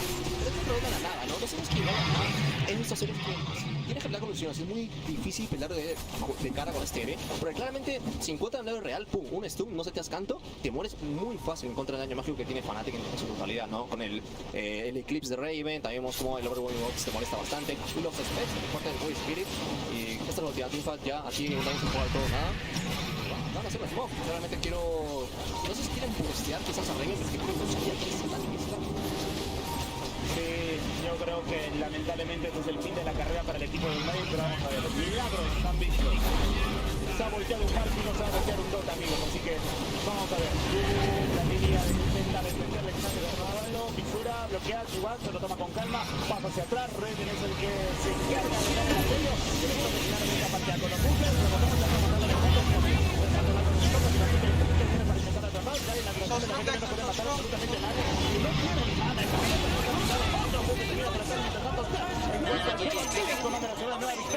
y esto suena así. GG Wildplay de esta manera Fnatic, el orgullo del sudeste asiático, avanza la segunda ronda de eliminación y lamentablemente es el primer equipo eliminado en estos playoffs del Internacional 10. Poco complicado, ver a Undying en esta posición, ¿no? En la que tú ves eliminado, te puedes ver y eliminado de esta manera, o sea, no pudieron hacer nada. Creo que esto de los B1 es demasiado triste de ver, ¿no? Imagínate, un equipo que ha estado viniendo toda la DPC, que ha dominado en Norteamérica, y verlo en el punto en el cual, ok, es su primer TI como equipo, y verlos que pierden en un B1, entonces eso la verdad deprime bastante. Entonces, siento que igual podemos decir mil cosas de Undying, pero Fnatic ha jugado genial, eso no hay que negar. Sí, totalmente de acuerdo. Usualmente cuando tienes una ventaja muy grande tan temprano, lo que es más difícil para los equipos hasta de este calibre es cerrar esa ventaja, porque la mecánica de rebote hace que eso sea muy peligroso muy temprano, pero aquí lo hizo muy bien Fnatic, creo que le anticipó todas y cada una de las ideas que quiso hacer Undying. Pero bueno, mis amigos, ese ha sido el triste final para el equipo de Undying, pero la alegría para el equipo de Fnatic en esta primera ronda de...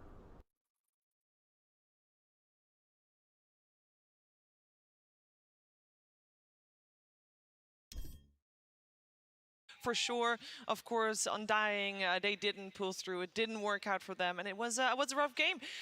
We're gonna, of course, talk to one of the winners, but I want to break down this game first because Gareth, this game got out of control pretty fast. It kind of felt like it wasn't too close of a series, of a game rather, as we were expecting. Yeah, it started down in that bottom lane, right, with First Blood, and like the cast was brought up, Lyrical was saying that DJ swapping to that 5. There was a lot of talk about that. They had Jabs leaving because he didn't want to play 5. AU brought in as the captain and that position 5. I feel like now they've found a pretty good balance in terms of farm attribution, figuring out who's going to get gold where. Jabs obviously playing that lane push, but DJ on a Clockwork was spectacular. He's not a 5. They don't have a 5, right? Oh, God, It's yeah. whatever. The thing with Fnatic is, right, like they group up so well where I think this exact same strategy, they tried to run against PSG, right? They unfortunately didn't win that game, but they were still able to accrue like a 10, 12k lead, right? So I kind of had the same kind of vibe from this game. They had that early lead in lane, they killed Saberlight, and they're able to invade the enemy jungle.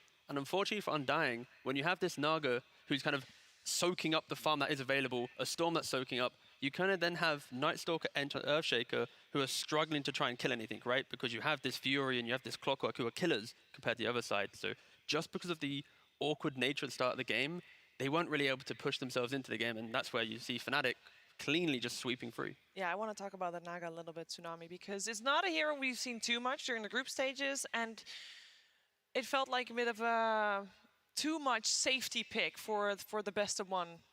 Yeah, for all the soaking that T is speaking on, there was very little ringing. She was soaking it all up and then not relieving a great deal of pressure for the rest of her team. I know Insania was immensely frustrated watching that why isn't this Naga ever cutting waves? Why isn't this Naga ever really assisting to draw focus elsewhere on the map? And for all the telegraphing that Febby claimed to have seen with Nature's Prophet being played by Jabs and, like you had said, 100% win rate on Spirits, well, on Shuend, you would have thought that they would have had a little bit more of a concrete battle plan, but felt like Naga was just kind of a panic pick at the end. Yeah, it felt like that. Then you're picking Gareth to be already from behind. You're picking for that high ground defense for the comeback. You're waiting for late game, right? Yes. And when you have these active heroes, the Clockwork, the Nature's Prophet, that can dogpile onto a target, they pick their moments, and all of a sudden, there's 5 heroes there. There's 5 Fnatic heroes on you, while Nagasaren's bottom lane shoving out waves and farming jungle.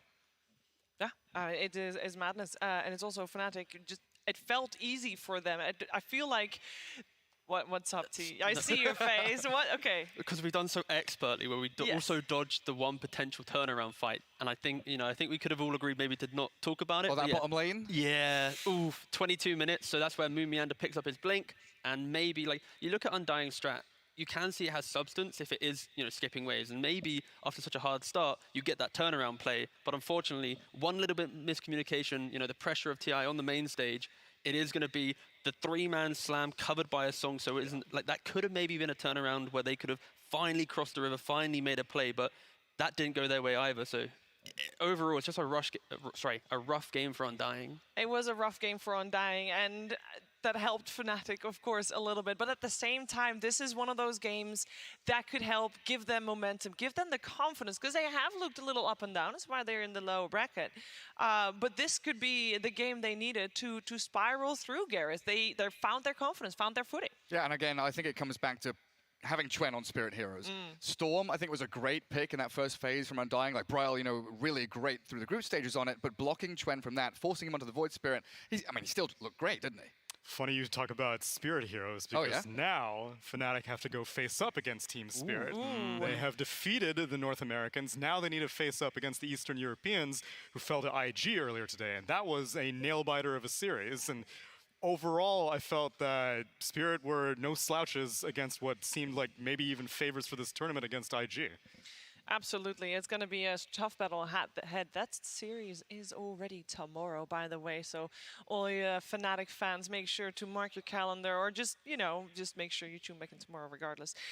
There's no sleeping anyway with all this Dota to Watch catch all the up. games. Watch all the games, which you should do probably anyway. I want to talk about Chuen because he had a good game on this Void Spirit, and he was able to make his mark on this game. I know that he has, on the Spirit games, great games, but sometimes it's a little shaky. This one, not so much, T. Yeah, this is the type of game on the Void Spirit where he was able to farm up and he didn't have to overreact early on. I think when you bring the Enchant Earthshaker to bot lane, because your Naga is just kind of free farming top, and then Def is free farming top lane as well. I think he was hitting tier 2 at like minute 9, 10 or whatever. It does allow Chuen to have that kind of simple entry to the game. It's like you're not seeing supports run at mid, which is somewhat uncharacteristic a little bit, because of course most pro teams nowadays it's win side lane, bring everybody mid, go for the rumble, take that tower, see what happens. But this was a kind of the opposite game where Undying allowed Chuen to have his free game, allowed him to enter at his own pace, and then he demolished any Moon Meander or Dubu who was lingering when poor old Saberlight TP top lane. He was instantly there, capitalizing on those kind of squishy supports and just accelerating his own game. So yeah, very much. This is the perfect game you want in a best of one, because tomorrow they're like, look at us. We just did that in a game. Let's try and replicate that again. Like, this was like what you want if you want to make a lower bracket run. Absolutely. I think also it speaks volumes to have the Legion Commander picked overall last for Fnatic. He had a Master Tier Tsunami on the Legion Commander, and it's an elimination game. You want to go for those comfort heroes, but he showed up big. The reason I'm even privy to that is while covering the Southeast Asian qualifiers, Death's good friend Ponlo, I was like, oh, Death Legion Commander. I don't really have too much intel on the guy because I've only been seeing him out of OB Neon, and Ponlo was like, oh, that's a signature. And then he picks up like a Timbersaw. Oh, that's a Death signature. These are all Death signatures. The man has a surprisingly deep hero pool, and the fact that it was able to slip through until the end of this draft kind of speaks to maybe Undying's overconfidence, that they were like, okay, fine, have Jab's Nature's Prophet, have a Qian Void Spirit, have Death Legion Commander. It was maybe a little too tunnel vision-y on what their game plan was, rather than being like, I don't want Fnatic to get their comfort. All right, well, we have talked about the man of the match a lot. We have talked about the MVP of this best of one game, and it can't go to anyone else other than DJ on his Clockwork. And Jake is sitting with him right now. Absolutely. Thank you so much. We are here, of course, with DJ, Clockwork extraordinaire. You survived, buddy. No more best of ones, best of threes from now on. How you feeling? We're feeling really good, and because now we're best of ones, and we're just so happy that we get through the best of ones. Yeah, you prefer best of threes? Yeah. Hey, some teams, they like that tricky best of one, but you guys played absolutely fantastic on that one. Looked like a completely different team from group stage. What did you guys do on the day off to flip it around so well? I mean, I think as a team we came in this tournament, not a strong team, not a weak team, but we're kind of inconsistent. But we know what we're capable of, and we just remind ourselves that, and we just play our best. Yeah, I think that we saw what you were capable in that last game. They told me that was a position 5 clock. Yep. It did not look like a position 5 clock. To all the 4 clockwork players out there, any advice on how to play that thing like it's a carry? Just hit the hook shot, man. Just hit the hook. Well, you certainly did. Congratulations, DJ. It's great to see you guys continue, and yeah, we can't wait to see some more from you. So, Thank you. Thank you, and we'll throw it right on back. Thank you very much, Jake and DJ, of course. It is crazy to think that DJ is one of the guys that comes out of SCA that is one of the most talented guys there, that especially position 4, now turned position 5, but definitely one of the most talented players from the region. And if I will tell you, this is his 5th TI. Oh, you think, oh yeah, great. Of course he's played at many TIs. Only makes sense. This is the first TI, but apart from the first TI he ever played, he came 4th. He's like, okay, that guy, that kid, meant for greatness. But ever since, he's gone last tsunami. Yeah, and I think Southeast Asia in general has kind of steered away from the youthful talent because so many of them are getting poached. 23 Savage went to China for a little bit, and thankfully that didn't work out for T1, so he came right back, and then Abed's gone. Abed's gone. Right? Ice now gone Ice is gone. So all these exports, all these expatriates means that maybe DJ needs to reclaim the crown. I'm curious. I know he had like a LAN cafe empire going on at a certain point. I'm curious how that has survived in COVID times. So even if the Dota doesn't work out, he does have an enterprise that he can fall back on, but I'm sure making it past this stage of TI is what his true goals have been. Yeah, I think what I saw there was, I mean, obviously happiness, but I saw a lot of relief there too. Absolutely. We can take a look where Fnatic is moving to, because they are moving. They're on the move, and they're in the move in the lower bracket. And their best of ones are gone. Best of threes, way easier. I'm sure of it. Easy times, absolutely. They're gonna have to go up against Team Spirit, though. It's gonna be maybe a little bit of a tricky one. We talk a lot about Fnatic because they are the team moving on. I do also want to talk about a team that we will not see anymore. We have 3 teams from the North American region playing in the best of 1 eliminations today, and Undying had the dubious honor of being the first one here on stage, and the first one then also eliminated. And that is sad. It is sad to see Team Undying go, T. Yeah, for sure. I think you never want to see any region kind of be in the position where they might already be out of kind of TI, right? And you see 3 NA teams in the bottom half of the bracket. But that was also Undying's doing, you know. They could have maybe, That's true. They could have allowed EG through. This is just karma. This is very much karma. I'm sorry, no. But yeah, jokes aside, it is kind of worrying when you have a whole region in that kind of spot. But anyway, I think for Undying, they're a team that they were never able to get to the majors, right? But they still got here, they still put on a show. And it's like, this is the type of team that is supported by DBC, that is able to improve due to that kind of regional exposure, and you just hope that maybe next season they actually get to a major to have that international experience, to give them that extra little something, so that when they do get to TI, they can come out swinging and just not miss that beat of like upper bracket by, you know, that marginal game. This was a very promising performance by Undying. Despite going out here, there was their first LAN performance as a squad, and making it to TI then already is something admirable. But they are eliminated from the International 10. It's going to be eliminations for the rest of the day. We're here with best of ones onto best of ones onto best of ones. The next one is going to be Quincy Crew versus Aster. And of Quincy Crew, Casey was able to sit down with the captain earlier. Quincy Crew started the season with a 9th-12th finish in the Singapore Major. By May, they were playing even better with a strong first-place performance in the qualifiers for the ANA Major. Despite their confidence, the team couldn't get higher than 5th, 6th in the main event. I think we played okay at that tournament, but I think we also played below our own expectations. The T1 series is a series that we should have won. And even though there were a lot of little things that we didn't do right or that didn't go our way, it's still a game. If we played better, we could have easily won. And then we're a top 3 team, which is a pretty big difference. Was there something else going on that you would attribute not getting the result you would, I'm assuming, been hoping for? The honest answers were just not good enough yet. I kind of knew that we would have some of these holes because that was literally the first tournament we've ever played at with our roster even. So people tend to look past that. It's been a long time. I mean, we've played a lot of tournaments, we've played a lot of games, but playing on LAN is very different than playing online. So while the result's disappointing, I think the experience set us up very well to fix some of our gaps and go into TI in a very strong position. LOA says it's his job as captain to keep his teammates focused on the common goal of just playing good Dota. But he also acknowledges that comes easy to this group because of how long they've played together. There's been a lot of talk from a lot of captains over years that TI is not a very democratic tournament in terms of teams don't function well when they're pure democracies.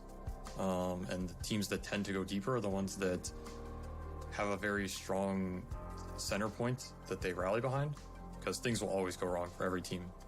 Nobody plays a perfect tournament.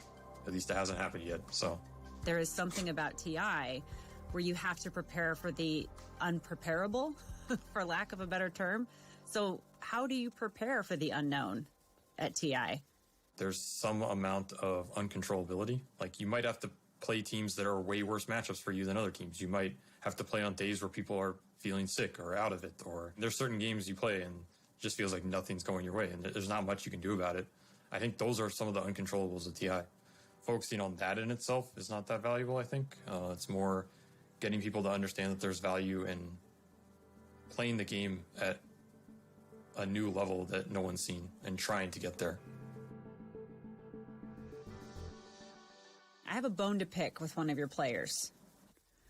I go on maternity leave, I come back, and I discover CCNC is calling himself Quinn. That's Quinn. I need him to go back to CCNC. Can you ask him? I can try, but the name is stuck in the system now, right? So it's unchangeable. Damn it. Okay, I'll talk to Gabe.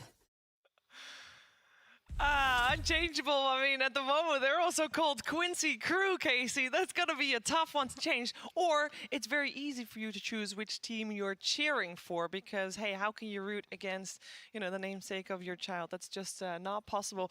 We are changing teams, of course, on stage in a little bit. We're also changing panelists. So we got BSJ, Moxie, and Gods joining me for this next Best of One. Gods, we got Quincy Crew taking on Team Aster. Not the series you were expecting in this Best of One, weren't you? I had a lot higher hopes of Quincy at this event, and I think that's always been the story with this team. They look really good in some of their online tournaments. They show so much promise, so much potential, but then they often just kind of fall a little flat. They fall a little flat. They have done very well in the Singapore Major, Moxie. They did very good. They're like, well, they even played with a stand, and then they did good. And like, imagine how good they would have done if MSS was there. But they've just not delivered yet. No, they definitely have a lot of potential with the way that they play. They have a lot of really wonderful players as well, but they just can't seem to really hit that stride consistently. And I'm hoping that, this boot camping and everything will really have given them that opportunity to really just show us what they can do. Yeah, we have seen what Aster can do already. They didn't do too well at the start, of course, in the group stage. They were still playing with the stand-in, and they are still recovering from COVID, but they're negative. They're good enough to play on the stage, and they are a scary team, right, Brian? Yeah, I mean, they're coming out of the strongest region, at least so far, proven by the results of the teams throughout the season as well as throughout TI. And there's a lot of factors that we know are happening within the team that are outside of the Dota game itself. But now that we've come down to this best of one, I don't know if this would be the team I would necessarily pick to choose to play against. No, I want to get this out of the way. I didn't do this with the previous series, but I am very curious who you guys have as a favorite for this one, because it is so up in the air. You can make a case for either team. Brian, you want to go first? I honestly think Aster will win, but on my bracket, I put Quincy because it just felt wrong. You want to be you're heartbroken one more time? Yeah, just one more time. Moxie? Aster really looks strong, especially now that they have the mid player back and whatnot, but again, I'm an SA Dota fan, so I'm used to having a lot of hopium, and like I'd really like to see, easy for Leslau. I want to see that spammed in chat. So I'm a little. I would like to see Quincy Crew. I'm gonna go for it. I feel like both so far have gone for Aster on the brains, Quincy in the heart. Do you want to join that train? I have Aster. I've been disappointed too many times. I'm just numb to it now. I love the Quincy guys. Been following them all year. But yeah, Aster. To me, they're the favorites coming in. Yeah, they did, of course, really well in their region already. And Casey was able to sit down with the captain of Aster. This year marks the first appearance of Team Aster at TI. While 4 of 5 team members have been to an international, none are as seasoned as their captain, Lanham. Playing in 8 of the 9 internationals, Lanham's experience has guided Team Aster through both of the DPC majors to have a shot at lifting the Aegis at this year's international. 那我们先说说自己吧，就是你作为队里的一员，你是怎么来评价Aster 在本届 Major 上的一个表现？就是感觉打了挺多年职业了，这属于是低谷中的低谷了，就也不是说就是那种状态上的低谷，就感觉是有点那种分屏上的低谷，都快被开除出中国国籍了那种，就感觉都已经被当的不是中国队的骂了。然后那前2天说实话非常沮丧，然后后面2天调整过来了以后。因为我们队的其他队员就年纪比较小嘛，就是他们调整的话可能就会稍微困难一点。我呢花点时间想一想，其实凡事它都有两面性嘛，对吧？你跌到了低谷，那就证明就不会再更难了吧，对吧？ Throughout the years, Lanham has experienced the highs and the lows that come with the longevity of being a veteran player. And with the exception of TI7, he's played at every international. TI7 那次是我是 TI6 从eHome 然后去的 VG 做教练，那次我说实话我是属于被动的，因为我是 TI6 被eHome 踢掉了，然后没地方去了，然后其他队伍都在打，然后我只能去做教练了，是这样，被动的，然后被动退役。 赛季初刚开始的时候，也和这边的阿斯特老板有过承诺嘛，说今年一定要带队伍进 TI， 但是按照刚开始的那个状态，练了2、3个月，就是整个队伍没有进步的状态，然后卡在一个点上没有进步，然后后来就只能自己上场去解决这个问题，而且又找不到合适的5号位，只能自己上场去解决这个问题。现在好，问题是解决了，那你说我。 这么老的一个东西了，你让我再去打 TI10，我说实话啊，我对自己都不是很有信心，就是这样。哎，我对自己唯一有信心的就是我在场上还能多说2句话，这自己的这个操作呀，乱七八糟的，真的不是很有信心。我都得克服我自己这一关。那我们如果说回顾成绩打得不好的这个原因的话，你会怎么来认为这个事情会发生成这样？因为之前在国内的比赛当中其实是表现不错的，对吧 ？DPC 包括打这个联赛。说实话，战术上有点落后了，有点那种臭棋篓子互相下棋越下越臭的味道。啊，这个我一点都不否认，好吧？就臭棋篓子，就是最后其实也证明了这一点，就每个赛区的第一都打得不是特别好嘛。 这是客观原因，但是主观原因还是我们选手的问题，好吧？我们自己的问题，这个锅你只需要就是3个字干回来就行了。 Lanham is the oldest player playing at TI and TI10 here, and he's coach made player. And we know how that story goes for some of them, so we'll see if Lanham can follow in the footsteps of Seb. Aster, even though they came second and first respectively in the DPC, Moxie, they have not had an easy time at all, but they did make it, and we just saw them already a little bit waiting in the wings because they did make it out of the groups against the odds. It's Team Aster.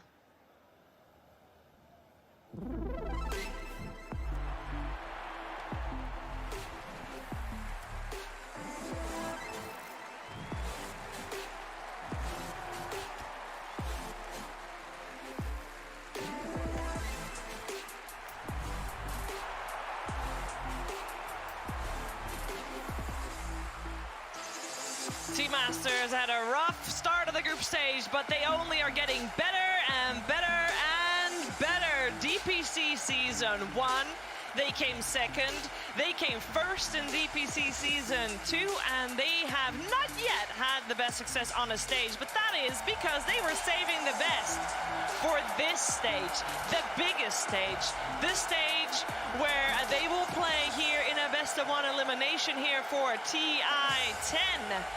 Will they be able to make it through? It's gonna be a battle. It's gonna be a battle of the wits, a battle of the nerves as well. They, of course, are mostly veterans in the team. However, White Album, the mid player of Team Aster, this is his first TI, his potential to be the so-called Royal Roader. Your first TI and winning your first TI, it is possible. It has been done, and we're going to find out if White Album will be one of those players to join the ranks of the fellow Royal Roaders. Of course, the rest of the squad very, very experienced and also all with great success. Will they be able to achieve such success again? We'll find out.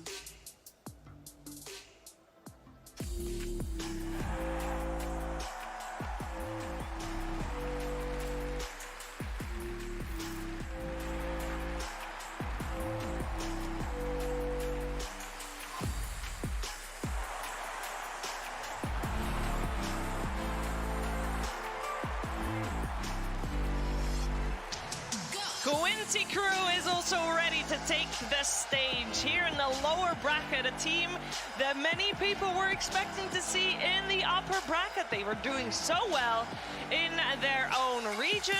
They did really great at the first major they attended. They did also very good at the Animajor, and so basically the odds were that they were gonna be really, really high up there in the groups. But during the group stage, something didn't quite click. They didn't really found their footing until the very, very end, but they did find it. It's important to know that they have improved, they have gotten better, and they are ready for their brawl through the lower bracket to make it all the way. Will they be able to do it? This is depending on Aster. It's going to be one best-of-1. Quincy Crew versus Team Aster. Bloodbaths all around. And two teams with very different styles of play to give you a little bit of insight into how Aster has been playing. This has been their road in the DPC.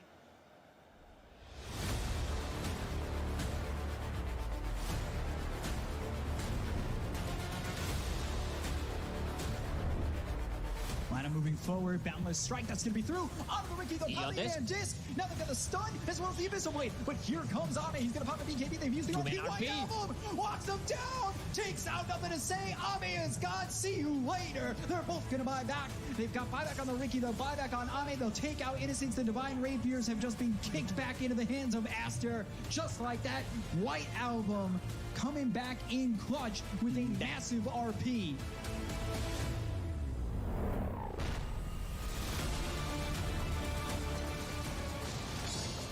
Fissure. And the totem for distance. Whoa! Blowing up the Shroud and losing Lanham. They'll pop the BKB. They'll go after Monet. He's silenced up. The right clicks in. The reincarnation is popped. White Album looking for an opportunity to come through. The BKB being popped to Monet as well as Amjad at the system deep, taking a lot of damage here. Right clicks through. Sanity's drop. Is it going to be enough? Wait, slam from Borax is big. They take out Ajit and they'll look towards the Rex. XSS is falling. X-Nova soon to go. Fade right behind him with a foot in the grave. They will take out 4, and the only one to survive is XM.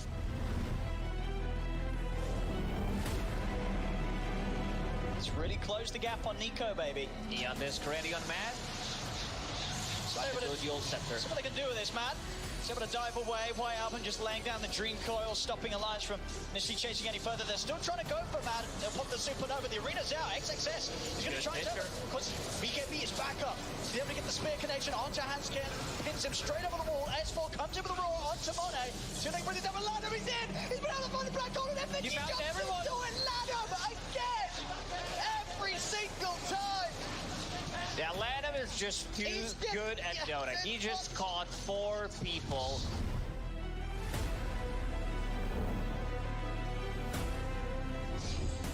Minus armor from sleeves. They've got the Dream Coil on the 3 as well as the silence. Do they have anything to follow this up? Not at the moment without the Monkey King. It's going to keep them close for a second. They need to get more out of this. Second wipe. Oh, sweet. All right, it lands. They've got the Monkey King back. Now the Static Storm. They've got the super with the BKB beam pop. They'll go to the TP. BKB TP out. Nothing to stop those TPs. They already used the glyph, so they get nothing. Man, what a play from Aster.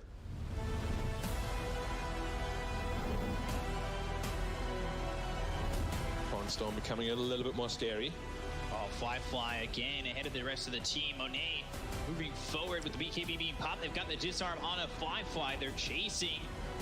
They get him out of mana. They'll send to the boat. An early BKB here, committed. Early BKB, but going back in, looking with the diffuser. They've got the arena in a good spot. They'll go to the Supernova. This is looking pretty decent. JT, though, he's already dead. Mortimer's Kiss is coming down on the Emo as well as Fly. They need to be careful. All they got so far was Lanham. Monet going forward. The Ravage on a 4. That's going to be... Oh, my God. Kaka's already calling good game. That is ridiculous. Kaka, Emo, they go down. Fly gone. And once the Ravage was landed, he called it. Yeah, they didn't even die or anything. They didn't even die.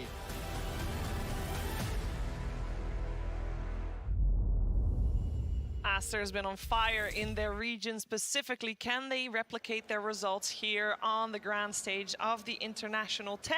That remains to be the question.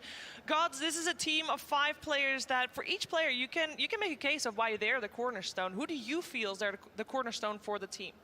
I'll stick with the guy that we saw get interviewed, Lanham. I think just as the captain, as the guy who kind of put this team together, the drafts and tactics he comes up with are going to be crucial for them. And he plays some of these big kind of, game-changing heroes at times as well. We saw his Enigma highlights, so I think he's the guy I look to when it comes to Aster to really pull his team past the finish line. Yeah, 5 top 6 finishes at the International. That's nothing to slouch at indeed. How about you, Brian? Who are you looking for?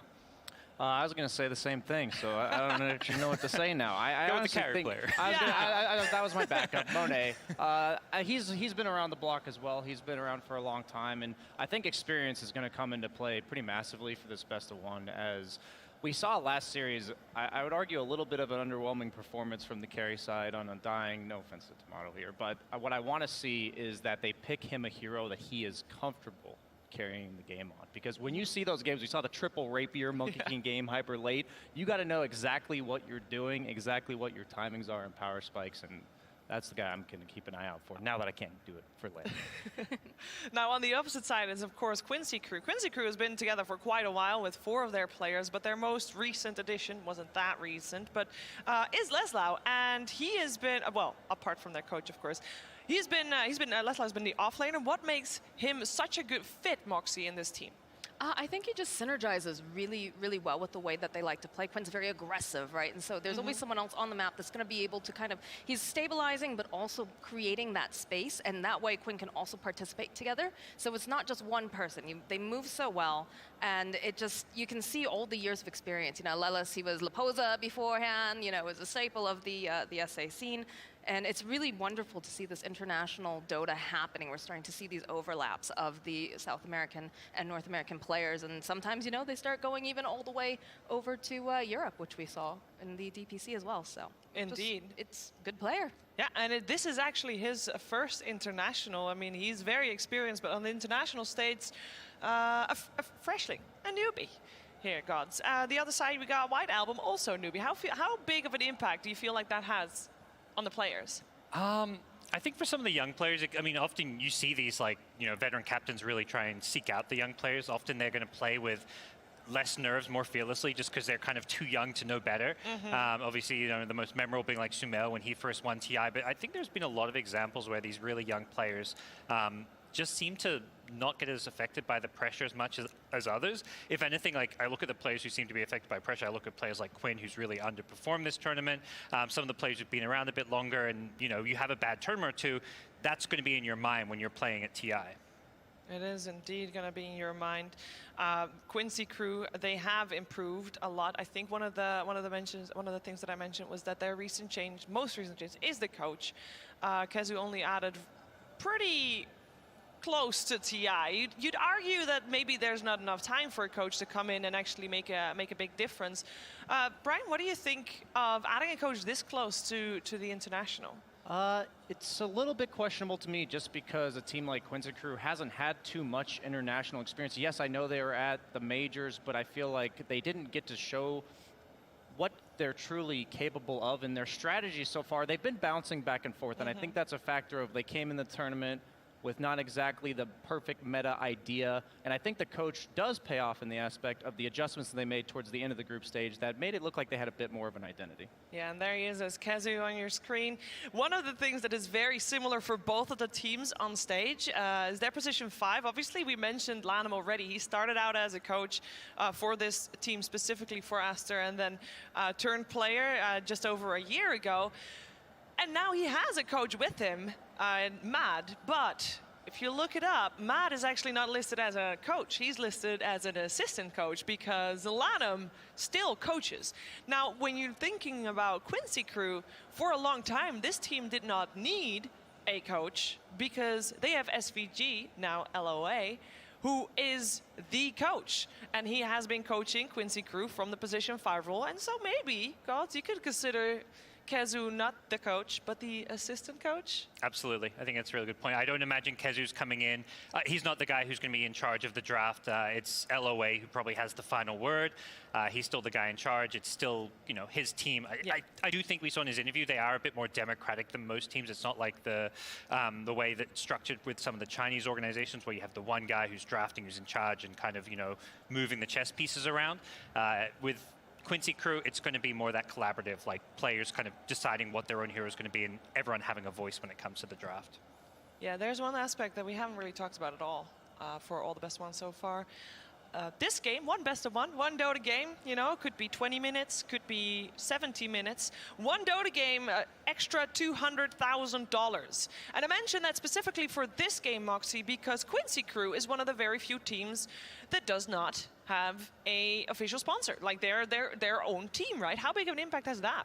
I think that definitely puts you at a bit of a disadvantage, but you have to remember a lot of these guys, they've been playing together for so long, and they also have a very capable manager as well who's been able to assist them and sort of, you know, figure out what they need.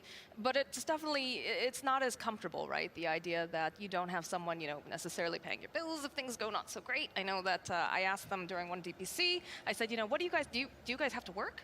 And they were like, no, we can't do that. We'd have to, like, that'd be insane. We're playing so many hours of Dota. If we had to work on top of that, like, we would never be where we are. And that's a hard difficulty for them. Yeah, you know? Extra pressure to do well here because an extra 200K means you can play Dota for that many more years, right, Brian?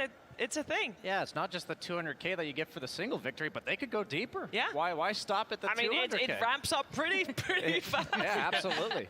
I think all these players, this is they're one of the teams that felt the TI being delayed a year the most. Not only is it the fact that they're not sponsored, but they got stuck in NA in terms of not being able to go inter-regional competition. Yeah. And I think that did hurt them a lot, but hopefully we're going to see them bring something, make it so they jump over that hump because they've come so close. They were at the ANA Major, they lost 2-1 to T1, they lost 2-1 to VG. It's not like they're playing out of their league or something like that. They're just so close, but can they finally make it there? Extra difficulty though, Gods. Brian just mentioned nice scores, but that was all 3-game series. This is a best of one. Yeah, and best of one means a lot more pressure. I'm sure they're going to be looking at their group stage and thinking, you know, we didn't play the best, but the good news is they ended on a high. They won their last 4 games, so they're on this nice winning streak. And just seeing them around at the event after that last day, it just felt like there was a sense of calm suddenly around them that didn't exist the first 3 days. So, you know, we're kind of talking about how Aster is maybe the favorite coming in, but the hope for Quincy is that they really did bounce back because of that last day where they played so well. Well, I will tell you that both of the teams have tied some series in the groups, but every time they tied, and this goes for both Aster and Quincy Crew, every time they've tied, the first game was the one they lost. So we know these teams can adapt on the fly in a series, within a series. Can they already preemptively know what needs to happen in order to win a best of one, as we see a monitor being torn apart here on the message. Everything's under control, guys. Don't need to worry.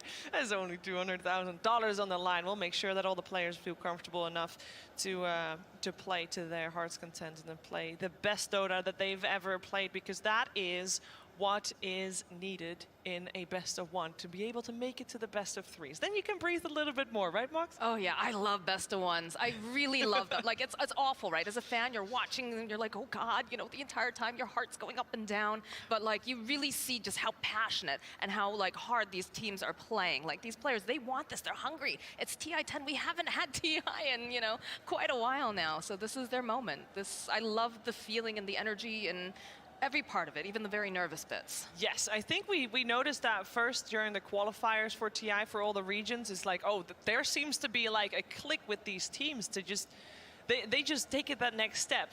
And that next step is what we are hopefully witnessing here today for both teams on stage as well, because this is it. We've seen both of these teams grow throughout the season, and both, Brian, have come up with a very similar story. They did good in their region, but they still yet to prove it here at this TI. What do you think about Team Aster when you were watching them during DPC themselves? Like, were you expecting to see them here in the lower bracket? Yeah, I think they were consistently the weakest China team. Okay. Even though they came first and second? See, the thing is, I feel like consistency is what is required to win the DPC season. You're playing across multiple weeks, and that just means that if you bring a consistently solid game with like a refined plan, you'll probably do pretty well. But when it comes to these big tournaments, you're going to have to step it up a notch. You're going to have to maybe go outside of your comfort zone, play situations to win where you could have maybe played more conservative and safe in your league play, and I think that's what they're lacking. And there's just a few teams that really bring that X factor, especially as a team like Team Spirit, for instance, who I think have had a little bit shakier performance throughout the course of the year, but I think their highs are much higher, while Aster's average is probably above average. It's just not quite high enough if they're going to keep playing at that same level. Lanham even mentioned in the interview where like a lot of the teams who won their DPC regions did poorly. We saw it with Alliance. Quincy Crew won Season 2 and did poorly on LAN. We've seen it in various regions that winning the DPC leagues doesn't always translate to success on a LAN tournament. Yeah, the DPC league for Quincy Crew, even though it looked great. In case you missed it, we have actually got a recap for you from their DPC performance.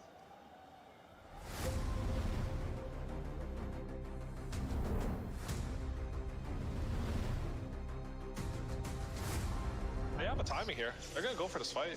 This is deadly. Gotta be super careful about that BKB silence onto one. They caught Quinn, but from the low ground, Eslau has ulti if he wants to drop it, but Spike Carapace is too tough. No, he gets it on the three. Is there enough damage here?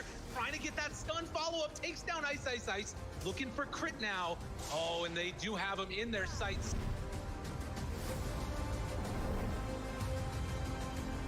Wall mega creep, but with S back in again, can they turn this fight around? It's lasted longer and longer. Another round of Fall Sky, but the silence is there. Now the right click on his Storm, he comes down for the kill. Buyback now on Storm. Envy tries to turn, wants to do the damage, but it's not gonna be there. Envy's TPing. Oh, he's going. He's identified the win condition. Yuar's here though. Yuar's here. They try and turn for it. Can they take down the Storm? Oh, the rest of them are going. He's trying to hit it. Envy going for the ace. The Giant Spring. Okay, the turn, but they tie him down. He's caught there for the moment. Tries to kill off Yuar. Envy. Eyes on the prize. Wants this so badly. The stun is there as well. The pushback. Look at the ballista. He can't take it down. Raffle. I can't believe it. The ballista is keeping him off of the ancient. The greatest neutral in the history of Dota, and they don't get thrown. Leslau is in the base. GG is called with the crew. They take it down.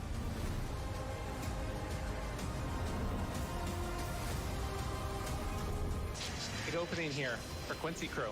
Arteezy's taking a lot of damage. Disruption with the hit. Right clicks coming through now. Oh, the stun, Cogs push back afterwards. Now in some trouble. Arteezy, look at the damage he's taking. The flicker away. Gotta back out. Ice back into this one, trying to take down Lesloud. He just got his 25 count. Shroud, Yawar in trouble. Yawar going down. Yawar dead. Has to buy back, but Rapier on the deck. The turn. Can they kill it off? They have two of them on Arteezy. He's going to do so much damage. They're going to turn and get the Reaper's Sight off in time. Arteezy dead. Yawar flicker. Saves his life. Has to back away. There's the disruption. They have some more. Abed taking damage from Quinn. The little shredder in the back line. Able to fight all the damage in the world. And Ice goes down to boot. Everybody gone. They got him again. 21. Toss buyback is too much. They just lost the toss buyback. Oh my God. And Yawar, the big carry, ending it. GG call. Oh my God.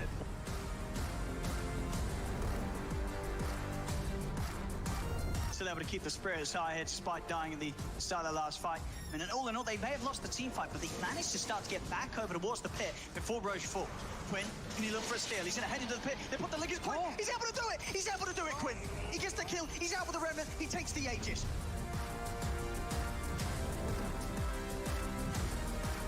3 versus 5. And I do believe that this is going to be GG in No Ping's favor. Matthew? Ravage. See the Ravage onto Viper. They have the splitter at the fall. He gets forced out. The Sunder save. Nice Sunder. Beautifully done into the Satanic. So Yawar is very safe and sound as Dark Magoo looks like he's going to go right-click down. Can No Ping actually finish this? The Ancient not quite low enough to actually go for this. HFN pops the BKB. Trying to go for all in here. I don't think he's going to get it. And Quincy Crew looks like they're going to somehow win this game. I don't even understand what I watched.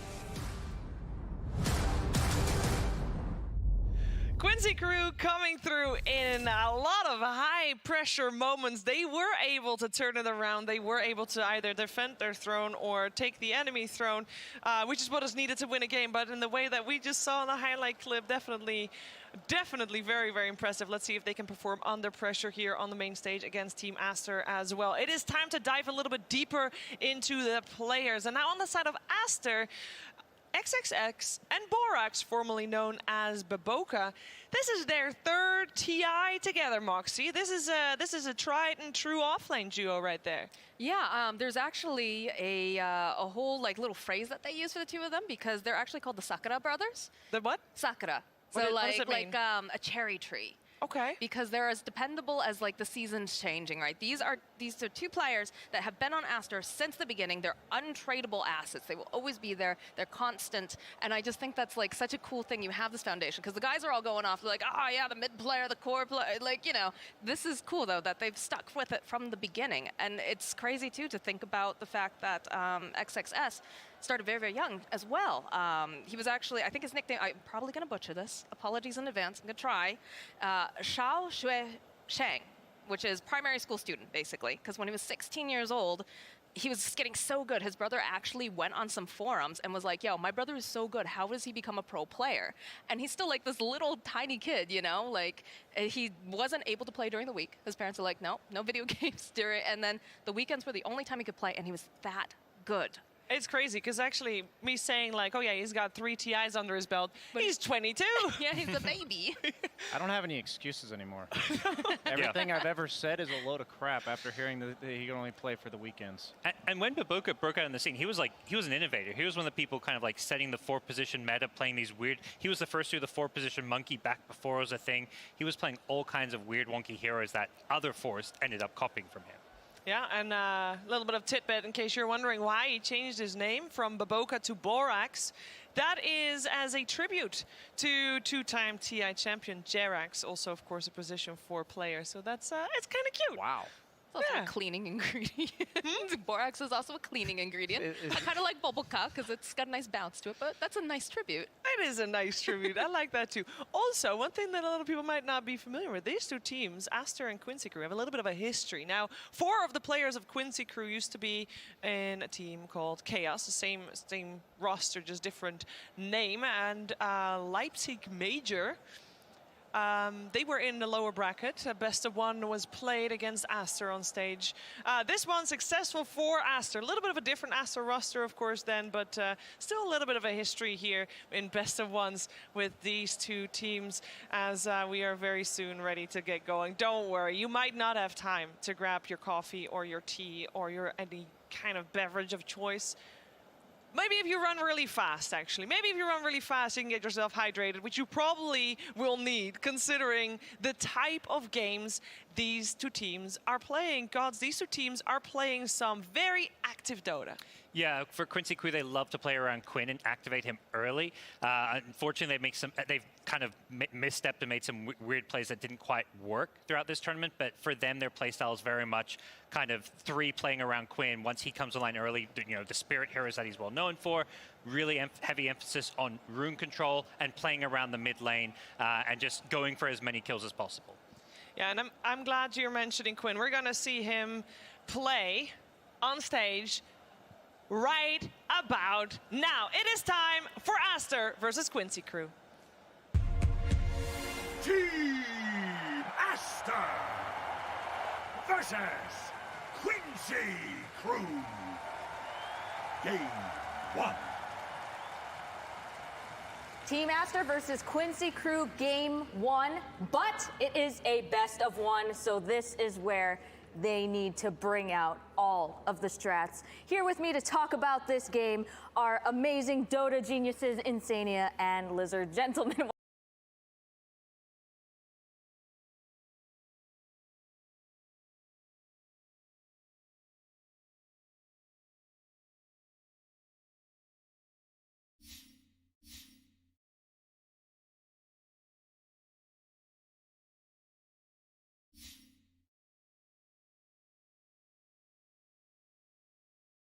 This game are amazing Dota geniuses Insania and Lizard. Gentlemen.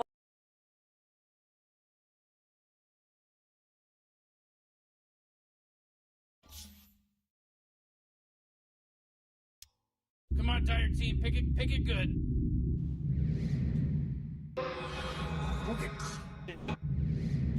Come on, Radiant Team. Ultra Magi!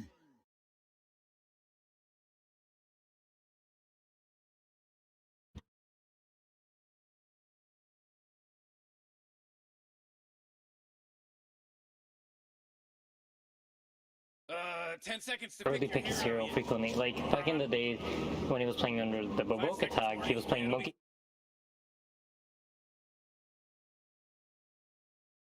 Track mind when it comes to heroes, just a limited hero pool, but he probably plays them extremely well, and that seems to be his playstyle more so.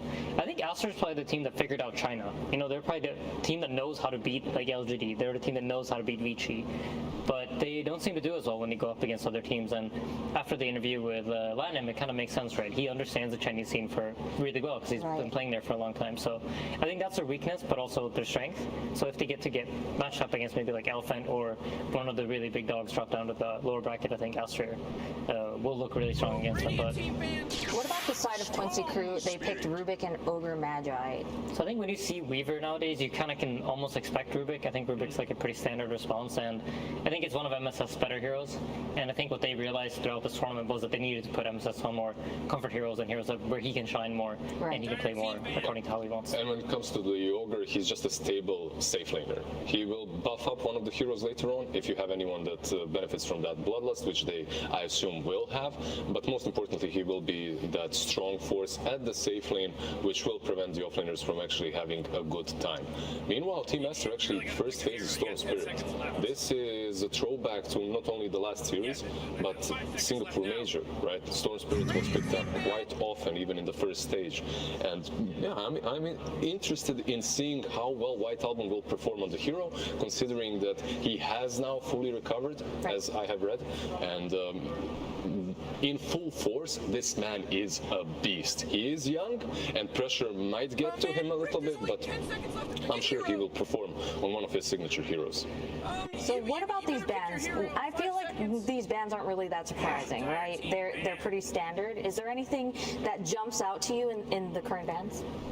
I think Doom is considered a pretty good hero against Storm Spirits. I'm not sure why they banned it, unless you're maybe eyeing up that Tidehunter, which has managed to slip its way through the draft. Ah, that's true. Tide was picked first phase pick throughout pretty much all of group stage, one of the highest contested heroes. Why has he dropped down to second phase, or maybe even never? After the group stages, teams go over every single draft. They look at the win rates, they look at what worked well for different teams, and they decide, with all that data, they decide what was actually important and what not. Here in this game, I already see that it could be a decent tied game from Team Aster, also from Quincy Crew. So either one of these two teams could pick it up. I think maybe it's a little bit even better on Aster because you have this minus armor combination between the Weaver and the Tidehunter's Gush. I think we see quite a lot of player-targeted bans as well from Aster. I think both the Medusa and the Terrorblade are specific Yaoer bans. He played both these heroes really, really well in their last series against Vici Gaming. So I think that's specifically why they banned it. They probably think they like those two heroes against the Chinese playstyle. That's a very interesting point, because Lelis, if you remember, he likes to be playing these Venomancers as well. And you really don't want to be playing that hero into a Storm Spirit and a Weaver, right? You don't want to be playing into any sort of a Spirit or a hero that can get on top of you without needing to buy that Blink Dagger or Silver Edge or whatever. So not only did they ban heroes that are good against Quincy Crew, but as you should, they're picking heroes that are naturally decent versus popular heroes that Quincy Crew is picking. So now that we have two bans that are specifically targeting Yaoer, does that mean that, and they have two bans left, where do you think those bans are going to go to? Because there's still 3 heroes left on Quincy Crew's side. Well, I guess they're going to get picked, but what do you think is going to be prioritized now? I believe they're going to pick the Void Spirit, yeah. Oh, yes, genius. It's a really good call. We think the same. Amazing. Yeah, and there's no reason really needs to be added. I think it's very obvious to everyone watching why they picked the Void Spirit. It's not obvious to me. No, Can you explain to me? We saw this earlier, right? This was played in, I believe, the last series, and it seemed quite effective at killing the Storm. So I think Void Spirit, one of the advantages that he has against all the spirits or even the pucks, and the reason we saw it quite popular at the Singapore Major is you can buy the Yules into that instant stun. And these heroes that rely on escaping, like Weaver, like Storm, they no longer have the ability to do that, and it becomes very easy for Rubik and Ogre to follow up with additional stuns and secure the kills. You just get another semi-carry that's flashy and playmaker from the mid lane, and like you said, Void Spirit and Storm Spirit at the Singapore Major, I believe 10 out of 10 games these heroes were contested, either banned or picked. They really were. Which is interesting. I think Ember Spirit might have also been an option for them, but generally Storm Spirit is considered the big brother and the one that is generally easiest to play in these matchups. I think what's interesting is they're starting to draft more telegraph drafts. I've noticed throughout the entire main stage. In the groups we saw a lot of flex, a lot of not showing what heroes we want to pick, where we're going, what lanes we're playing, but it feels like the drafts are getting more and more telegraphed. So the only real flex that you see here from Aster's side is the Weaver that could be potentially ran. I guess a Legion as well, right? Right. The Legion and even the Disruptor to some extent. I guess you could see the Legion 5, Weaver 1. That sounds like a lot of flex. But most likely. But it's fairly, yeah, exactly. Yeah. You will, most games, you'll be able to draw the conclusion that this is going to be a Disruptor 5, most likely. So when you're in Quincy Crew's position where you have the counter pick now, you can kind of like guess, like, all right, we can set ourselves up for a lane now against the Weaver to get a Legion Commander, which I think is, for teams like Quincy Crew, they tend to like to snowball a bit more. I think that being in that kind of position in the draft is a lot more comfortable than what they might have faced up against in the group stage a lot. And they go with the Spectre, a hero that has been extremely successful in the group stage on that position 1. I love the Aghanims build. We've seen it today as well. Actually, we've seen the fastest Aghanims at the TI on a Spectre with a 15-minute mark, something like that earlier. And it just allows you to be more active. You will have this Void Spirit, who's a playmaker for sure, but Spectre, you won't be waiting for her forever. She'll join the fights as soon as that Aghanims is online. And you need to be joining the fights because you can't really be playing defensively versus a Storm Spirit, Disruptor, and a Weaver. They will have a lot of vision coming from the Sokuchi, cutting in the backlines, from the bugs, from just giving vision constantly, and then you can't run away because Storm is either jumping you or you're being glimpsed back. So I like the fact that they have a hero that, yeah, definitely can scale later on into the game and gives them that late game win condition, but also can join fights early on. We also have some stats from Leah, and he said that Aster's favorite heroes are Weaver, Io, so Monkey King and Snapfire, but one of their favorite pairs are Leshrac and Weaver. So is there a reason why they would pick something else other than Leshrac here? They pick Storm, right? And once you pick the Storm, they mainly play Leshrac on mid lane, and because of that, you don't really have an option. I think when you see this Rubik, you kind of tend to want to pick heroes that make Rubik's spell steal ability quite useless. And Sword Spirit doesn't really give away any major spell. You are ideally looking for some sort of storm like the Leshrac Split Earth or even the Edict to push towers, like with an instant cast. Precisely. So the Disruptor and the Legion are also heroes that don't really have like ideal spells for Rubik. They have spells that you can obviously use, but not really great Rubik targets. So I think the Storm became attractive for that reason too. By the way, look at that respect ban on the Venomancer on Lance. Not only do you have Legion Commander, you have Storm Spirit that can jump into, but you're still banning out the Venom. You just don't want to be playing against that. I think it also indicates quite clearly that it's not going to be a Weaver carry. If it's a carry Weaver, you most likely feel fairly comfortable playing up against the Venomancer. Yeah, exactly. So now now Aster's looking for a carry, right? So what hero is going to fit that, given that most of the bans have come out? There's this one, okay, Tiny, which is very strange. We haven't seen Tiny banned in the last phase in quite a bit. Usually he's banned in the first phase. So what's left?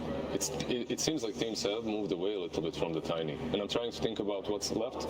We've seen some Silver Edge Sven builds, right? Like Sven versus Spectre with that Silver Edge, you can't take her down. I think that might be the best option for them. That's definitely one of the heroes that a lot of the analysts have been talking about throughout the group stage, Sven. Yeah, I really like the Sven here. I think another thing that's important to note is you have Void Spirit versus Storm Spirit, and generally speaking, with the Spirits mid, the power runes become extremely important. And you're going to need your supports to be able to contest them. So usually you want to pick some sort of carry that will manage the matchup, and Quincy Crew now has a big advantage in the fact that they can pick something that will lane up against a Disruptor Luna that should be able to pressure Luna off the lane, because they have the ability to counterpick here, right? And you know the two supports are going to have to go for it. So you're going to, if you're in Aster's position now, if Quincy decides to pick the right hero, you're going to either be forced to give away runes to Void Spirit, which leads to pressure, or you're going to have to accept that your Luna's going to go to the jungle fairly early. Who's the right hero here? That is a question only Lizard can answer. I was already wrong once. I went with the Luna. I'm trying to think about what's good here. Some extra catch as well. Maybe some Underlord would be kind of decent, even though you're playing versus the Glimpse. I don't know the matchup with the Luna in the lane. Should be fine. You're just constantly pushing in. But it doesn't seem like a greatest counter pick here. All right, I guess we're going to see... Oh, they just go with the Prophet. Yeah. So I think kind of similar to the series we had before, I think Quincy Crew has a good draft, but they're going to be forced to play the map game, and they're going to have to make Aster run around them. Because if this game plays slow, I'm sure this Luna is going to outfarm the Spectre, and at that point it'll be very hard for them to fight into their ball. Quincy Crew are definitely on a timer. You have this Prophet that can TP mid, that can pressure the Storm before he hits 6.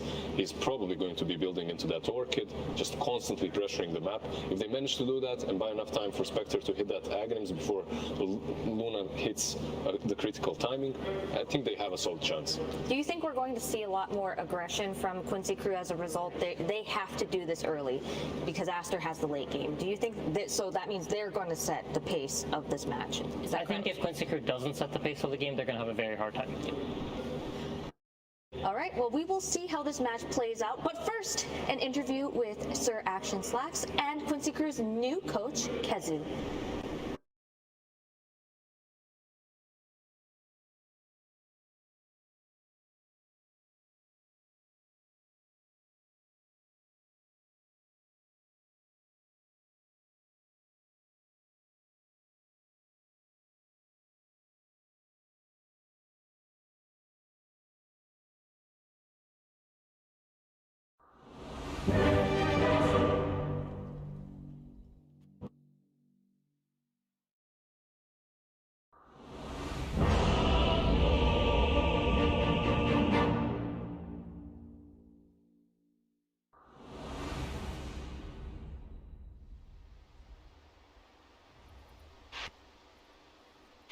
A confident Kezu. Oxygen-rich atmosphere. Giant testicle monsters. We'll be fine. Let's party. How you feeling about it? It you had earlier, and I love the way that Aiden has framed this game there. Thank you, Insania, because it really feels like you gotta make sure that you're not just being worked around this map here. And so Quincy Crew trying to find some map control near the end of that draft, particularly with the Spectre and the Nature's Prophet. So if they can get off to a good start, they have the heroes that will have that global punish in there. But if Aster start well, it just feels like their heroes are much easier to sort of like push this game forward in their direction into a snowballing victory. Very similar to the Luna that we just saw for Fnatic. I know, I was just thinking about that. Like, Luna didn't get a ton of play through the group stages and now picked in both of these best of one elimination matchups. Maybe something to think about there for other teams going forward. But regardless, we'll have to see how it performs as Aster versus Quincy Crew. A lot on the line, and also two teams that really struggled throughout the beginning of the group stage and recently started to make a comeback. Both teams are coming in with some pretty good momentum in this. As we take our spots around the runes. See if we'll get an actual brouhaha or just some fists being shook across the river by the looks of it here. And off here is in the best ones. Now this time it's going to be the core Nature's Prophet, so a little bit more difficult to match that same macro map movement that you can see from Jazz on the support team, because you know the core Nature's Prophet, he wants to make more use of his trance other than just blocking off the enemy camps. Yeah, you need to do a little bit more around the map, for sure. And getting that level 6, making an earlier rotation, definitely something to watch for. You can already see some of those voice lines coming out. Teams feeling themselves and wanting to get off to a hot start here. We'll have to see. I will say I saw MSS the other day in the sort of canteen area getting ready for breakfast, and he was super duper pumped. It felt like the entire team had a bit of a revitalization. You have to imagine for Aster as well, finally being able to get out of their rooms and play on this main stage. They're going to be feeling really well prepped and ready for this game also. Yeah, you know, Quincy Crew, they were kind of already at the rope of just like, oh, we might be done today at the group stage, and perhaps with Aster not having faced that, and maybe Quincy Crew a little bit more relaxed coming into this, but we're also now moving on to the stage, and that has its whole new set of challenges with it. So saw a courier snipe right there that just happened a moment ago. The pull back as Leslau trying to put the pressure onto that Disruptor. Disruptor, an annoying hero sometimes to be played, running out there and throwing the thunder strikes on people, but also once this initial pressure has been landed, can be a little bit weak. That's nice. I hate that. I love playing Disruptor. It can be really frustrating sometimes when the opponent tries to pressure you, like you can see with the trance, because a lot of them can't do anything about trance. Like, you have no tool. Not, you know, the Enchantress last game, take a trance, that's all good. So instead they're just focusing down MSS and trying to burn through his regen, and that's really all you can do in this setup. They did a good job of it right there as he stepped just a bit too far forward. No boots right now on that Rubik, instead opting for a little bit more regen in that laning stage, and so just the Fairy Fire in case the trades come out. As far as the mid lane is concerned, White Album versus Quinn. So often I feel like both of these teams kind of rely upon their mid laner getting off to a hot start and then play the game from that position going forward.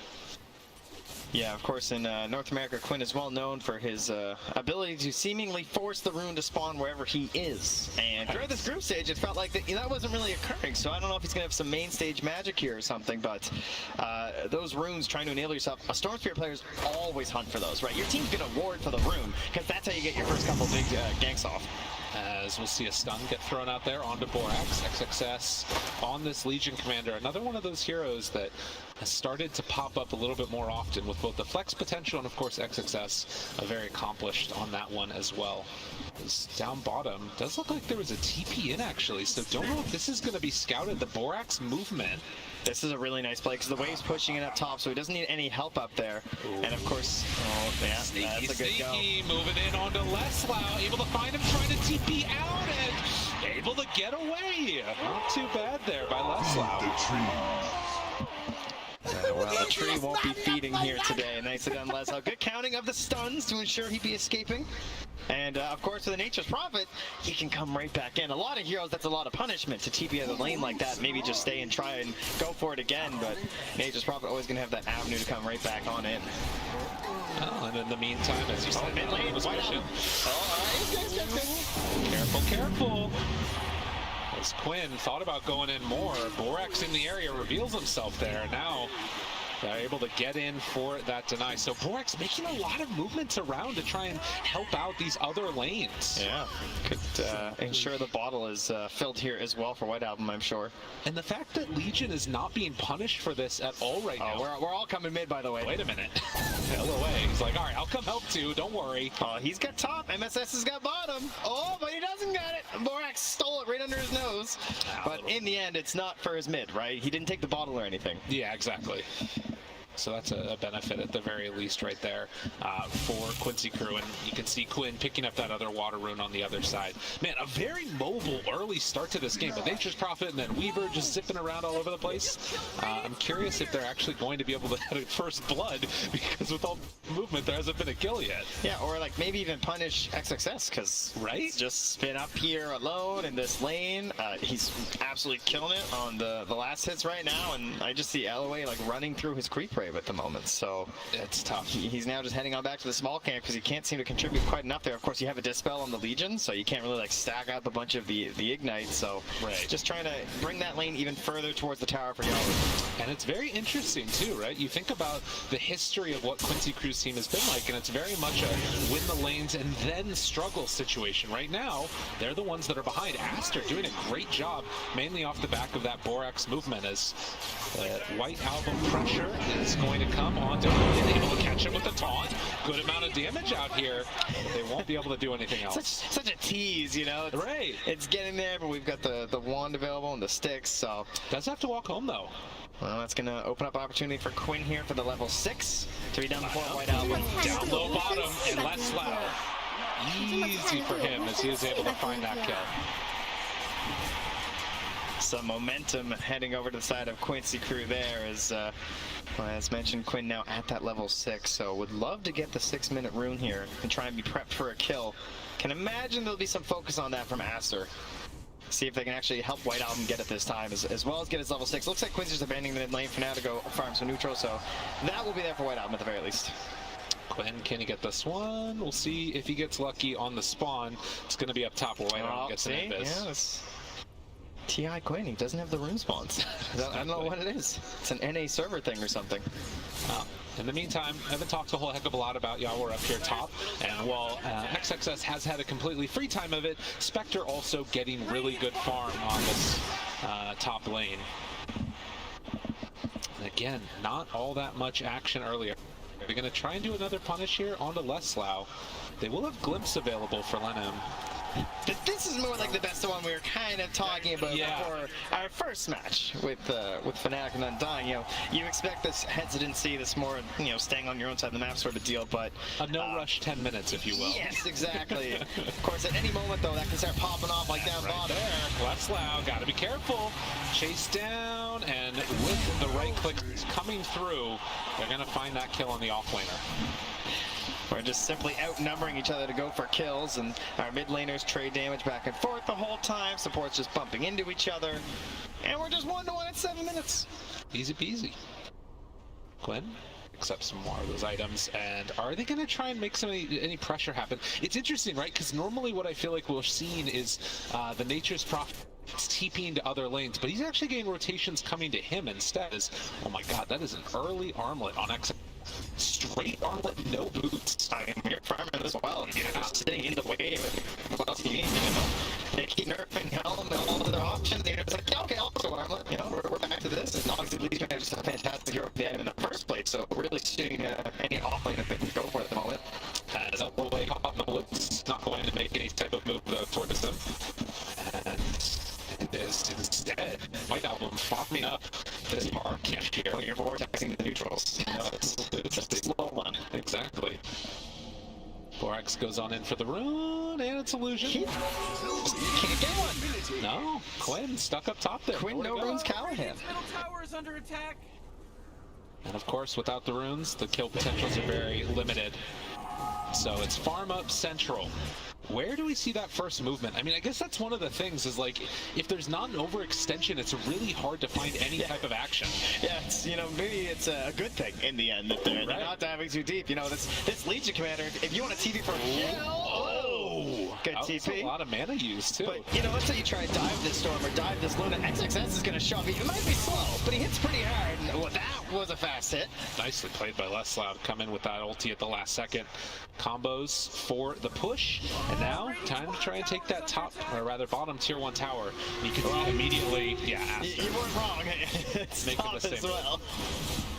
Radiant's bottom tower is under So, attack. Duart will back out. Has the Falcon Blade done. Queuing up the Scepter.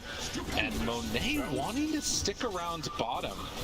This is interesting. The fact that he's allowed to do this. I mean, Quincy Crow, are they going to commit to try and make any moves? With the ward down there, Aster feel confident keeping their position 1 in the lane. I imagine they'd love to make some sort of move right now, just because, you know, Yawar has the Haunt right now, he has the Falcon Blade. He's going to be running towards that Eggs for a long time, so you wouldn't mind hopping in for a kill at some time.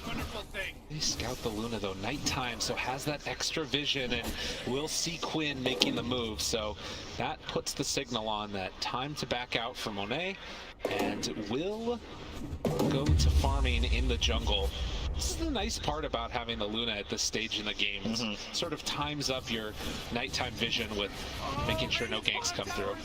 I feel like Death had so many good opportunities last game on the Legion Commander with the press of the attack, and XSS has been given another pretty nice game for it here, particularly versus that Nature's Prophet, because he's rushing that Orchid.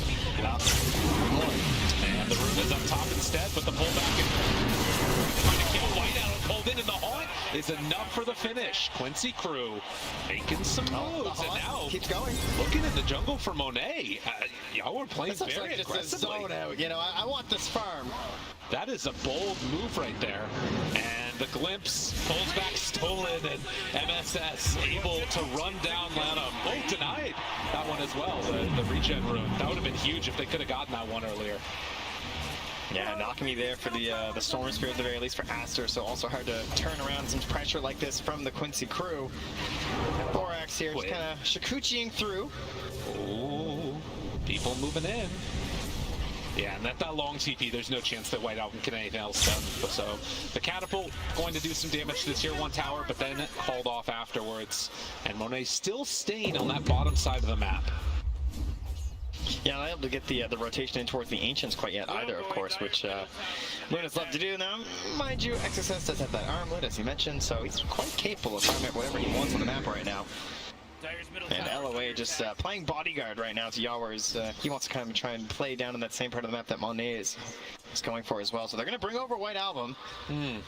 And they decided not to. Okay, back to the mid. What's so interesting about this too is normally with Aster you'd be able to have like a big bank of Ancients queued up as LOA is going to get turned around upon. Although Quinn is here too. Wait a minute. Are they trying to go all the way in for this? They find Monet, good amount of damage. Static Sword down. Do they have enough to kill them? Stolen Static Storm. Oh, they got their mojo back, and he secures a kill for them. And now the jump from White Album lifted again. MSS backs away, and so too does Quinn. But he's going to be glimpsed in afterwards with the Simulate already used. In trouble, Quinn ends up falling. No duel for XXS. Actually, just got the blink in there too, so incredibly quick timing here. XSS, the most farmed hero in the game, would have loved to get some free damage there, but that also just means now they probably still have a chance for a blink reveal. I'm not even sure if Quincy Crew noticed that, and they could smoke right up and go for that now. I believe also I saw smoke get popped accidentally from Quincy Crew too, which that's not a resource you want to waste right now when you have an Orchid being rushed on your Nature's Prophet. You want to try and get into these deep positions on your support duo and allow that TP in to happen. Right. Well, and one thing at least that's to the benefit right now of Quincy Crew is if you look over on Radiant Ancients, these have been blocked out for a really long time. That Sentry Ward, they weren't able to get the D Ward on it, and I think that Aster maybe thought that there were Treants that were blocking it or something else, but that's huge economic damage. Yeah, there's a couple of very frustrating blocking spots you can do with the back, so, and we'll have to go for the second Sentry. Monet finds it now, so the Ancients will be back to opened up at 13 minutes. Meanwhile, this smoke, half duration already gone for XSS, and not finding a hero to jump. Oh, mind you, Quinn, though, would be a juicy target, and I don't see a good save here. Oh, he knew. He knew. Very aware. As they do have the Nature's Prophet Orchid done. So Leslau waiting for an opening. Where will it present itself? And look who's there to help set it up. It's MSS already having the Shikuchi level 4 stolen. This is why you picked the Rubik into the Weaver. It's one of the reasons why Rubik is making a little bit of a comeback right now, because it's such an amazing spell to steal. And XSS will not find an opportunity to jump on him as MSS is already back to the mid lane. This part that's a little bit tough is, of course, only having that 1 point right now in telekinesis makes it a little bit more difficult to get the lift into Orchid from the Nature's Prophet, but we'll have to see how it goes. This game is tense. It really is. We're staying on our side of the river, like no one wants to go the other way. Oh, and look at this. And I'm going to do a good job of killing off that Tramp before it can get in there to block at the 14-minute mark. So very nicely done. Aster, and now smoking a break. This will turn into a very quick pick. I think his foot was touching the water. You know, they're keeping their territorial waters sovereign right now on Quincy Crew, and of course very important to not allow your opponent to block out those camps, as you point out, because we're in a bit of a stalemate. And if you're just farming your side of the map and you have one less ancient camp, well, mathematically that's not good. That's mathematics, right? That's as far as our math skills can go. That's true. NA Classic. That's Borax and XXS going to run through the river together, smoked, hoping to find somebody. And again, the Treants, they're off to do their job, locking out those Ancients. But will Leslau get caught? Off forward, Borax jumps in, and he be able to save this one. Can he do it? I'm not so sure. Sakuchi through, Leslau. Here's the MSS trying to chase. Lower's there. Pull back maybe to them. Anything to slow XXS. Will be able to get out of that one. Not bad at all. And at that, a 3,000 gold lead is starting to open up for Aster. And MSS missing out. The Shikuchi does now have the press the attack, so what you could actually see here is them baiting out Quinn. This is what you tend to do as Rubik, right? You take your spell and you hope that you have to rethink about like what your hero is. And Legion Commander players, of course, they love to try and bait out another core, right? Making a dang on out there a little bit, as some of our friends would say. So I imagine that's what MSS will be looking to do with Quinn. Just don't miss the save. Absolutely. Yeah, a little tip out there for you support players. They tend to not want to go for another dangle when you let them die the first time. You're not wrong. As Borax great scouting. Yeah, can they get the catch? The walks in afterwards. And there's the attack. Nicely played. That Orchid reveal not getting what White Album hoped. As MSS being the playmaker in this one. Panel talked about the fact that they felt like they wanted him on a stronger hero. We saw a lot of trees. No more trees. No more MSS trees. Way to go. Yeah. And in the meantime, though, you can see Monet, top of the net worth.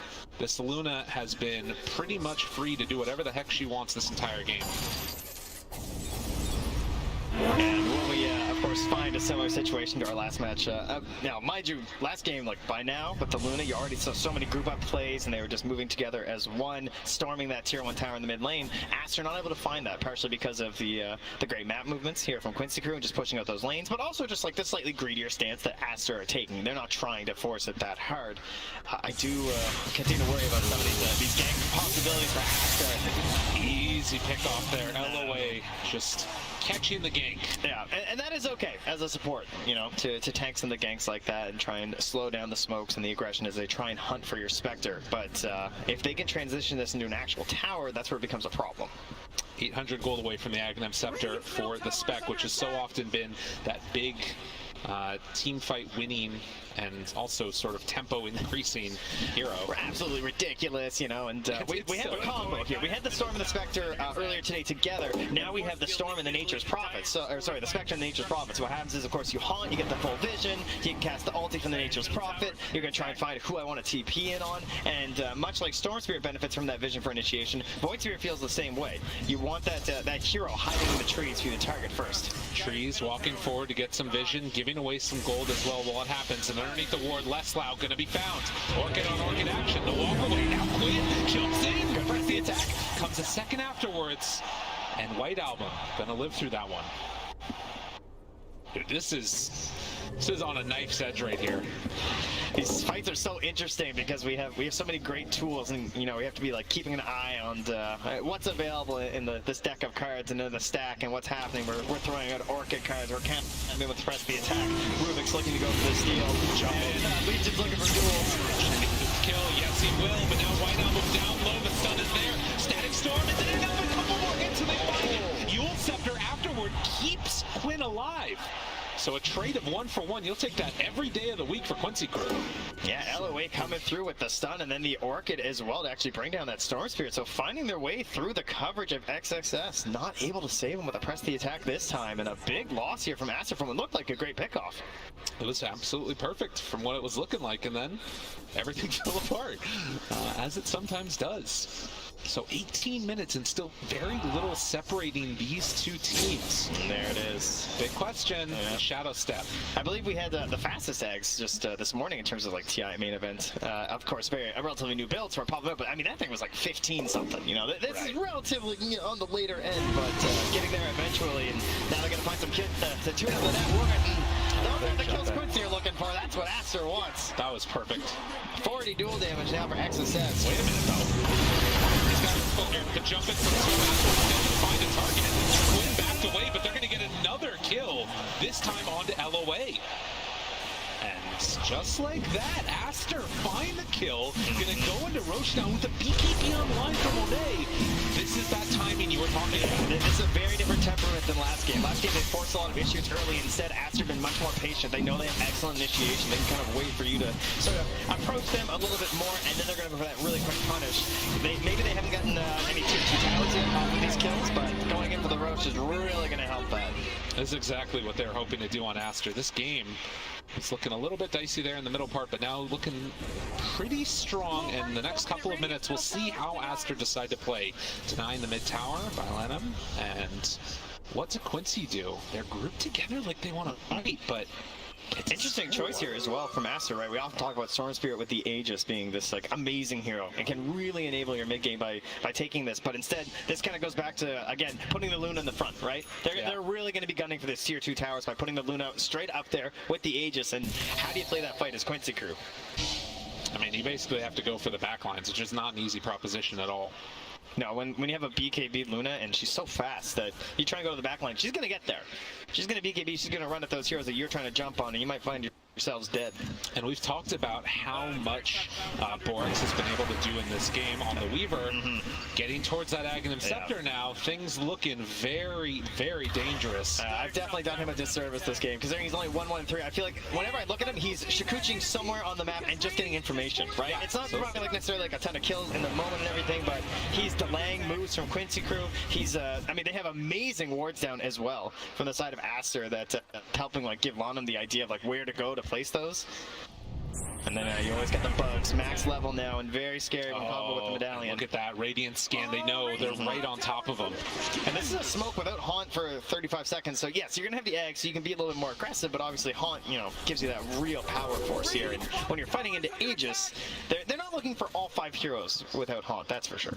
Ooh, this could be an interesting pickoff. But you can see White Album. It feels like he knows what's coming. I mean, again, those deep wards, right? Like they just have so much information about what they're up to on the side of Quincy Crew.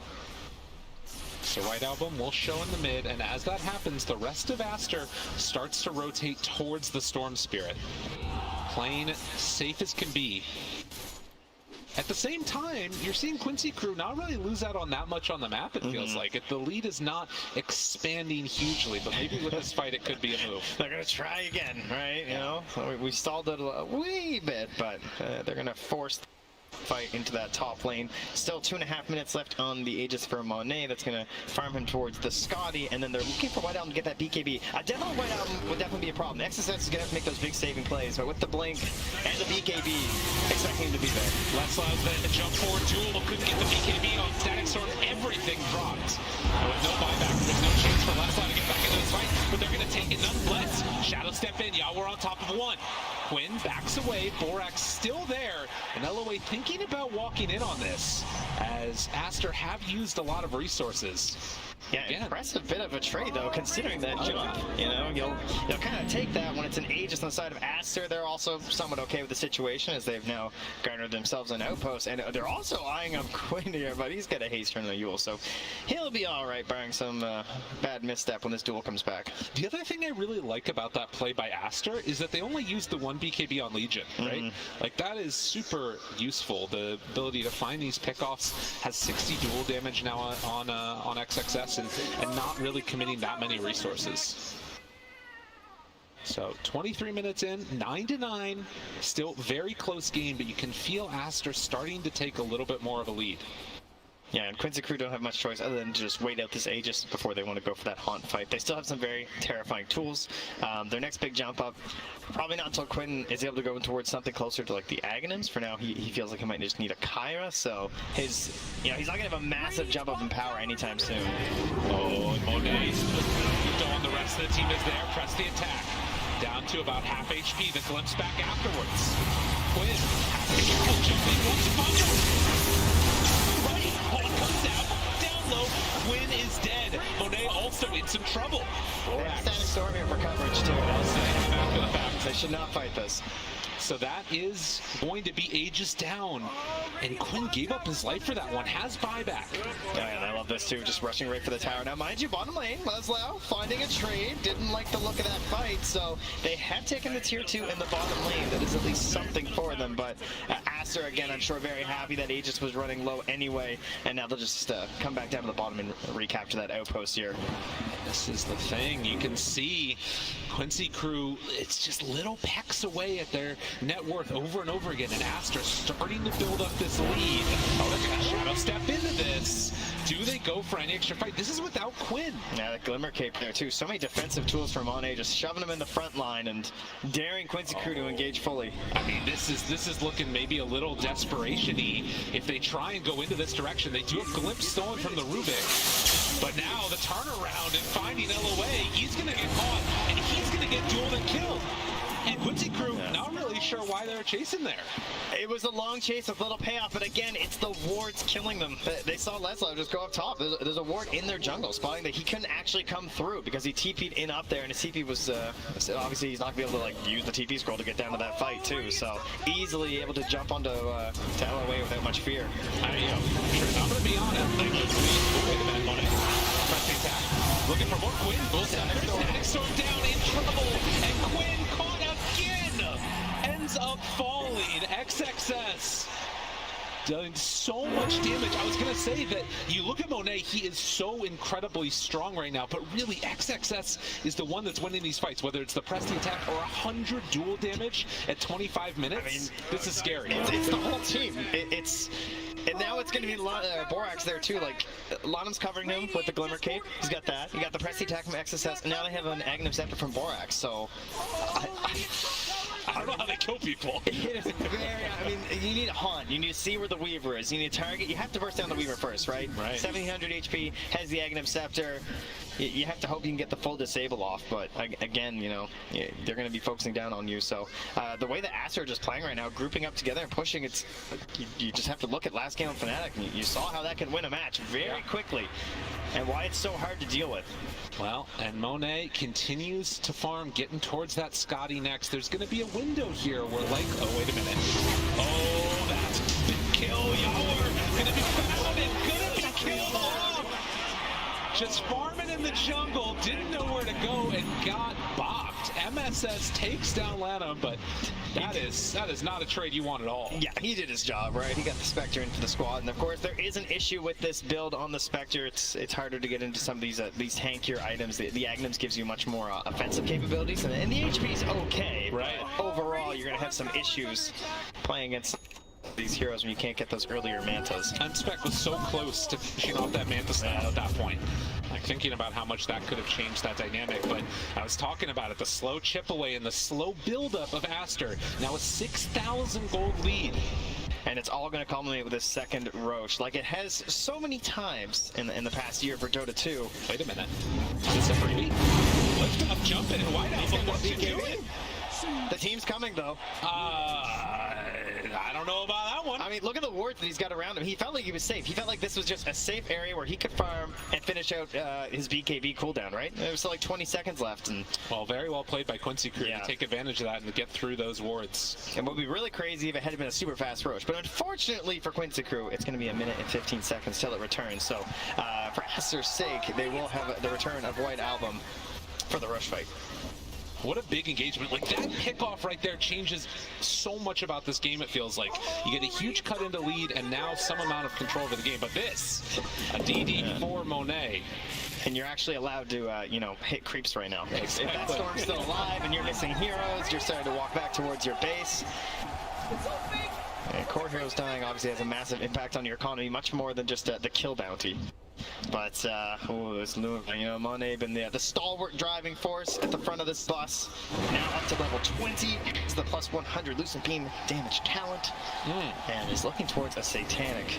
And when that is done, and if the Aegis is claimed for Aster, you've got to imagine they're going to feel so confident moving towards that high ground. Well, it is going to be a fight and a half, depending upon if Quincy Crew will be able to contest for that Roche, as Monet still the one up front and center. They needed this Silver Edge done on Leslau. Like, Quinn is playing this this very mobile and around the map sort of hero, sacrificing his own farm. He's not going for the next big item. He's not going for the egg, not going for the BKB. He just wants the Sange and Kaya. He's piecing it together one by one through all these little pickoffs and mostly these little depths that he's also finding. But now the Roche is there, the Shard is up, and how much information do they have on Quincy Crew? Not a whole lot, but they are swooping in behind. They've got the right movement. Quick enough though. The movement just a bit too late, and with that, Aster get the Aegis and Shard. The Treants do spot them at the very least, and of course that Shard going to be given right over to the Luna, so it's going to be the bonus attack. And Aster, they're not messing around. They want to run right into this one and take this fight. Quinn, the smoke breaks right on both of them. The jump to the back. Final item, but there's the perfect attack and the time lapse. Both of them used. Maybe a fight that could work here. They used everything on this last one. LOA, walking away, but going to fall. Okay, that seemed okay, but they still don't want to go for the jump in. As you mentioned, many tools used by Aster, but if you don't actually go for the haunt and you don't bring in the Nature's Prophet, I don't think they're really going to get that full punish on that you might want. And Aster very confidently running down your mid lane. And what is the plan here from Quincy Crew? Because they're going to start knocking on the door mighty fast. And this hurts. This one hurts a whole heck of a lot. Pushing bottom. This is his answer. Hoping to get a little bit of a counterplay. Don't know how well that's going to work, considering it's does have some the spawn to pull back in, time lapse. And that's only a 20-second cooldown. How do you punish this? It's incredibly difficult, but you can see the counterplay right now from Leslau. He's taking that bottom tier 3 tower. And Yawar's even staying nearby, too, of course, has some help that he can be globally available as well. So, Aster, the push and pull here. Not sure where to go. Man, Leslau keeping him in this game, though. You can see this pressure down bottom has completely forced back Monet. And T raised that top lane too, but might have him quickly there to clean that up. So I envision now we're going to start seeing some side lane wards from Aster. I'll try and go with these pickoffs up to Leslau because he's got a massive target on his back after little plays like that. And has he gotten himself towards that Silver Edge? He is getting there. And of course, that's where you really got to get things together for the big damage kill. And smoke up again from Aster. Going to start heading back towards mid. Now, all of the lanes have been pushed out, but not super significantly. And in fact, top has got a bunch of treants that are there. With that dual cast range talent, they're so much bolder on the Legion commanders. They're willing to jump a little bit more blind. Doesn't see anything at the moment. Yeah, no wards in the area right now. Their main wards over in the dire triangle, but don't need wards to see up towards this high ground. They also see a very annoying just drop on their bottom lane here too, so they're just going high ground. And this is going to be quick. Monet press the attack, the pull back in again, catches. Onto a creep actually, and now the lift up. So they will focus down these racks, and nobody else from Quincy Crew can really make a play to contest this at the moment. When anything gets ahead like this, you have to get something on the opposite side. Yeah, and all they can do is just take back the outpost and throw the treants of the higher ground. Still no contest here from Quincy. Let the racks fall. This is good, but the jump in afterwards, White Alpha forces out a bit of rotation, trying to cover his team retreat. Thought about the stun, didn't call for it. And there's the press the attack, but you can see that this is going to be the trade-off. They get the tier 3 tower bottom. And a lot of damage on the range racks too. Yeah. Well, wait a minute, though. Wait a minute, pull back. The on, it's down, Stagstorm is there, and on the overlines, they're going to find a disruptor. Trying to bring down a couple of them. Monet, they're going to leave him alone. Low HP, and White Alpha is turning down low. Leslau wants to find a kill. Turn out onto White Alpha, the back away. They have no detection. But Leslau TP'd out of that one, and does look like he's going to complete it. The buyback from the disruptor And the buyback from LOA, they were able to get an okay fight, but they didn't burn through the Aegis. The TP outs this game. He's getting the big raids on Leslau to ensure he has the escape. But it feels like it's only a matter of time. It feels like it's just delay at this point before you actually need the massive clash, you know? Where's the sort of big item that turns this all around for Quincy Crew? I'm not seeing it. I feel like it's a lot of items. I feel like they all go on your Spectre until she is absolutely massive. So Yawar doing his best to revive the Spectre with what is needed. Delay, delay, delay, but will it be enough delay? Because you can see right now, 8,000 gold ahead of the Spectre is the Luna. Like, that's a big hill to climb. It's tough too because Nature's Prophet core is so item based, and obviously, you know, he's doing great on Leslau. He's the top on his team, but you're kind of hoping to be that like second big hero on your team, right? In these situations, but he's been forced to take up so much of the farm because he's the only one who go really deep now. Oh, Borax actually leaving where he is. He's quite near Leslau. Still gonna head on out of there and go to that bottom lane. Gonna join the team and pushing this tier 2. Not caring about Leslau. They're kind of going for the ignore the Nature's Prophet strat here. It's true. Which, I mean, if you keep taking these buildings, it works pretty well. The other thing is that besides MP, there isn't really another tower hitter on Quincy Crew. We got to go another layer here. We're pushing creeps to the base. They got to find themselves another one of these great pickoffs when someone comes back to push out one of these deep lanes, like when they got White Album the last time in the bottom lane. Now, I say that, mind you, and they are at least successful in their first mission. They have delayed out past this Aegis, and the game is still going. They're down to racks. Not good, but you're still alive. I think that, again, the thing to consider for both of these teams is for Aster, this is a moment where so often they've been the ones that have been knocking out other Chinese teams. So often they've been the ones that have been eliminating them and then, you know, getting a good amount of criticism from their own community from it. And hoping now to actually be able to get stuff done. They let the creeps get a bit too close. Yeah, and that's going to be the punish that you see there. So hoping to finally actually get some results at this TI would be such a win for Aster if they can make it happen. Again, though, this great vision from Aster. A little technical issue here, but they know where Yawar is right now. They know he's farming up inside the jungle, so right at his Ancients. Could potentially see some movement there. Currently, their lane's in an okay spot. We got creeps all the way down through that bottom lane and doing all right in the mid, as well as pushing out top lane too. So could see a smoke here from Aster in a moment. Definitely, and obviously want to make sure that all these players are able to play at the highest level, sort out these technical issues as quickly as possible, and get back into the game. But to sort of expand upon that point that I was talking about before, you know, in much the same way that for Aster it was this, you know, needing to perform well on big lands, the same situation exists for Quincy Crew. This is a team that has been to multiple TIs under various different organizations and not had the results that they wanted on the main event. Yeah, they've started upper bracket twice.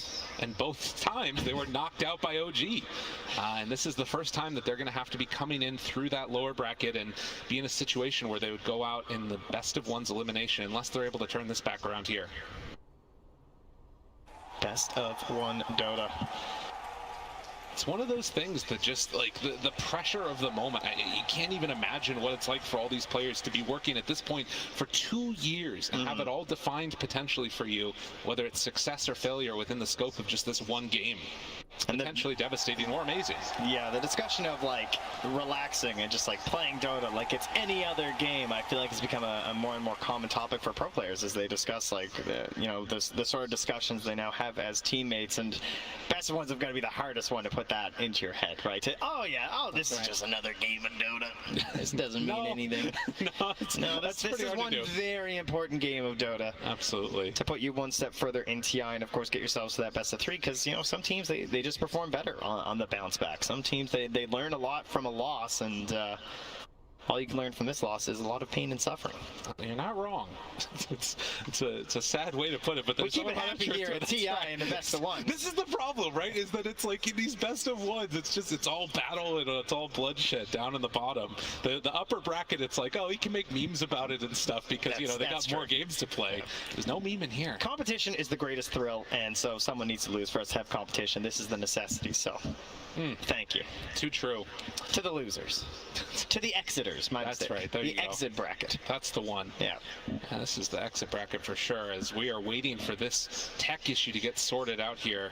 Again, just state of the game, 15-12. Aster in a very commanding lead at this point. You can see Dota Plus, 80% win probability they got it set at. Ooh, you know, that's actually surprising considering Spectre. Usually you get a little bit of a buff there. Maybe that is with the buff.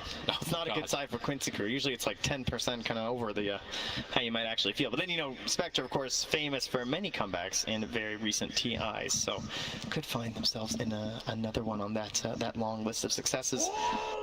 But it's going to be tough, and yeah, Evan says he's feeling it. This is going to keep the mood light here. Exactly. You got to make sure everyone's staying engaged.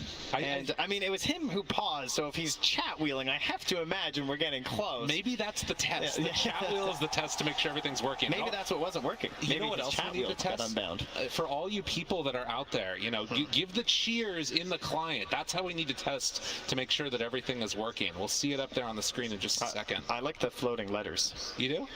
Yeah, it looks nice. Wow, absolutely. When they're really going, you know? Totally. Fire off to the sides. I didn't even notice that. I'm going to be completely honest.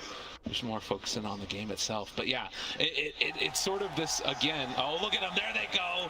It's only the NA broadcast, though. I don't know if the Chinese broadcasters listen to us that much. I don't think they're listening to us. No. I think they have more interesting things to talk about. Yeah, I think that it's worth, again, reiterating just, like, how strong of a, like, dual save you've got on Aster at this point with the Luna up front and center, and, like, how important this Aegis is. And they're going for the triple save play in a sense, because rather than going for that ever-discussed Aghanim Scepter, Monam currently, at least, is actually eyeing up a BKB, which I love. Okay. Because that gives him everything. Right? I mean, eventually there's going to be a Basher, but if you can force the Basher, like the Abyssal Spectre, to jump on you as Disruptor, you've already done your job. Yeah, I'm completely happy with you at that point. Yeah, it does feel like he has just sort of stood as such a strong stalwart force in this one, and being able to, you know, force either the fight on a bad turn. I think again about that Yawar kill inside the Dire jungle when they're running up there, got the glimpse back, get the kill. You know, whatever the case ends up being, this is that hero that can punish mistakes in a way that it doesn't even sometimes feel like you made a mistake. It was just, I was just trying to farm there. And he got caught and killed. Yeah, in some games as a Spectre lineup, you have this, you know, there's unrivaled confidence going late. Like, eventually, guys, everything's going to be fine. But I would not peg this game as necessarily one of them, right? There is a Storm Spirit in this match who also tends to be one of the absolute best heroes in the late game. Just so many tools. I mean, there's a reason why some teams will just straight up first pick it every game, even if it feels like it's being countered, even if it feels like an obvious thing that you're going to do. Storm Spirit has movement. It has freedom. It has freedom almost unlike any other hero in Dota 2, simply because you can point, click, go. Oh, and speaking of point, click, go, we're going to go right back into this one, Trent. I got the segues. You nailed it, man. What a brilliant performance. And we get ready to go into this one. Hopefully we will be able to see this next Roche fight and how it ends up playing out, right? You've got the potential there for not really a sneak, but it feels like at every stage, Quincy Crew haven't been able to come in. Oh no, they were ready. They were ready. Big play. Now that's a Dota classic. Yeah. They pause, you run at them, because everyone loses that brain image of where the minimap is. It's something that it flows the entire time you play Dota. You're always thinking, okay, they were there, and they could possibly be here, and you're thinking about how far people move, and then it's like this big eraser just wipes all the chalk off the board, and you don't remember where anyone was. And well, sometimes it's a pretty big punish, and they instantly go higher, and this would be an absolute massive. But look at the smoke supports weighing it back. And look at this, down bottom, there's simultaneously pressure being mounted by Leslie. They're going to glyph up the wave down there as he continues to beat away at these reps. Those creeps in the top lane, Leslie. They're also coming in over there. So lift up now. Monet going to get time lapse in. Right, the attack. They have a window wide open. Jumps now onto the Rubik, able to get the silence and the kill. So 2 dead. They do a buyback on Rubik, but at the same time, he's going top as well. Leslie, he's got the tower. I mean, Aster, they got their eyes on the prize. They want to end this one now. Go for the tier 4 tap. Rubik, he's back into this one. Have Aster gone in a bit too deep? They need to commit now because they've already lost the other racks on the other side. The chase thing, looking for a finish. That's jumped in. He had buyback. Buyback. Comes down for more. One minute.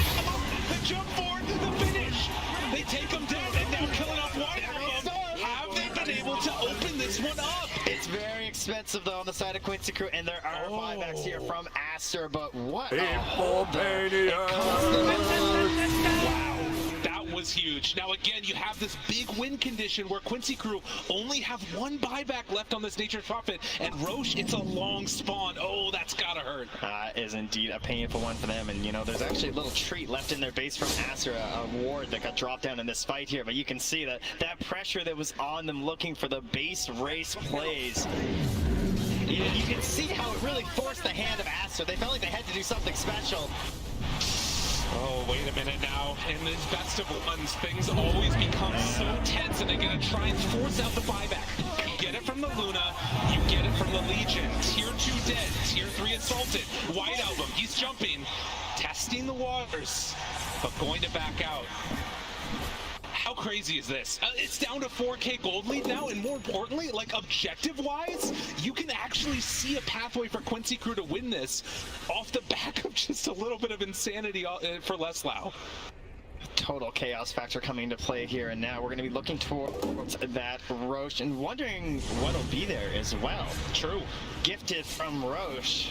Either team, I mean, imagine an Agony for Just be probably the best that you could get here. Oh man, this is that tense moment here. You've got the Aeon disc done. They're underneath a ward. Caster going to D-ward now. But those like little random walks into a vision, it could so quickly go terribly. And now, if you're Aster, you also have to prep for potentially pressure on the tier 4s and throne of their own. Smoke up. 4 heroes. Gonna go around the pit, still a minute before it's gonna respawn. Leslau in vision, but will back out after. They try and hold this area. Another smoking from Quincy, but they're playing blind. They don't see anything ahead of them. Trying to do some vision and scouting. Face trans, Monet. All they can do is push the waves, right? That's their vision key right now, is trying to get bot lane shoving in, top lane shoving in. See it storming. Press the attack now. That's the big haunt. Looking for more. What can they find?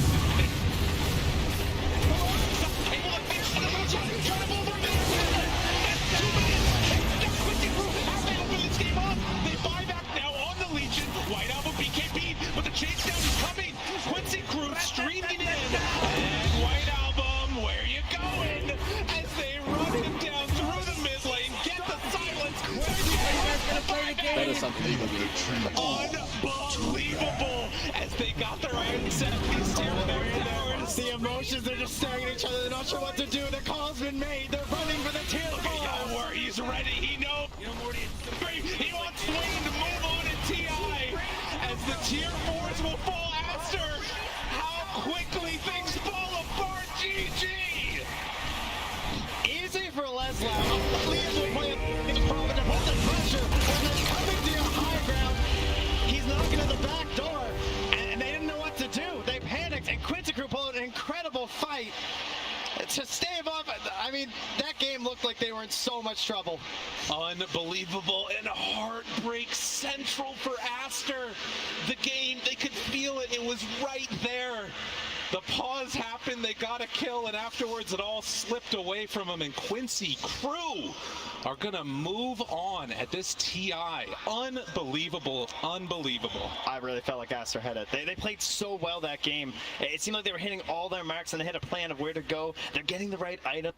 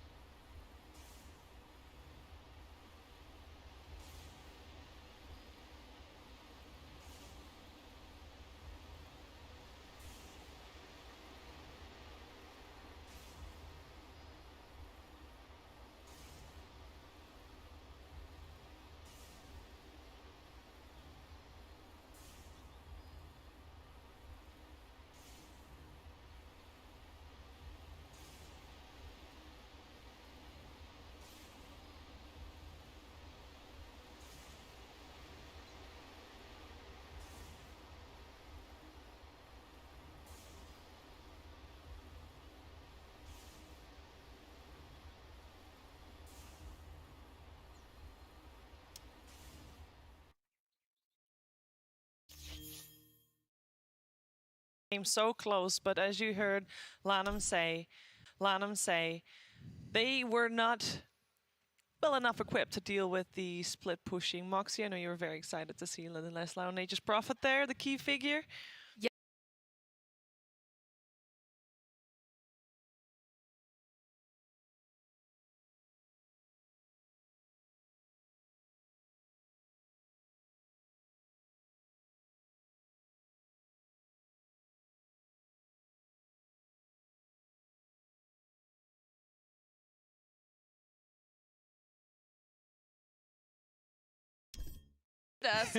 You know, because he's the last of the Brazilians here in TI10. So, you know, vai Brazil. I know that you weren't the only one screaming. We saw Quinn scream quite a bit there too on the main stage after that victory, and it is Jake sitting down with Quinn right now.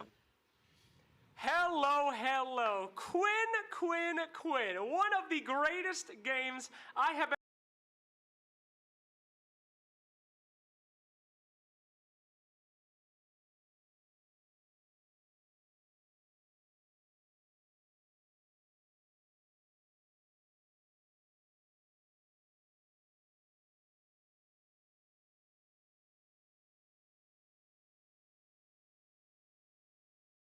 Hello, Quinn. One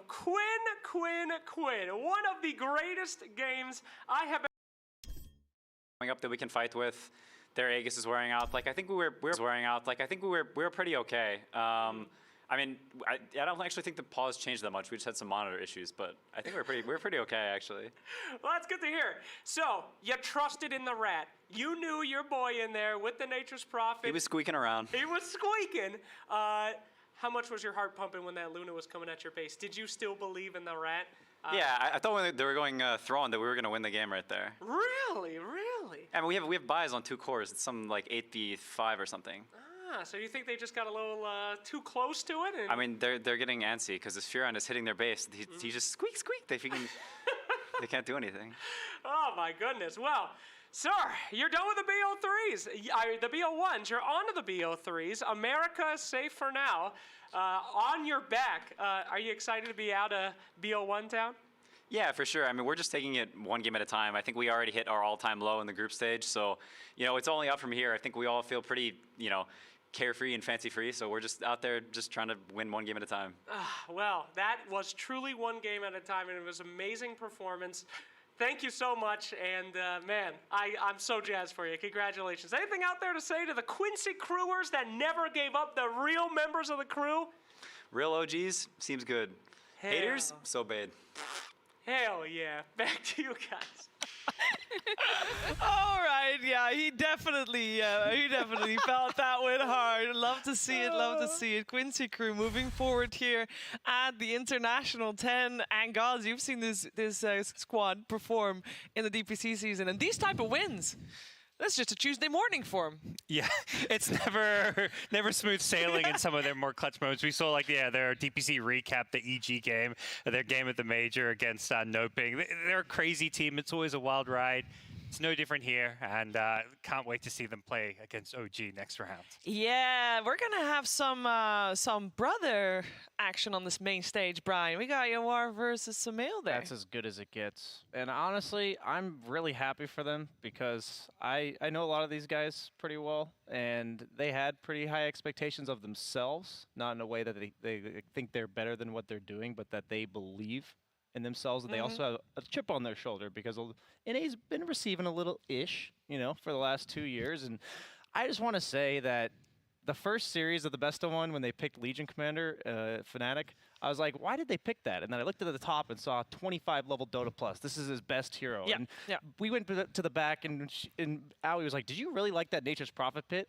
And I'm like, strategically, no way. For Leslau, yes. You play your best heroes. I looked at all 5 of their players, all 5 of their heroes. That's exactly what I wanted to see them playing, signatures. And it doesn't matter how far behind you are if you've been there, done that. So really cool to see them win, and I'm happy to see Quinn in such good spirits after the group stage. Yeah, absolutely. And it looked like he, as always, had faith in the team in the game we just watched. So Luna at your base, you hitting tier 4s.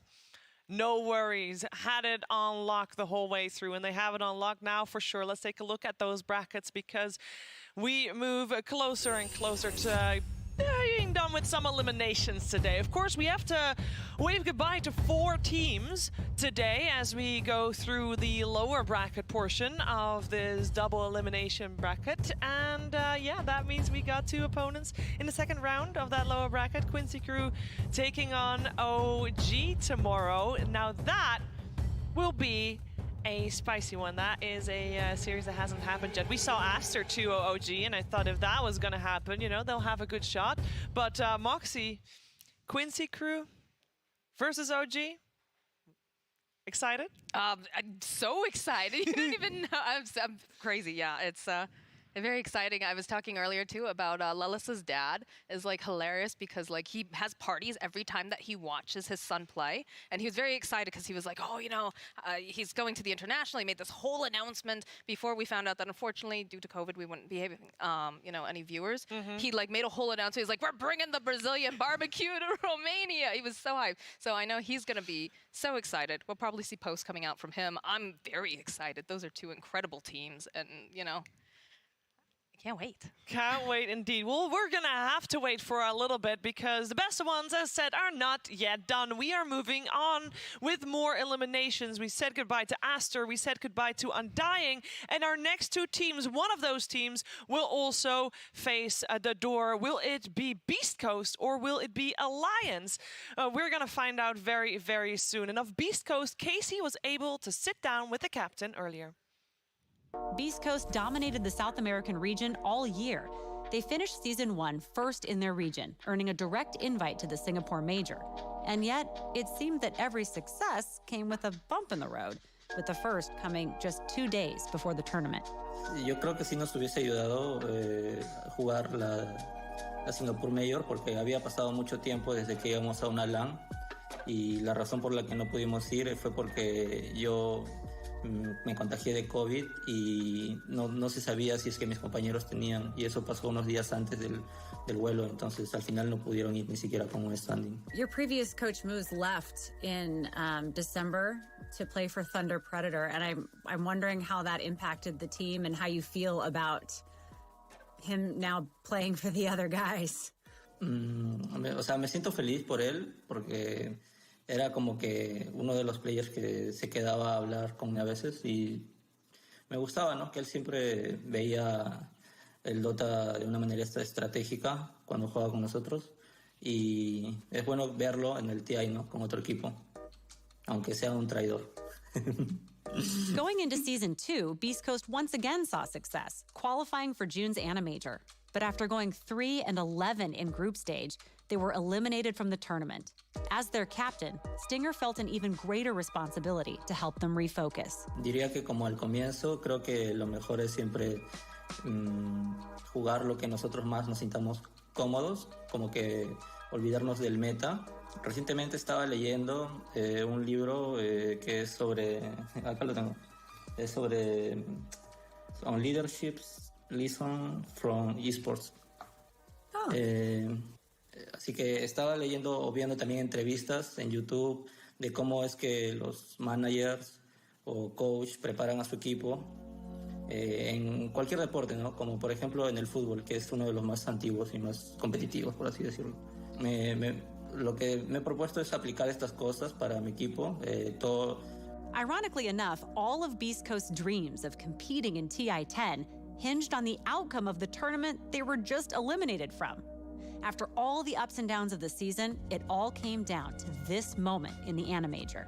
That single match was enough to secure Beast Coast a spot in the top 12 and a direct invite to the International. Me siento muy agradecido, muy feliz. He visto varios memes aquí en la región de Te quiero mucho Arturito, que hay un polo con Artici ahí estampado. If you become the first South American team to lift the Aegis, what is the first thing that you'll do? Creo que me gustaría que mi mamá esté ahí o cuando lo haga, o si no, cuando yo esté en Perú, ir y decirle que lo logré, ¿no? Que siempre quise hacer eso y ella lo supo desde hace muchos años. Y vamos a ganarlo.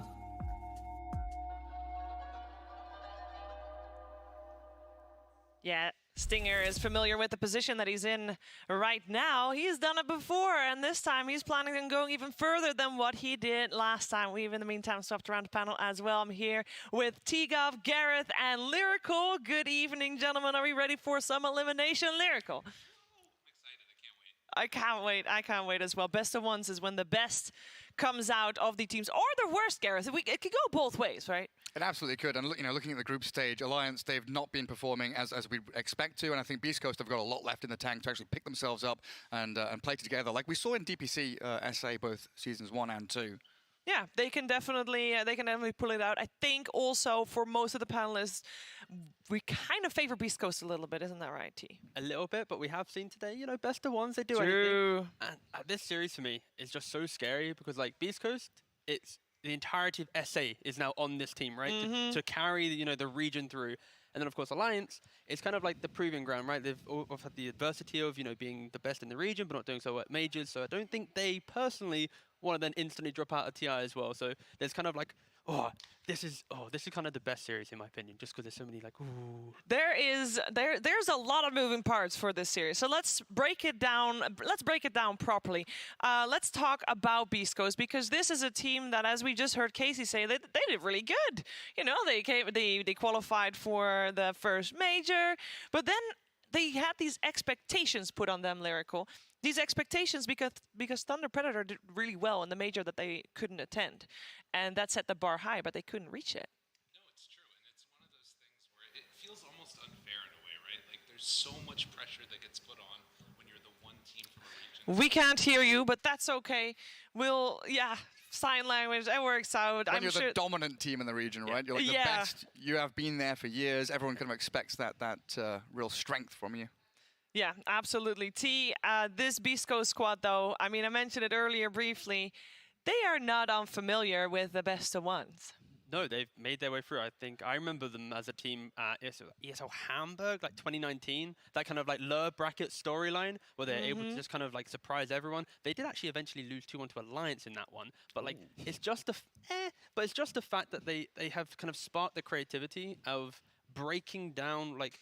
SA as a region at tournaments, they kind of lack the ability to push deep into tournaments, right? Maybe Thunder Predator Singapore, but Beast Coast, they consistently have like moved away from that kind of stigma for the region, and they can do anything in any series. Like you could never count them out. And I think they are probably one of the scariest teams in the best of one we have today, because look at their heroes. They're dabbling in some CKs. They even were the first team I think to pick Enigma. Like they're doing whatever they want to do. And when a team has that level of like self-confidence, that's when you're the scariest at the best of one. That's when you're the scariest, absolutely. So the big difference between Beast Coast and Alliance. Beast Coast, they, as mentioned, they played at TI 9 with this exact same roster. Sure, they added a coach in the meantime as well. But Alliance, they had a whole different roster at TI 9. Some of you might remember that is now called Team Liquid. But they rebuilt a team from scratch. The organization rebuilt a team from scratch after TI 9, Lyrical. Well, I think we can actually hear you now. Yay! Hi, Yay!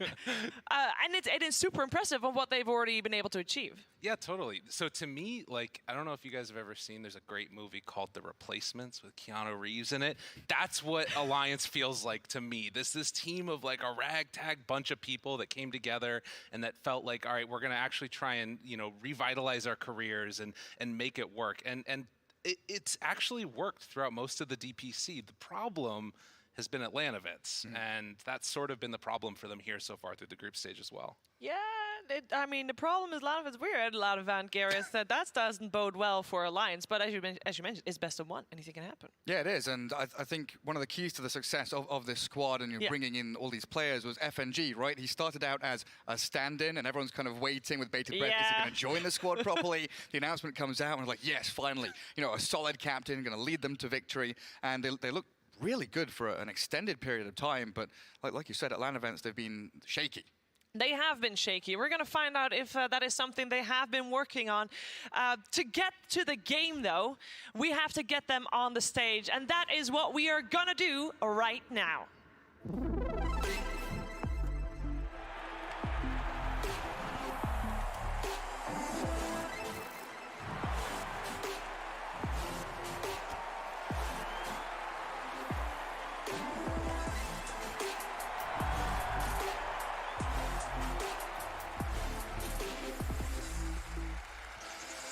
It is Team Alliance here at the International 10 as they take the main stage here for their best of one in the lower bracket.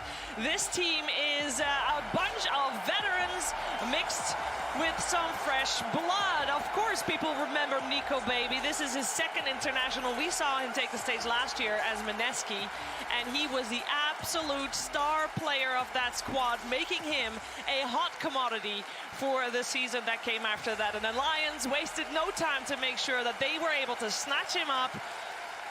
And now we're going to see what he can do on the main stage here today. Their opponents, though. It is time to welcome in Beast Coast.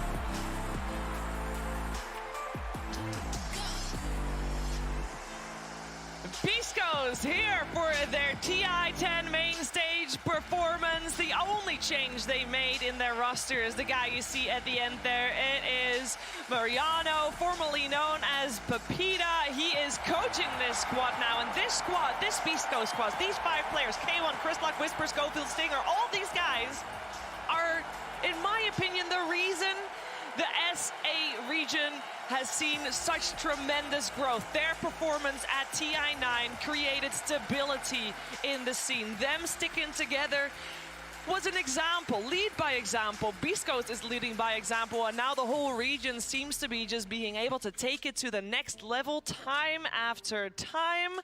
And they are looking hot here, of course, still in the lower bracket, but guess what? Beast Coast had to choose their opponents. They could choose, was it Aster or was it Alliance? Don't think they took too long to think about that one, Lyrical. No, and it's interesting. I think that there were a couple people that maybe were a bit surprised, but, you know, Alliance is who they wanted to face off against. They felt like they were going to be able to take them down. It was a bold decision. We'll see if it pays off. Yeah, I think in a large part, Beast Coast, during SADPC, I know in Season 1 in particular, we talked to a number of their players, the coaching staff, and it may not look like this outwardly, but they kind of model themselves on Chinese teams.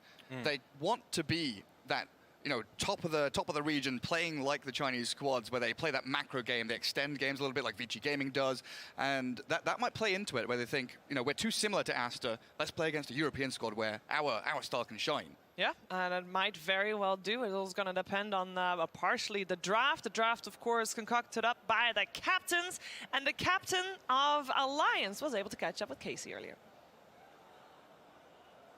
S4 has played with some of the best players and teams in Dota history, but has yet to relive the success of winning it all with Alliance at TI3. 8 years and a few other teams later, S4 has returned to Alliance, an organization now managed in part by some of his former TI3 teammates. Gustav is playing for his old team with new blood, which is one of the things he says made him want to return to competitive Dota after taking a few months off. This was kind of the first break I've had in forever since I started Dota. I've never really taken a break, so I felt like I was way worse at the game.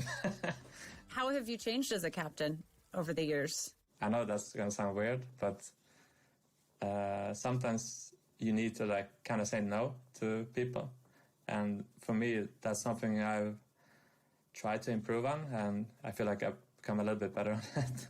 I have some questions to ask you that you're probably not going to like. Is that all right? No. Dream League Season 15, Western Europe DPC is Alliance. One of the bigger stories surrounding Alliance this season was their use of PPD as a temporary captain over the course of a month. Getting more? Our throne is in trouble. Our throne's in a little bit of trouble. I can push it. Yeah, I think that's it, guys. GG. GG. Specifically during the Animajor qualifiers, where event organizers emailed teams to let them know coaches would be allowed in the room during the games. When I first contacted him, it was because of a reason, right? We were gonna use him in game. And this is a bit controversial. However, this is how I understood it, that I feel like other teams are gonna use this to their advantage. So I better get to it early to practice for TI if this is gonna happen. So you brought PPD on as a result of reading that email, Yes. not beforehand. Interesting. Okay. And so what was your reaction to the way that that ended up playing out? I was actually surprised that other teams were not using their coach already. In my mind, everyone was using it, but actually nobody was using it. So then I was like, oh, are we the bad guys now? I guess we're the bad guys. But yeah, in that sense, it looks a bit unfair. And I agree with some of them, but we just did what we thought was best for the current situation. Despite the controversy, Alliance shifted focus back to their main goal, making it to TI-10. S4 not only knows how it feels to play at an international, but also how it feels to win. Limp and Hanskin, I know, haven't been to a TI before. What sticks out in your mind about what that feels like as a player? How are you communicating that with your teammates to prepare them for that feeling? I'm always going to say that they need to enjoy the ride, kind of, and don't focus on down the line what's going to happen. Just focus on now and what you're going to do next. And yeah, enjoy the journey also. Did you enjoy the journey? Definitely. I mean, it's a rough journey, but it's not really regrets. But I feel like at the end of it, you kind of look back and you're like, I could really like push myself to actually win another TI or 2 more TIs, you know, just be the best that I can be, kind of. And S4 definitely has had also tremendous growth, not just as a player, but as a captain as well. And his squad is actually, at the moment, the only team that does not have a coach with them at TI-10. However, Gareth, you got yourself in your squad F&G, former captain. Yep. You got Hansgood, former captain. Of course, you've got S4 as well. Do you even need a coach at that point? You've got Loda as well, right? You've got Loda as well. You've got so many people there. I do think there's always a role for, you know, a coach in terms of communication, analyzing, gathering stats, because it can be a massive workload. But if you're spreading that across 3-4 people, then potentially you can find yourself in a decent spot.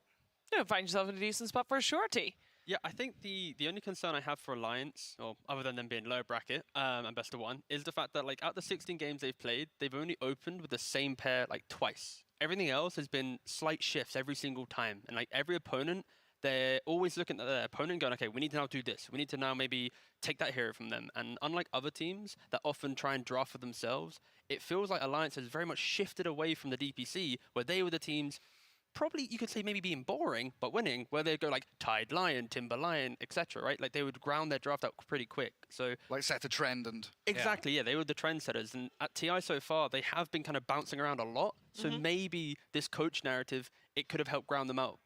So the one other thing that I would mention about is I feel like the time when the coach would be the most useful is during those group stages when there's so many matches going on, you can't catch up with all of them. If there's a time when it matters the least, it's right here in these best of one elimination matches. You had time to talk with everybody else, set your prep, and then get ready for the game. Absolutely. This is going to be their, of course, their start of their lower bracket run. And for one of these 2 teams, for either Beast Coast or Alliance, it will also be the end of their lower bracket run, however brutal that sounds. I know that Beast Coast was the one that came in higher in the groups. And of course, as mentioned, they chose their opponent Alliance. But based on what we have learned during the group stage, are we feeling that Beast Coast is the favorite coming into this? I think that they are. I think that this team is so often been underrepresented, underrated, that people are now starting to recognize, like, yeah, they're actually unbelievably good. They're going to have the last TI, but more so than that, I think it's also sort of what you were talking about, Gary, that play style of like waiting it out and being willing to sort of take it to the later stages. I think that's proven to be effective this TI. It was kind of funny during SADBC. I'm just going to continue being biased. Of course, like, do it to it. 12 weeks, just keep on going. But it felt like season 1, they stomped everyone. It just looked like super dominant. And then season 2, the first 3 weeks or so, it felt like they were not losing on purpose, but putting themselves in position out of laning stage where they could continue practicing these longer games so they could figure out, hey, at 30 minutes, we're behind 10K, what do we do? What do we do now? And we see that from like Schofield's playstyle, from K1, who is the king of hitting creeps, but being able to actually set yourselves up on the opponent's side of the map is something they do really well. Yeah, and they're going to need to do that, especially against Alliance, because TI so far for Alliance has been very much these kind of defensive style, big team fight heroes where they want to play into their opponent, and often Alliance was punished because they would be trying to play at a high pace, but didn't always have the resources. Beast Coast though, they have these like skirmishing heroes, one tanky lad, be it a CK or a Timber or whatever, and they're surrounding this guy and pushing him into the fight. So this is very much a really hard matchup for Beast Coast, because if they make a mistake, if they run too far, Alliance is going to have the heroes ready to counterplay. But if Alliance keeps trying to fight, they're going to maybe not have the continued resources. Beast Coast just rolls them over. Like, it's very in the balance. I think that Timber is like a really important point you're making about right there. It's banned out 8 games against them, and they got it 4 times, still 75% win rate. That hero feels like it's emblematic of their play style, and it just sets them up for success. Whisper, right? Whisper is the carry of the team. You can talk about K1 farming all you want. You can think about Chris Luck and his rotations, but Whisper is the one that puts them on their back and says, hey, you're following me. Yeah, let's talk about players for a little bit. And on the side of Alliance, I want to mostly talk about Limp and Hanskin, because those 2 players have been a staple in the Dota 2 scene for a very long time. They've been around forever, it feels like.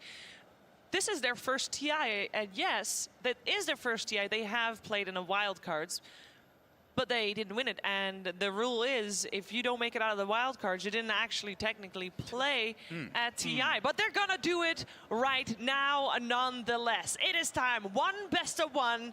Will it be Beast Coast or will it be Alliance?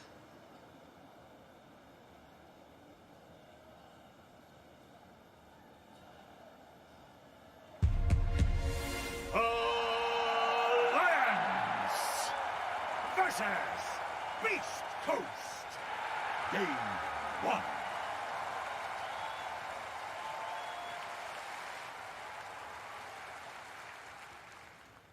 Again, as we have a draft that we're going to be enjoying together.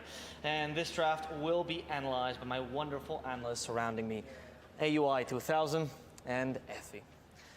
AUI, what can we be expecting for this game? What things do you think the team should be looking out for? I think the team should have taken time to sort of identify what they think are the strengths and the weaknesses of both teams. I think for me personally, I think both teams should focus on shutting down each other's offlane. I think both S4 and Whisper are an incredibly important sort of pillar for both their teams. And I'm interested to see how they draft around that. Would you agree with that? I agree. And to add on to that, the most interesting thing to me about Beast Coast is it feels like they have 3 carries, kind of, in that there's always a player that you can depend on if they get a good game, right? And they have that in Whisper, Chris Luck, and in K1. So it just feels like that dependence that they can have on each other really makes it so that they draft kind of carefree, really. What do you think the strengths of Alliance in a draft are, Howie? Well, during a lot of the DPC, they would sort of default to playing 3 strength cores and a lot of damage on supports, and just be not static in lane, but wanting to play all 3 lanes, have these really tanky heroes, and wait for Nico Baby's timing. As soon as he hit that, he would sort of lead them around the map. I think their strengths are mostly when I think of S4 as a player, he's actually one of the players I learned a lot from. He was the first player who would be like, okay, guys, we should wait till daytime to smoke, because when our smoke pops during daytime, we see them first. He's like a really big innovator along the Dota 2 scene. Of course, one of the original members of the Team Secret captain squad. So he has a lot of accumulated knowledge over the years. And I mean, I haven't talked to him recently, but I feel like he comes up with new stuff constantly whenever I talk to him. Do you feel something similar about FNG, also considered an innovator back in the Virtus Pro days in his time? Honestly, I just know a bit less about FNG. I know he's a good captain, I know he's a good player, but I just don't have a personal connection with him as much. That's fair. Effie, let's go to the other side on Beast Coast. Who is the innovator on that team, especially in the drafting phase? Honestly, I feel like it's a bit of a team effort, but one of the players that enables the innovation is Chris Luck. Oh, you think it's Chris Luck? No, I think he enables the innovation. Okay. I don't know who the mastermind. Can you elaborate on that? I'm about to. Right, so Chris Luck is a player that will play anything mid. He will play anything. If they draft a carry Slark and they think, okay, this is a bad lane for Slark, Chris Luck just goes, give it to me. And he plays at mid. And just having a player who is so flexible in his ability to adapt to an overall gameplay change or some kind of hero that is unconventional mid makes it so that it opens up the draft for the other players. And I think that's one of their biggest strengths, actually. We've seen him on Snapfire, on Slark, on various support heroes. He's just a nice pillar to have, I think. I completely agree draft-wise. with that. One of the things that I always remember about Beast Coast was I was talking to Quinn about them. He was just like, Chris Luck doesn't have a hero pool, he has a hero ocean. I was like, excuse me? I looked at his games, he just plays everything. I think that's what I like watching about Beast Coast. They're just a weird team. Like, I play versus Whisper, and I click him, and he has Spirit Vessel, no other items on puck off lane. And he just like, they're really good at identifying what their win condition in the draft is. I watched their game versus, I think maybe Vici, but they had a Troll versus a Razor. So they had their 4-position Tiny rush a 4-staff, which is very like not normal. Normally you just go for the blink, so he could push him out of the link. And then Whisper on the offlane Mars, he went for Meteor Hammer, Arcane Boots, so he could get just a bit quicker Lotus Orb, and then they could protect their Troll. So they think as a team, how can we enable K1's game? Because at the end of the day, like, they're all sort of, they play sort of carryish, but after a certain point, all the resources go to Hector. And in case you're wondering, and you're a Beast Coast fan yourself, or like, who's actually drafting on this team? I have the answer for you. It's actually Stinger, who's the main drafter. He talks to Hector about this drafts, K1. And now with Papita, the inclusion has shifted as Hector now has to deal less the drafts, only concentrate on his carry pool, and instead Stinger and Papita talk about the overall effects. So if you were curious, as we get into the draft, we have some unique picks, some picks that we have seen pretty decent win rate, but not very often, but a very Schofield pick on the Nyx Assassin here. What do you think of this Beast Coast draft to start off, Effie? Well, when I see Sven, I think of K1. That's just a hero that fits his playstyle so well. He flash farms, he will hit his timings on time, and then he will steamroll the map with his team. So this is a hero that they are comfortable playing around, and they are comfortable setting up for. They can play for stacks, they can play for enabling his lane, and even if it goes badly, he's very dependable.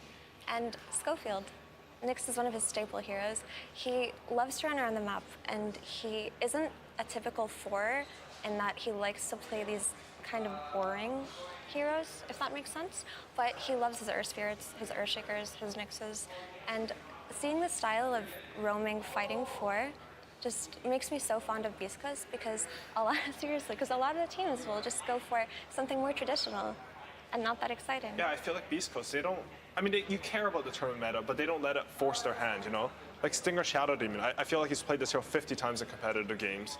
And what I find interesting is that they chose to first suit a Sven. I feel like before this match, they just went to Hector and was like, what hero are you going to carry us with? And he's like, Sven, give me Sven. And they will design their entire game plan around this one hero. Also, I would just like to add that it really does feel like Beast Coast play for their own personal enjoyment of the game.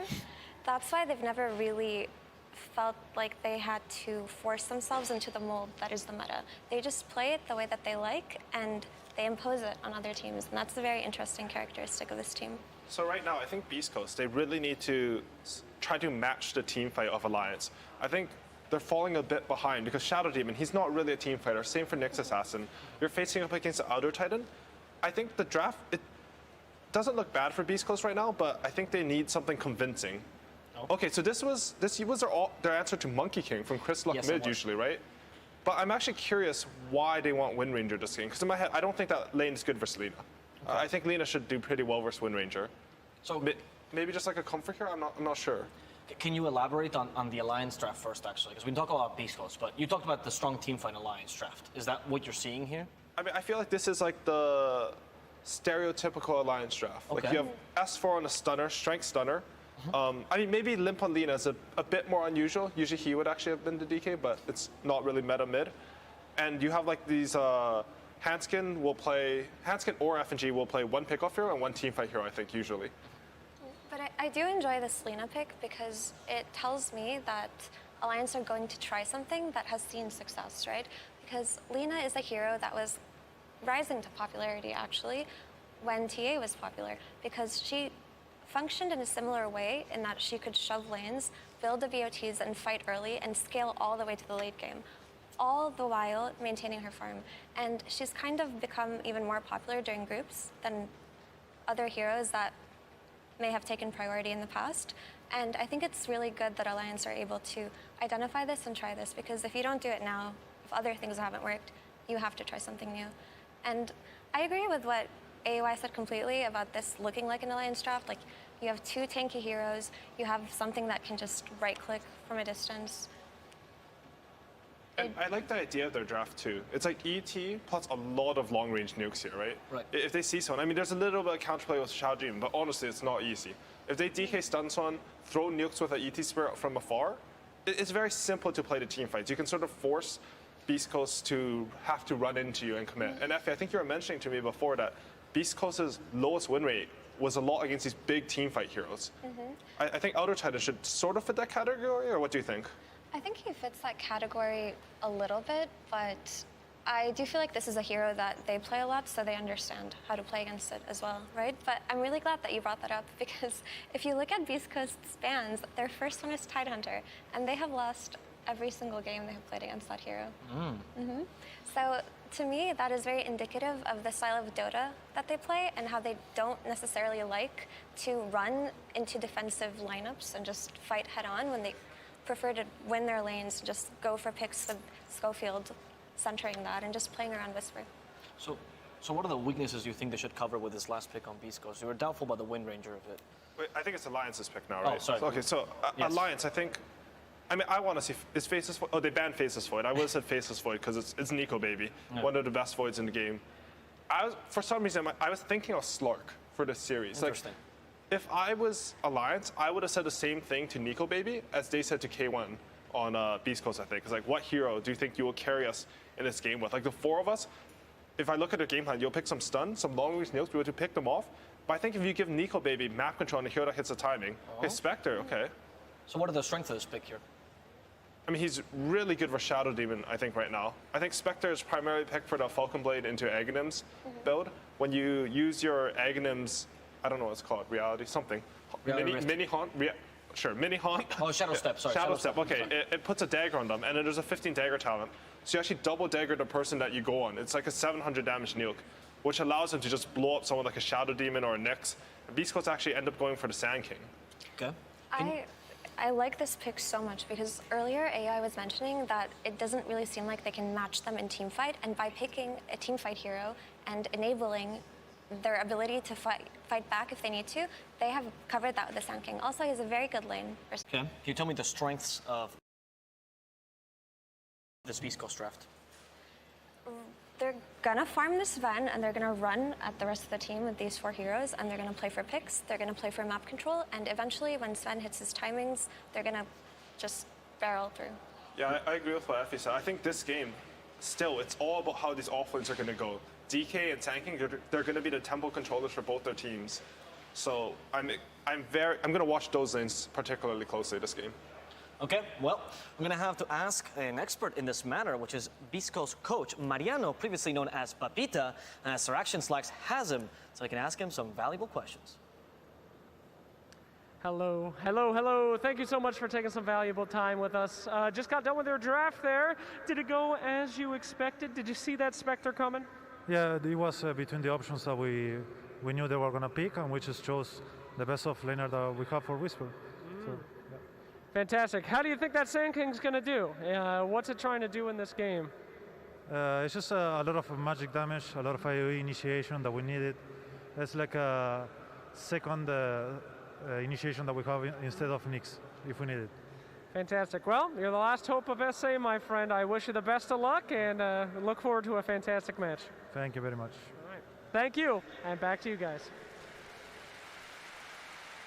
That's right, Slack said it. Beast Coast is the last hope for South America. Meanwhile, this is the last chance for Alliance to prove themselves on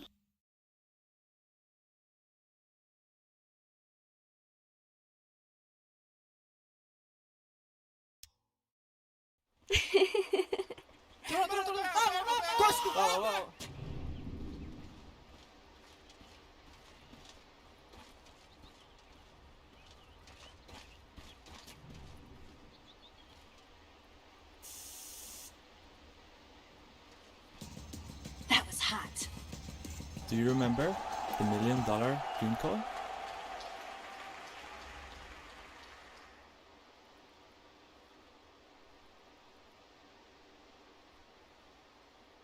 Morty, don't look now, but battle's about to start. Oh my god, no! I ain't ready for this! I didn't do this!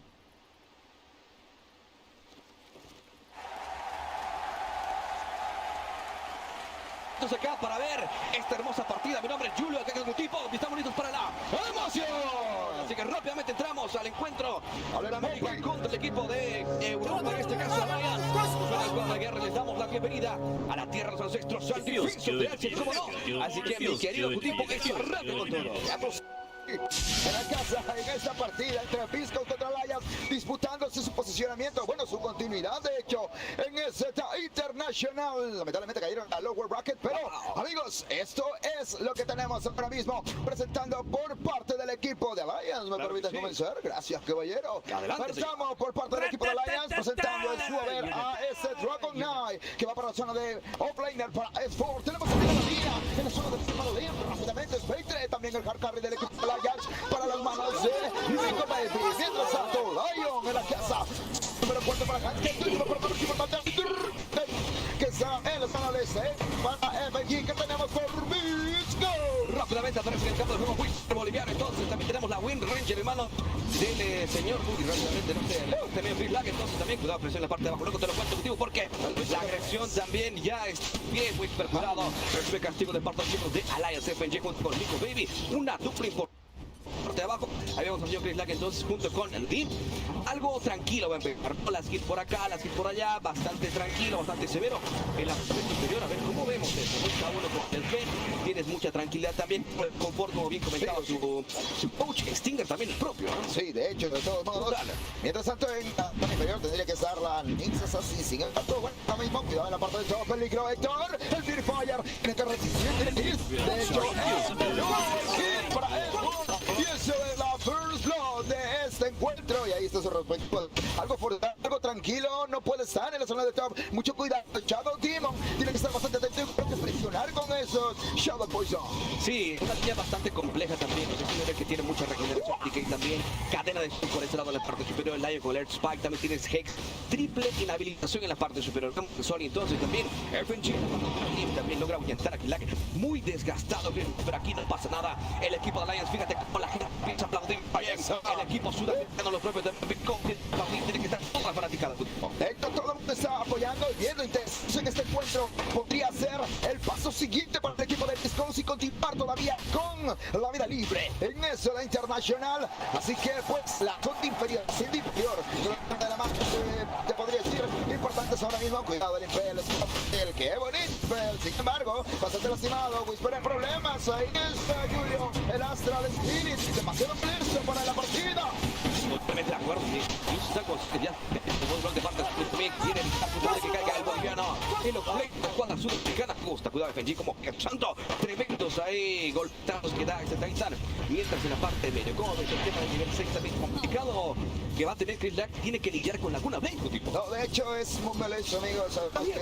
Sí, es que Liam arrasó demasiado. Mira, uno de los tres más fuertes, creo, en la zona central. Wind Ranger de Chris Lack. Ya hemos visto lo que ha sido capaz. Lo hizo contra el equipo de BC Gaming. Sabe jugar muy bien este héroe, pero esta es una pelea en equipo y lo sabe el escuadra de Bisco. Cuidado con el interior del mapa. Scofield en problemas. Está tratando de comprar tiempo acá, resistiendo todavía los embates. No quiere demasiado. ¿Qué está pasando? Oh, no, tú lo creo. Astral Spirit, pero ¿qué pasó aquí? De tiempo, creo que era mi querido tipo. Claro que sí, y le da finalmente su tipo. Dice que está haciendo Scofield. Estrategia de también estar muy atento para lo que me preocupa acá. Es un espectro cuando llega a tener conflicto. Es realmente una catástrofe tu tipo. No, definitivamente. Si se va Seven y Scepter, que creo que sería la opción más viable para empezar las rotaciones junto con Lina. Recordemos, Dragon Knight se puede armar rápidamente con una Bowling Dagger y después optar por la BKB y colocarse lo agresivo que desea. Mientras tanto, no puede estar atento con esta disrupción para poder salvaguardar la vida de Héctor en todo caso, o incluyendo puede ser para tratar de presionar un poquito más con los de momento, acción de las kits. ¿Cómo estamos, Julio? Las 24 para esta línea, también 22 para la Spectre, 22 de Harry. Bastante similitud de las kits. La parte que para Forward Strike, el señor Conecto, se ha arreglado, cuidado, también responde Soli. Se tiene que ser de FNG, se quiere plantear. El equipo sudamericano con tiempo, cuidado con Nico Baby. Cuidado, la persecución continúa el equipo de Bisco. Quiere sangre, y ahí está, utilizando el Dollar Strike, viene el imperio, no te va a mover aquí, a punto de caer y se salva, no creo, te van a quitar la regeneración, pero escapa por un poquito, y todavía sobrevive una vez más a Alliance, Ahí viendo también que es un Whisper también tiene una... también que pasó por ahí, ese para la ventana de Whisper, cuidado por ahí, está detectando, tienen encima el Dustborg, consigue la baja el señor FG, y es que creo que una pequeña sobreextensión por ese lado. Sí, necesitaban el kill de... Le cuesta mucho, de hecho, el equipo Discos ahora mismo Lim en la zona central carrasea demasiado con esas habilidades mágicas. Ha perdido cierta cantidad de grita el equipo de Discos. Lo bueno, va a regresar Santi de HP y de mana y puede colocar el resto de agresivos para poder completar kill contra el Spectre. Y ahora le dejan solo el panorama que a uno contra un DK. Ok, DK aguanta, resiste. No creo que consiga un solo kill también pesado. Mientras K tiene que aprovechar para ya con el nivel 6. Esperar también que el equipo de Discos pero cuidado, pero el pase está creo que para terminar la botella, Sians, que de hecho Lim no se tiene que mostrar en la zona de cuidado, Héctor problemas, Oh man, what? Get up on out of here, because Radiant just fortified their structures.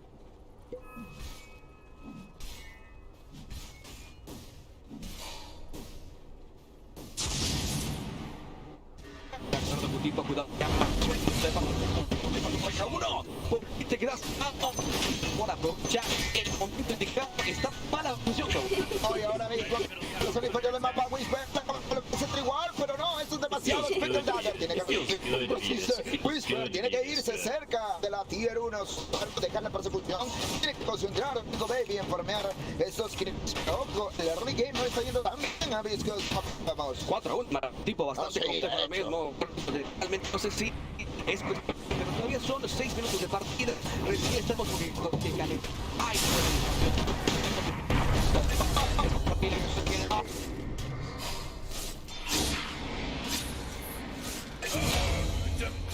Double kill.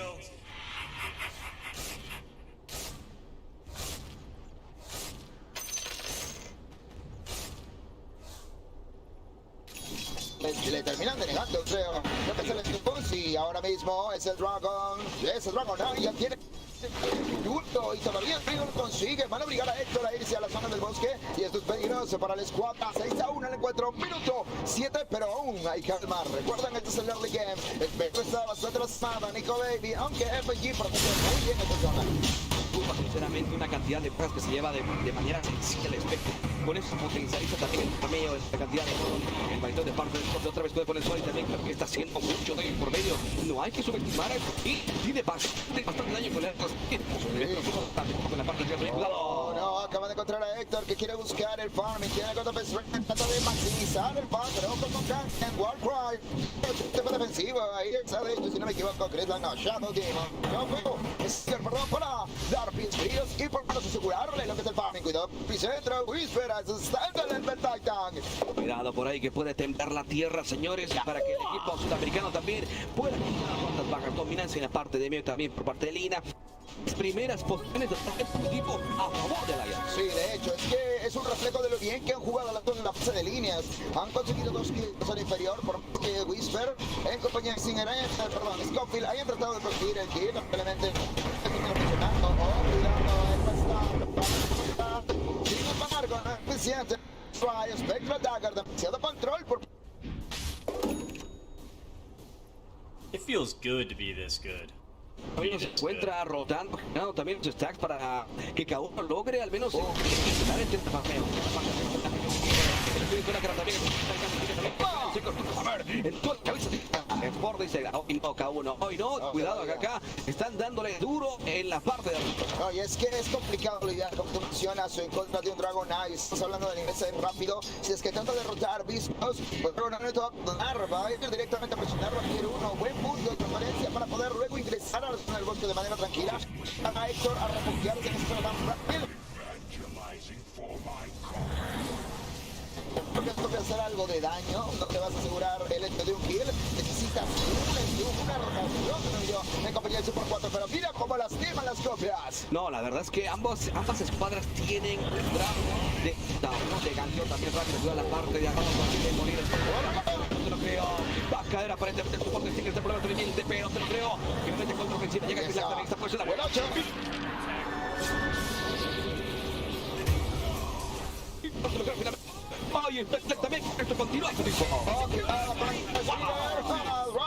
Para poder acabar con la vida del Super y ahora son 3 contra 1. Grizzly tiene que retirarse. Atancado el conductor, la línea, demasiado presionante de la zona del top, pero ojo, no es manera que ya empiecen con el trade de estructuras en la parte de top. Pueden terminar con la tier 1, sin embargo, es superior. Cada vez es Whisper, tiene un poquito de problemas con la torre. Estamos al menos paseando solo en la parte la daga, tiene que llegar como de lugar a la daga para que genere rotaciones, empiece a notar bien, portar a su equipo. Runner Hayes en la parte inferior, al menos Chris Lack ya descontó a uno de los chicos de Lions en la parte superior. Sí, eso es bueno, eso es bastante bueno y hecho útil el hecho de que Whisper tiene que llegar Blink Dagger para, como tú me decís, rotaciones, pero ojo, tiene que tener en compañía de Chris Lack. Aquí hay una buena cantidad de network, sobre todo ya que como ha sido first pick, el equipo de Lions ha sido más o menos cómo llevar la situación. Un plan que de momento pues no está yendo tan bien. 2K de diferencia, pero saber rápido que los puede recuperar. Sí, o sea, por parte del equipo sudamericano tiene buenas combinaciones, ¿no? Que cada uno también llega a su punto fuerte, ya casi le posee, está trabajando lo que es la gente del Yasha. Acá yo siento que Whisper es el que tiene que empezar a mover la partida. Una vez que saque la daga, empezar ya con su rotación, jugar un poquito más temprano para recuperar ese tiempo perdido del RG. No, y ojo, pero no es... También empezó Dragon Knight, acabamos de ver quién primero la preparación una buena intercepción. Sin embargo, ahora mismo a favor Red, creo que le está llegando el Fury, pero no, todavía no es el experimento. Va a tener la Chris Dog, la pieza de jabalina, con eso puede hacer lo mismo se le partía con Pistols, lo estamos armando, dando posibilidad de poder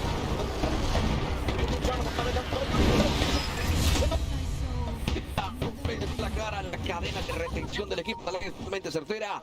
Tier 1 también que se lleva 9-2 el embarcador. Todavía.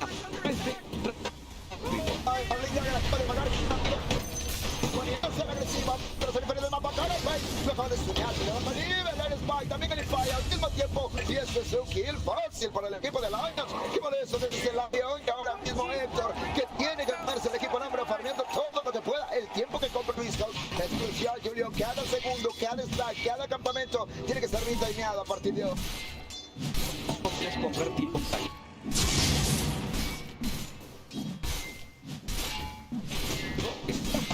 También buena cantidad de kills. Esto es preocupante. Ni una baja para cada uno. En el tema de Borrego, bien, como sigue. No, y es que las rotaciones de Kicklag están sirviendo. Es que acá queda sin el Spike y sin el Haze, pues es totalmente sensible a ese tipo de guns cuando ya tiene la jabalina. Demasiado daño con ese Coffin Fire. 10 atrás el encuentro, rotación todavía en la zona inferior. Han destrozado la tier 1 en cuestión de estructuras. Creo que está el trade, bueno, con un punto a favor del equipo de Lions porque han tumbado la tier 1. La ventaja de tener un Dragon Eye, pero ahora mismo con esa Blink Dagger, pues el equipo de Viscos ya se ve obligado. Tiene la Blink Dagger, ya, ojo, acaba de llegar también al Malzahn para planear las cosas. Se quiere colocar cómodo el equipo de Viscos o cualquier romper con la agresión de Lions. Esta es la buena, con después es la buena también, pero ojo, Lions también no se quiere quedar corto. Smoke por ambas escuadras, señores, acá un ojo con que se viene el peligro, hermano. Huele a peligro. Cuidado que se acerca Viscos. Lo mismo, hay que darle uso a esa Blink Dagger, pero Lions tiene una organización y sobre todo control con ese Hansken. Tiene Blink Dagger, Dragon Eye solamente va a optar por la BKB. Sabe que el damage mágico y el control es importante para el equipo de Viscos y la supervivencia de ese Dragon Eye que va a ser un frontline, pues es demasiado. Ahora, está hablando de un Spectre que hasta ahora no ha caído y está todavía frente. Sí, yo, mira, el balón está en la tercera posición. Lo interesante acá es que Kaun logra matar a las Flash Farm, el tema de lo que es el equipo. Por ese lado saca un poquito más de ventaja, pero cuidado con Alliance porque tiene mucha presencia igual. Cuando el equipo europeo con una teamfight, el Spectre puede llegar y también desmontar. No, importante que no puedan leer el tiempo de que se está en Julio, porque con esa habilidad en cooldown, recordemos que el equipo se puede colocar todo el agresivo que quiera. Hay que tomar con de hecho, funcionamiento del equipo.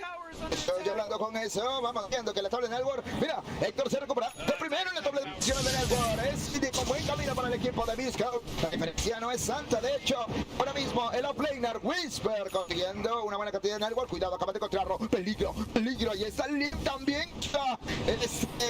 Sin embargo, no quiere. Su Ilfalina. Está viendo más Scofield, ¿no? Ya porque no está su equipo para que pueda continuar o que pueda lanzar el Sonic también. Bueno, con el pendiente está bien. El problema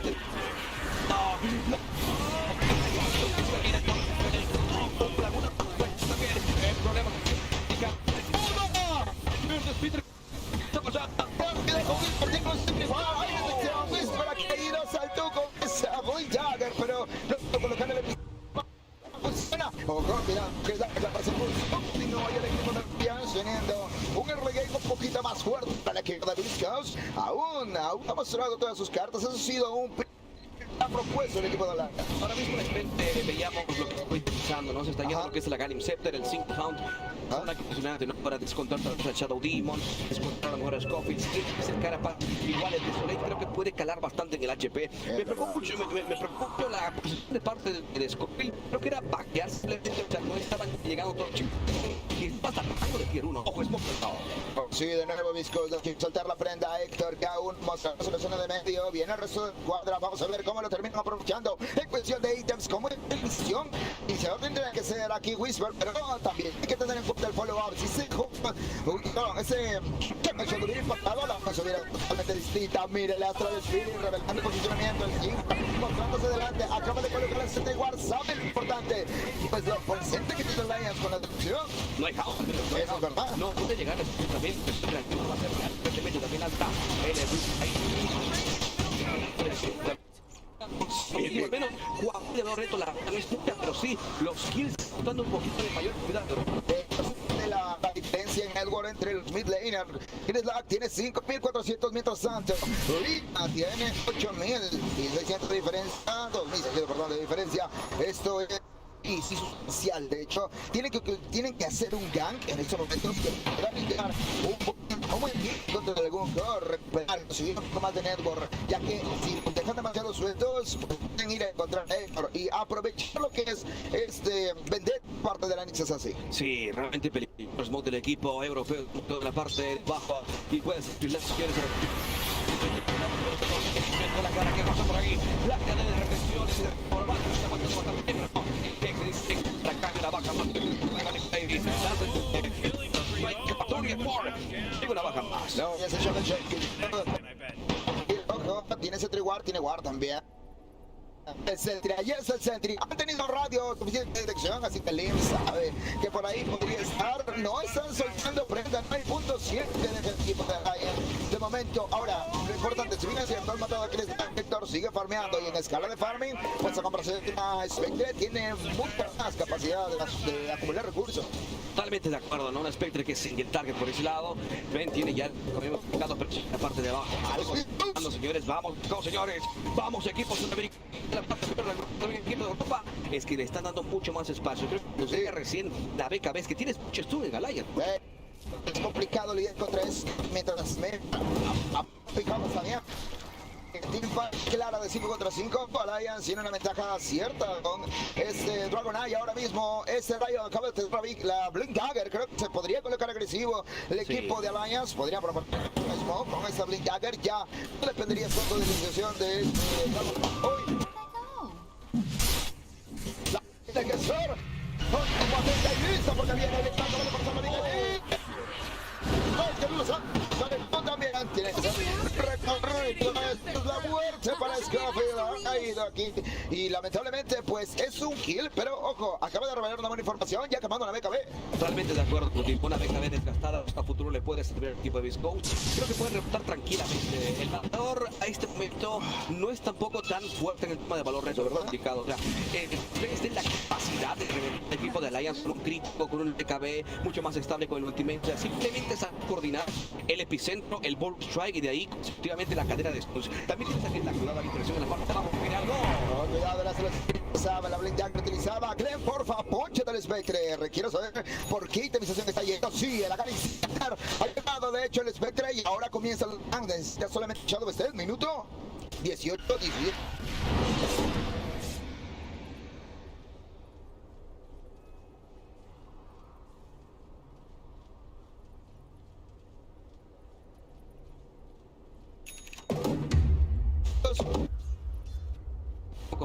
Mínimamente la BKB y tal vez a lo mejor un Crystalis por ese lado da la recuperación y conseguirán lo malo de este punto es que claro, Alliance ya tiene BKB dentro del Link, tienes también ya Blink Dagger, lo que es el Lion, pueden anticipar y pueden completar.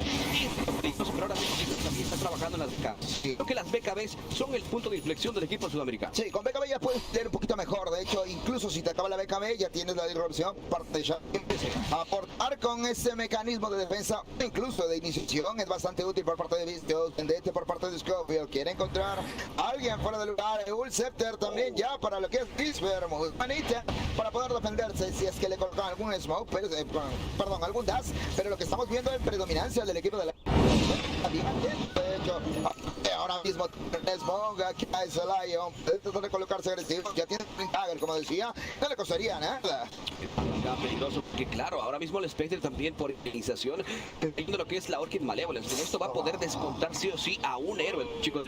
No, el tema qué peligroso. Reagrupación de la escuadra sudamericana, señores. 15-13 el marcador, Gutiérrez cada uno mantiene el farmeo. No, y de hecho acá Warcry por parte de Héctor en la zona de top, bien resguardado, está el resto del equipo de Vistos, proponiendo un posible mal paso que pueda dar el equipo de la si es que se quiere colocar agresivo. Ahora ojo en la zona de top, peligro. El equipo de Visco refugiándose. Interesante la respuesta, pero el equipo de la también está esperando su sitio. Y en cuestión de network, bien es cierto, Héctor está en la primera etapa. Chris Lang está un poquito por detrás de esa línea. Bien, que hay que tenerlo en consideración. No va a tener la BKB, ya sabemos que no es por naturaleza resistente. Spain tiene la BKB, imagino que estará trabajando en una... Sí, creo que va a terminar así que ya se va a dejarlo. Creo que va a dirigirse a lo que es el asfalto curazo. El humo asustado del equipo europeo. Mira, tipo está casi punto de hecho de colocarse a el equipo de Viscos. De ahí esa estadística de Chris Lang, amigos. Las 122, 132. Bueno, una Wind Ranger depende un poquito más. ¿Qué pasó? Desaparecieron a los gamers. Julio, corazón de Viscos. Ahora mismo, el Dagger que el equipo de Lions tiene hambre. Tienen que retirarse los chicos de Viscos. Tremendo finger. Ahí las dos últimas. Les ha metido al equipo de Alliance y ahora, pues nada, tiene que matar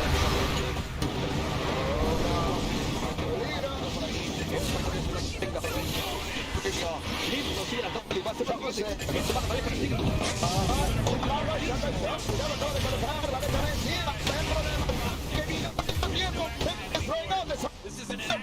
y ahora la persecución continúa. Descubre problemas de tocar el fondo fire. Saca el shot para retenerlo.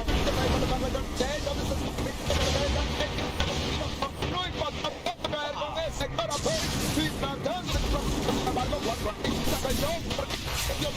Viene con el máquina pesado. Aquí Héctor.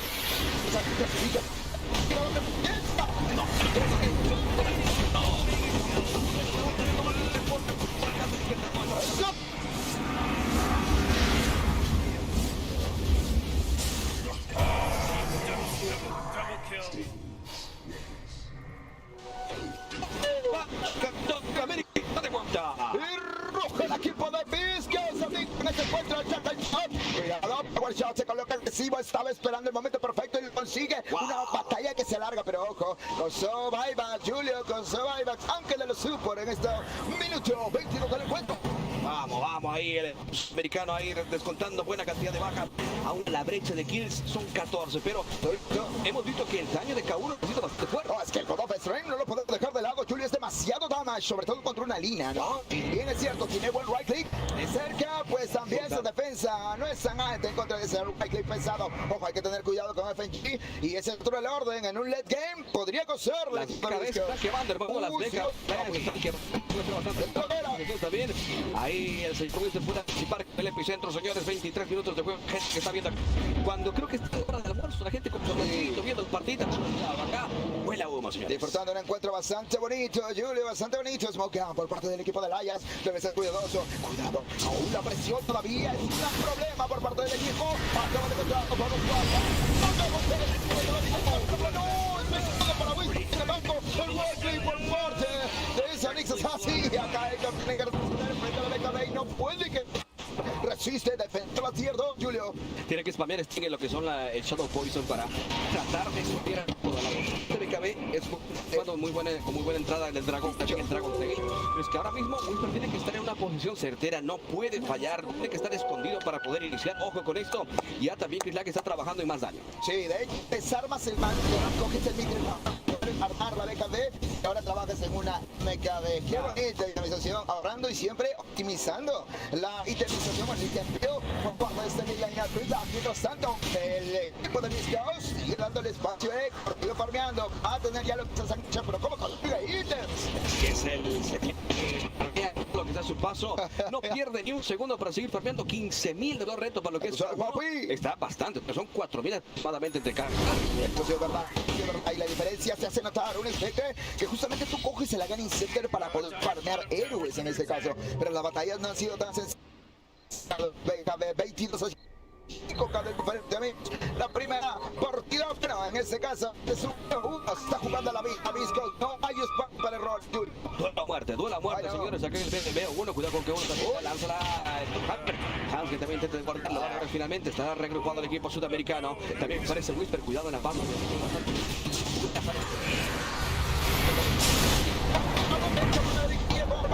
Tiene que escapar Samson. Esta ecuación no impacta al final y aquí Visco se pone a hacer la guarda de la tierra. Cuidado, pero quemaron el BKB. Es importante, amigos. La podría plantear respuesta en cuestión de ítems. No. Perdón. Pasando la atención de laner del equipo de Alliance y ahora mismo Dragon Knight tiene la BKB. Julio podría ser un buen momento para poder iniciar y lo sabe de Viscos. Está llegando el ítem, venga acá uno. Pueden estar con chicos sudamericanos, señores. ¡Rosaldo! Pueden entrar tal vez a la parte. Lo que está buscando el cautelo también es coge. Desde la buena. Más de tiempo.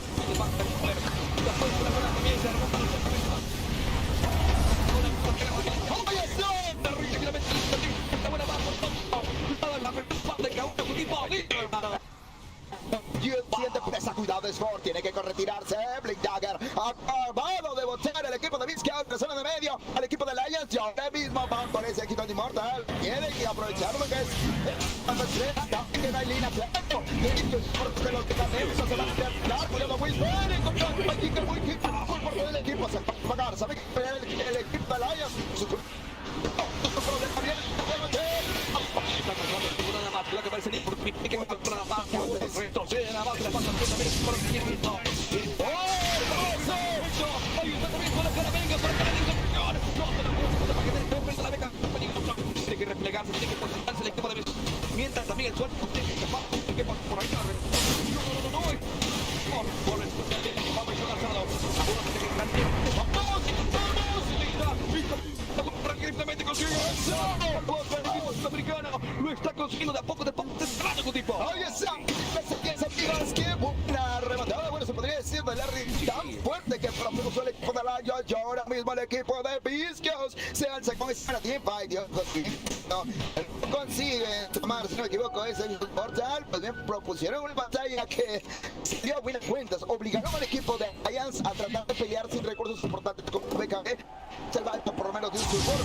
Y ahora mismo el ítem que sigue Satanic quiere supervivencia. Sabe exactamente la debilidad de Alliance. Qué bonito la gente ahí apoyando con el crowd virtual, aplaudiendo, gritando, vamos Viscos, vamos Sudamérica, le dice, cuando son todavía 3.000 euros a su favor del equipo europeo. Ahí está, fíjate cómo a reventar este nuevo tipo de Viscos. Ahí está, amigos, la bandera Viscos en la casa, baby. Internacional, solamente hay una oportunidad. El equipo de Viscos jugando bastante bien, ya lo decía, ya son bien cómodos. Tienen una entrada para ese encuentro, amigos. Hay que esperar qué es lo que propone para esta partida, pero ojo, Alliance no tiene un chance. Alliance no es lo que plantea también el equipo de Viscos. Esa que son Immortal, Julio, también ruge la bailadera de Alliance. Dos equipos gigantes en esa disputa de uno de ellos puede pasar.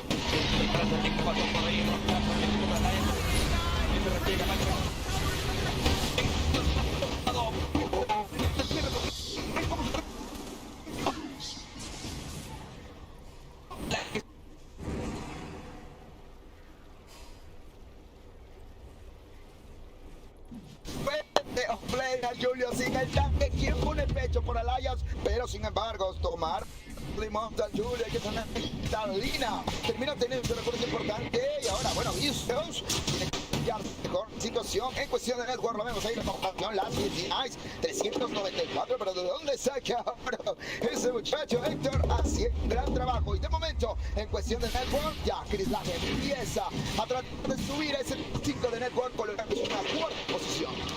Ahí está el equipo sudamericano, lento pero seguro, todavía está escalando, todavía hay combinaciones, todavía hay teamfight. Acá puede haber una cadena de stuns, perfecto. Whisper, vemos al señor Adrián Céspedes Doblez con el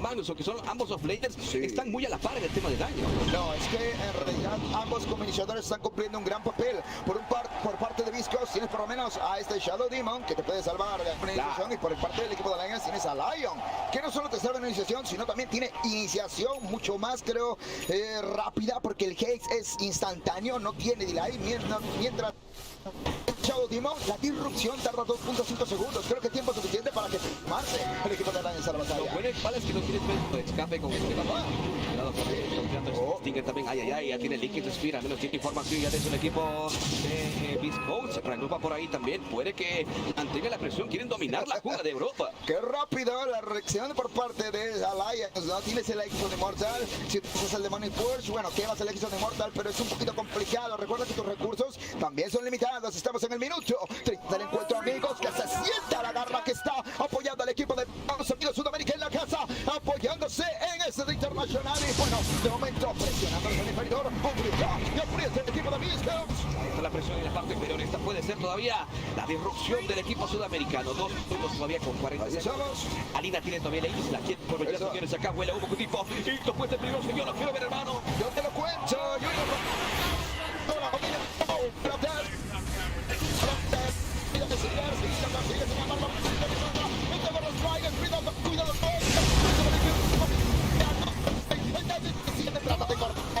córrete, porque te persigue la muerte. ¿Cómo te escapas? Un poquito, la mula de cómo sobrevive Héctor frente a Satanic. Momento de right-clickar, no puede aguantarlo. Ese golpe, tú eres la salvación. Ha caído Héctor y es momento de retirarse. Julio Viscos no puede estar así. Scofield creo que está en la vida también el Dragon Knight Sport. Tiene ahí la ventaja que estuvo la casa.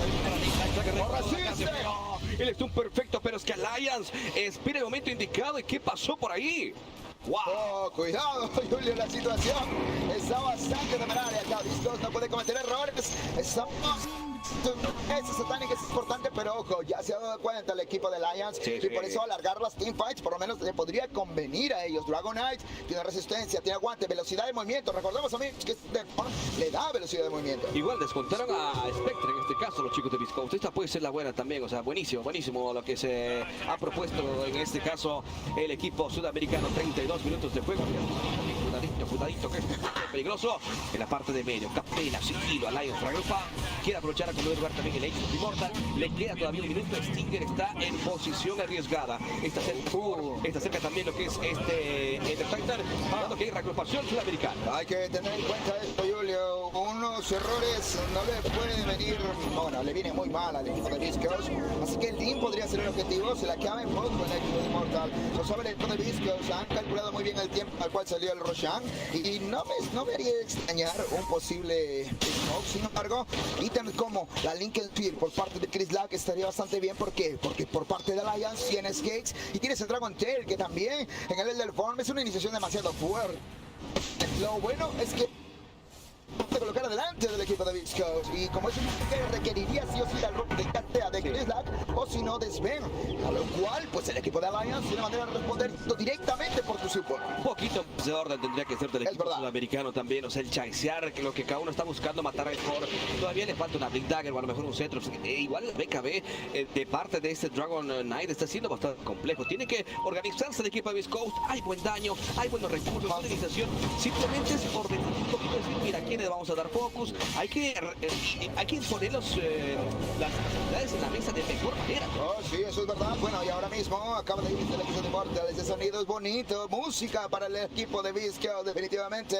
¿Vieron? Ahora, Héctor, todavía la cabeza de Saber tiene lo que es de Crystallis. Tal vez pueda ir, bueno, tendría que ir por la Silver Age para quitarle, sí, la habilidad pasiva Dragon Age para hacerlo. Sin embargo, pues vamos a ver si esto es suficiente por parte del equipo de Alliance. Presiona de la tierra. Oh, resiste la estructura. Tiene que tepear rápidamente. Viscos por sóstenos de Julio. Este es el momento para un smoke posiblemente. También está solo en la parte central por el equipo de Alliance en la parte de la jungla de los chicos de Viscout. Se puede encontrar tal vez con alguien y si va a hacer la win rate. Esto va a ser peligroso. Aparece también cada uno por la parte derecha. No va a pasar a mayores. Se reagrupa todo el equipo sudamericano. Acá dándose la mano, pero cuidado acá. Otra vez el humo del equipo de Alliance. Y saben que no hay reacciones rápidas. Quieren ir a buscarlo, colocando un war. Muy bien, tratando de subir el high ground, pero de manera segura. El equipo de Alliance también se está jugando la vida en ese encuentro. Julio, no hay segunda oportunidad. Ahora mismo, revelar. Con ese van a aparecer el truco rápidamente. Bien.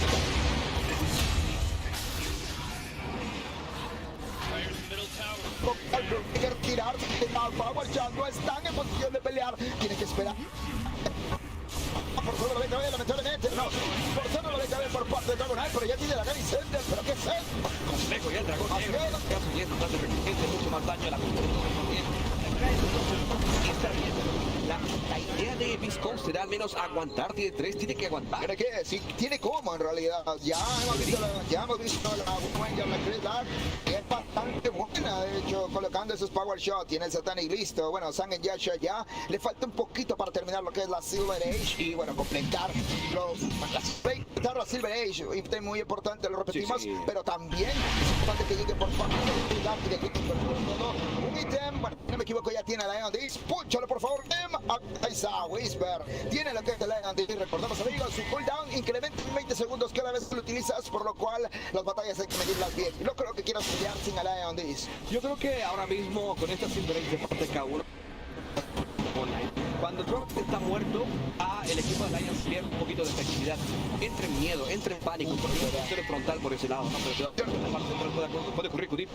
La parte derecha Alliance. Venga, Alliance tiene que tener cautela porque una que le salga mal, hermano, cada uno va a recuperarse como un dios. No, sí, de hecho, sin embargo, bueno, no tiene Héctor, cuidado, ha comprado y le faltan 600, tendría que haber gastado ya su oro. Y sí, tiene la Silver Age, amigos, ya en la zona de Viscos por parte de este hard carry. Stinger, procurado. ¿Qué tiene Stinger? ¿Algún ítem defensivo? Púchalo, Blim.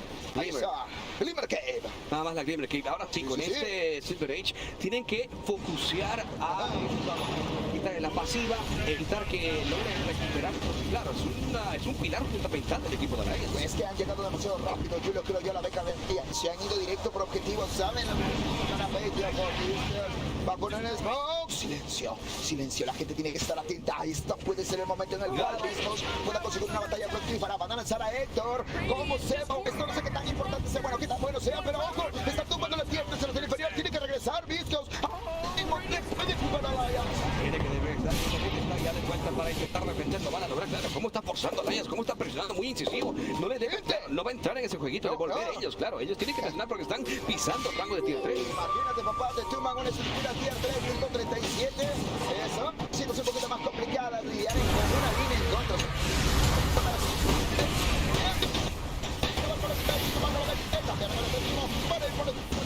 Se acaba de retirar, vamos por la capital de Raquel con ese chelo.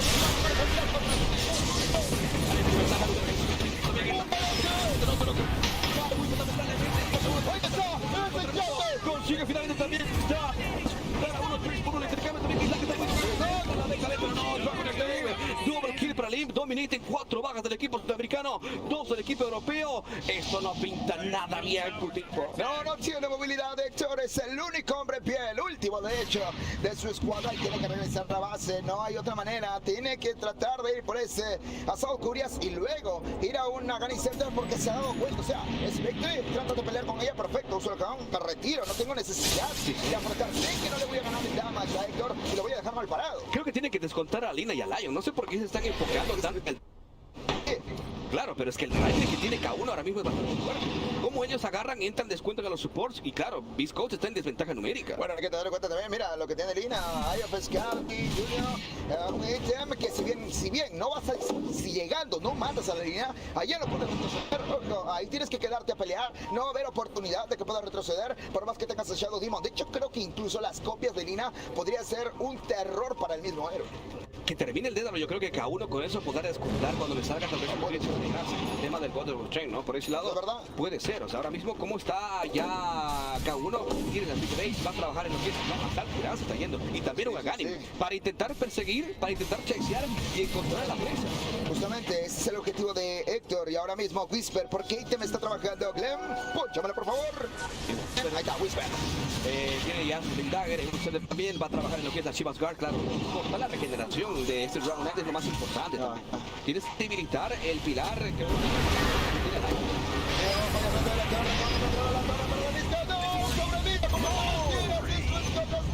Julio. Y 97 segundos. Por eso se va a ir bajo. Puede empezar. Por eso le cae con problema de continúa. Ahí está esta persona. Buena atención. Bien, cuidado por ahí. Está matando. Chica también vengo para acá. Quiero un poquito más de acción. Esta que está por también. ¿Qué pasó? ¡Salud, vengo!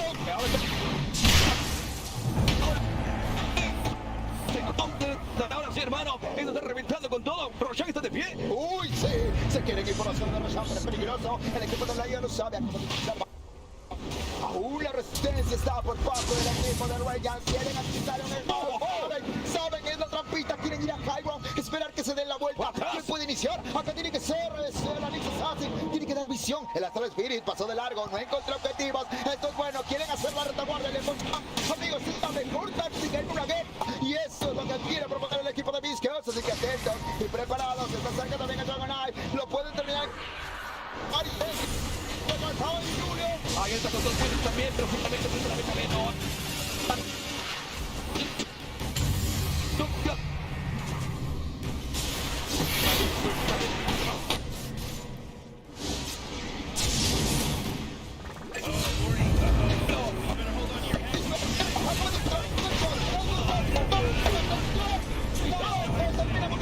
Y ahora mismo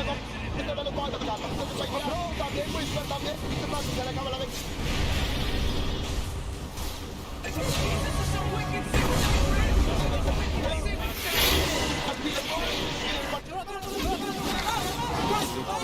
You need to be like a shark. Y este es el momento de correr. Vete.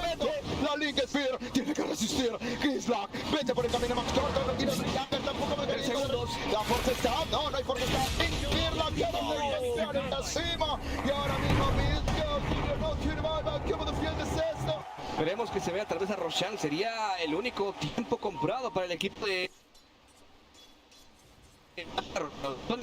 Alliance está presionando y ahora cómo defiende. Está así. Scorpion está con el en este caso tiene ya Gane que Sky que defienda. La gente no sigue teniendo en cuestión de nada, ¿no? Yo creo que se va a ver reflejado mínimamente en una línea, ¿no? No, hay balas todavía, bicho. Por eso dimos, las copias creo de Lim son bastante fuertes. Ay, que pudimos estar en contra del efecto. Lo que más liberado, van a tomar la estructura, Julio. En peligro el equipo de... Acaba de hacer un rico de barraca. Eso me duele más a mí que a él. Y ahora tampoco tiene vibe. ¿Qué está haciendo el equipo de Visco? 50 segundos, nadie se puede comprar. ¿Quién defiende? Futipo, ¿quién defiende? Esta línea va a ser la parte de arriba también. El backdoor al menos, ¿ok? Pero mira cómo pega la línea. Demasiado fuerte el Lim con esa llave Scadi. Wow. Ahora mismo que estamos viendo el peligro de la cosa de Visco. Se le queda tanto a Julio, pero nadie puede defenderla. Tiene que poner respeto. Eso no se puede quedar así, ya lo vimos. Se pierde en el segundo, se va así en la parte del top. El 2-2 tiene que expresar. 24 segundos para que regrese Héctor. Momento para que Lislack. Creo que con la junta podría defender el centro de barranca. No, cuidado que tiene todo todavía también en el segundo. Va por el de barranca. Tiene que aparecer 10 segundos. Héctor va. 10 segundos. Héctor también de tanto.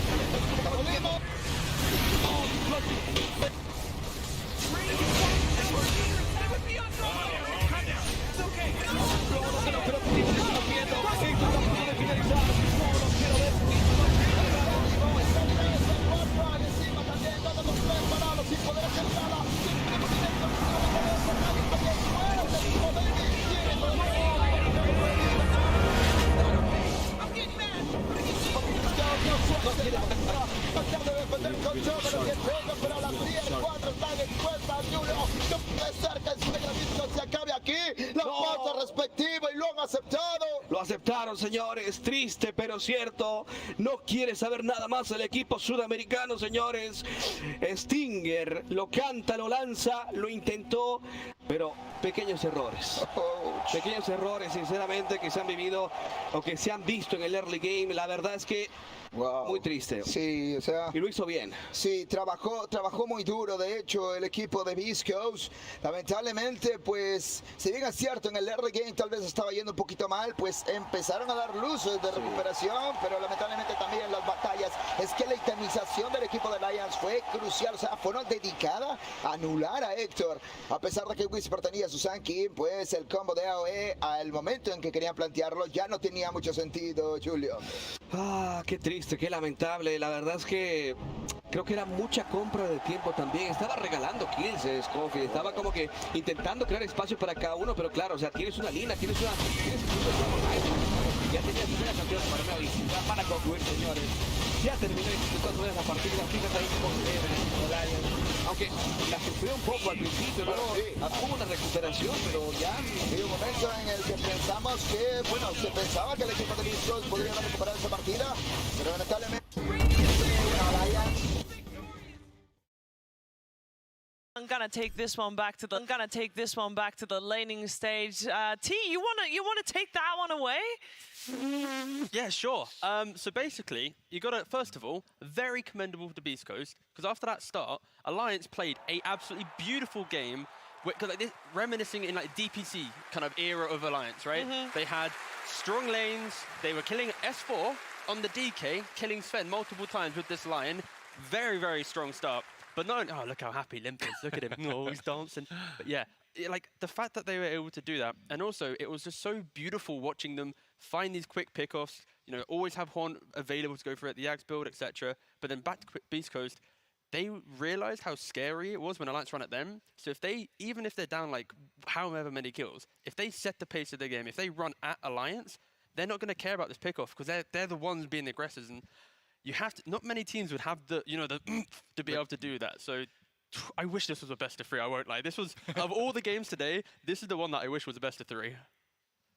Just the one. The rest, you know, Elephant, EG, they're next, like, nah, next, yeah. best of one. I mean, this was a crazy game, Lyrical. Yeah, and it was sort of setting up to be one of those quintessential Beast Coast games where you have, like, you know, Hector being the most farmed, things feeling like it was going to completely pull apart for them, and then, you know, he was going to carry it for you, but then it just didn't end up pulling together in the end, and I think that it was a valiant effort. Alliance looked really, really solid. Maybe this is the beginning of something for them. That's the thing, right? You know, we kind of expected this kind of play style.